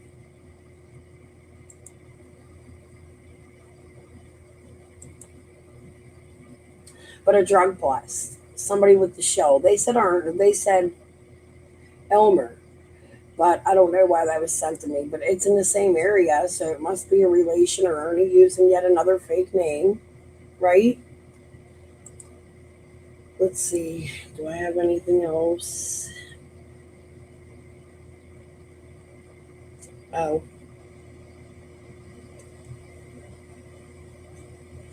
One more, and then I have the trowel, but we're not going to do the trowel today.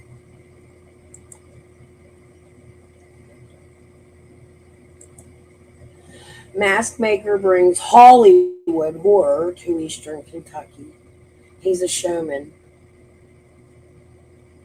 One Eastern Kentucky man is bringing his passion for horror films back to the region by creating masks resembling those from classic horror films like Halloween, Friday the 13th.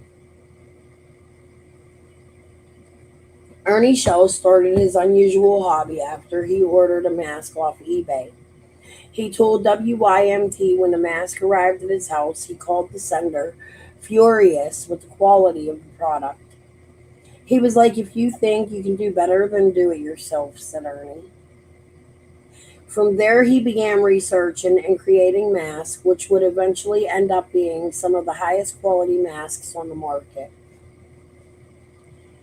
Shell even tracked down Terry Ballard, the creator of the original Friday the 13th Part 3 mask, to get advice how to make the most accurate replica of a mask. Didn't he rip that dude off? Wasn't there videos? Shell said the mask was from the movie, disappeared not long after the movie was made. Together, Shell and Ballard found a photo of the mask from Friday the 13th Part 3. Shell began to create replicas, which would earn him credit in Friday the 13th video game released on May 2017. Being in the game credits. Do we see his name in the credits? Can somebody find me that? And Friday the 13th game credits is like the best honor that I could ever take part of, said Shell. Shell said he hopes the success from the video game will promote more movies and call for more mask makers for new film. Hopefully I'll be there to make masks for the movies. I've actually put in to make the masks for the movies, he said. Shell organized the Warrior FC Mixed Martial Arts event, which will take place at the Knotts County Sportsplex Saturday, September 23rd and Sunday, September 24th. He has also organized horror at the Sportsplex on Friday, October 13th and Saturday, October 14th. Shell invited horror film stars to that event, including Warrington Gillette, known for playing unmasked Jason Voorhees on Friday the 13th, Part 2. And Jim Wimburn, a stuntman, an actor known for playing Michael Myers in the original Halloween. That's pretty cool, if it's real. But wasn't there some, like, he ripped money off, or... Keep trying to get in touch with my friend Chris, who actually makes some of the masks for things like this, or did a while back. Ernie and I have talked about him. Ernie keeps telling me he has all these connections to me as well as the family in Rogersville, which is odd to me. Like, he keeps naming people like the Bodzers and Galkers, and they do have ties into things he does, like wrestling and mask making. Who's the actress? Who's the act? I'm not afraid to go to them people and ask them, Ernie. I have. So, Bam, you want to talk about Bam at the YMCA McKeesport where I showed you the other day? Sheesh. Anyways, I have been on for 5 hours. I need a break. I may be back. I may not. I'm going to give Ernie some time since he was too pussycat to come over here and grab a Lincoln. Marlena just wants to run her yap. She's threatening lawsuits. We've been there, Marlena. We've been there. Please bring her. I implore you, go to Richard Phillips. I'm begging you. He'll take the case. I promise. Free. Pro bono, I bet. Or not. He told me I have a tower on power. I don't know what that is, but we're going to find out. All right, guys. I'm going to say Pesamore, peace and love here. I showed you the psychic connection that Tina lied about on Ernie's. Extreme lie. With Kathy, the friend. And I showed you how they were in contact the very day, or if not prior, to Summer going missing. That is a concern for me. Please rewind if you came in late and watched live from the beginning. Ernie, please leave that live up. It would be cool if I could go over the rest of it, like my family and stuff, but you give me so much to fucking talk about. I have so many receipts. I'm gonna tear your little ass fucking apart. Okay, pussycat, super spreader. I hope you have a good day too. Have the day you deserve. Pesamori, peace and love. I'll see you all either later or tomorrow. Bye.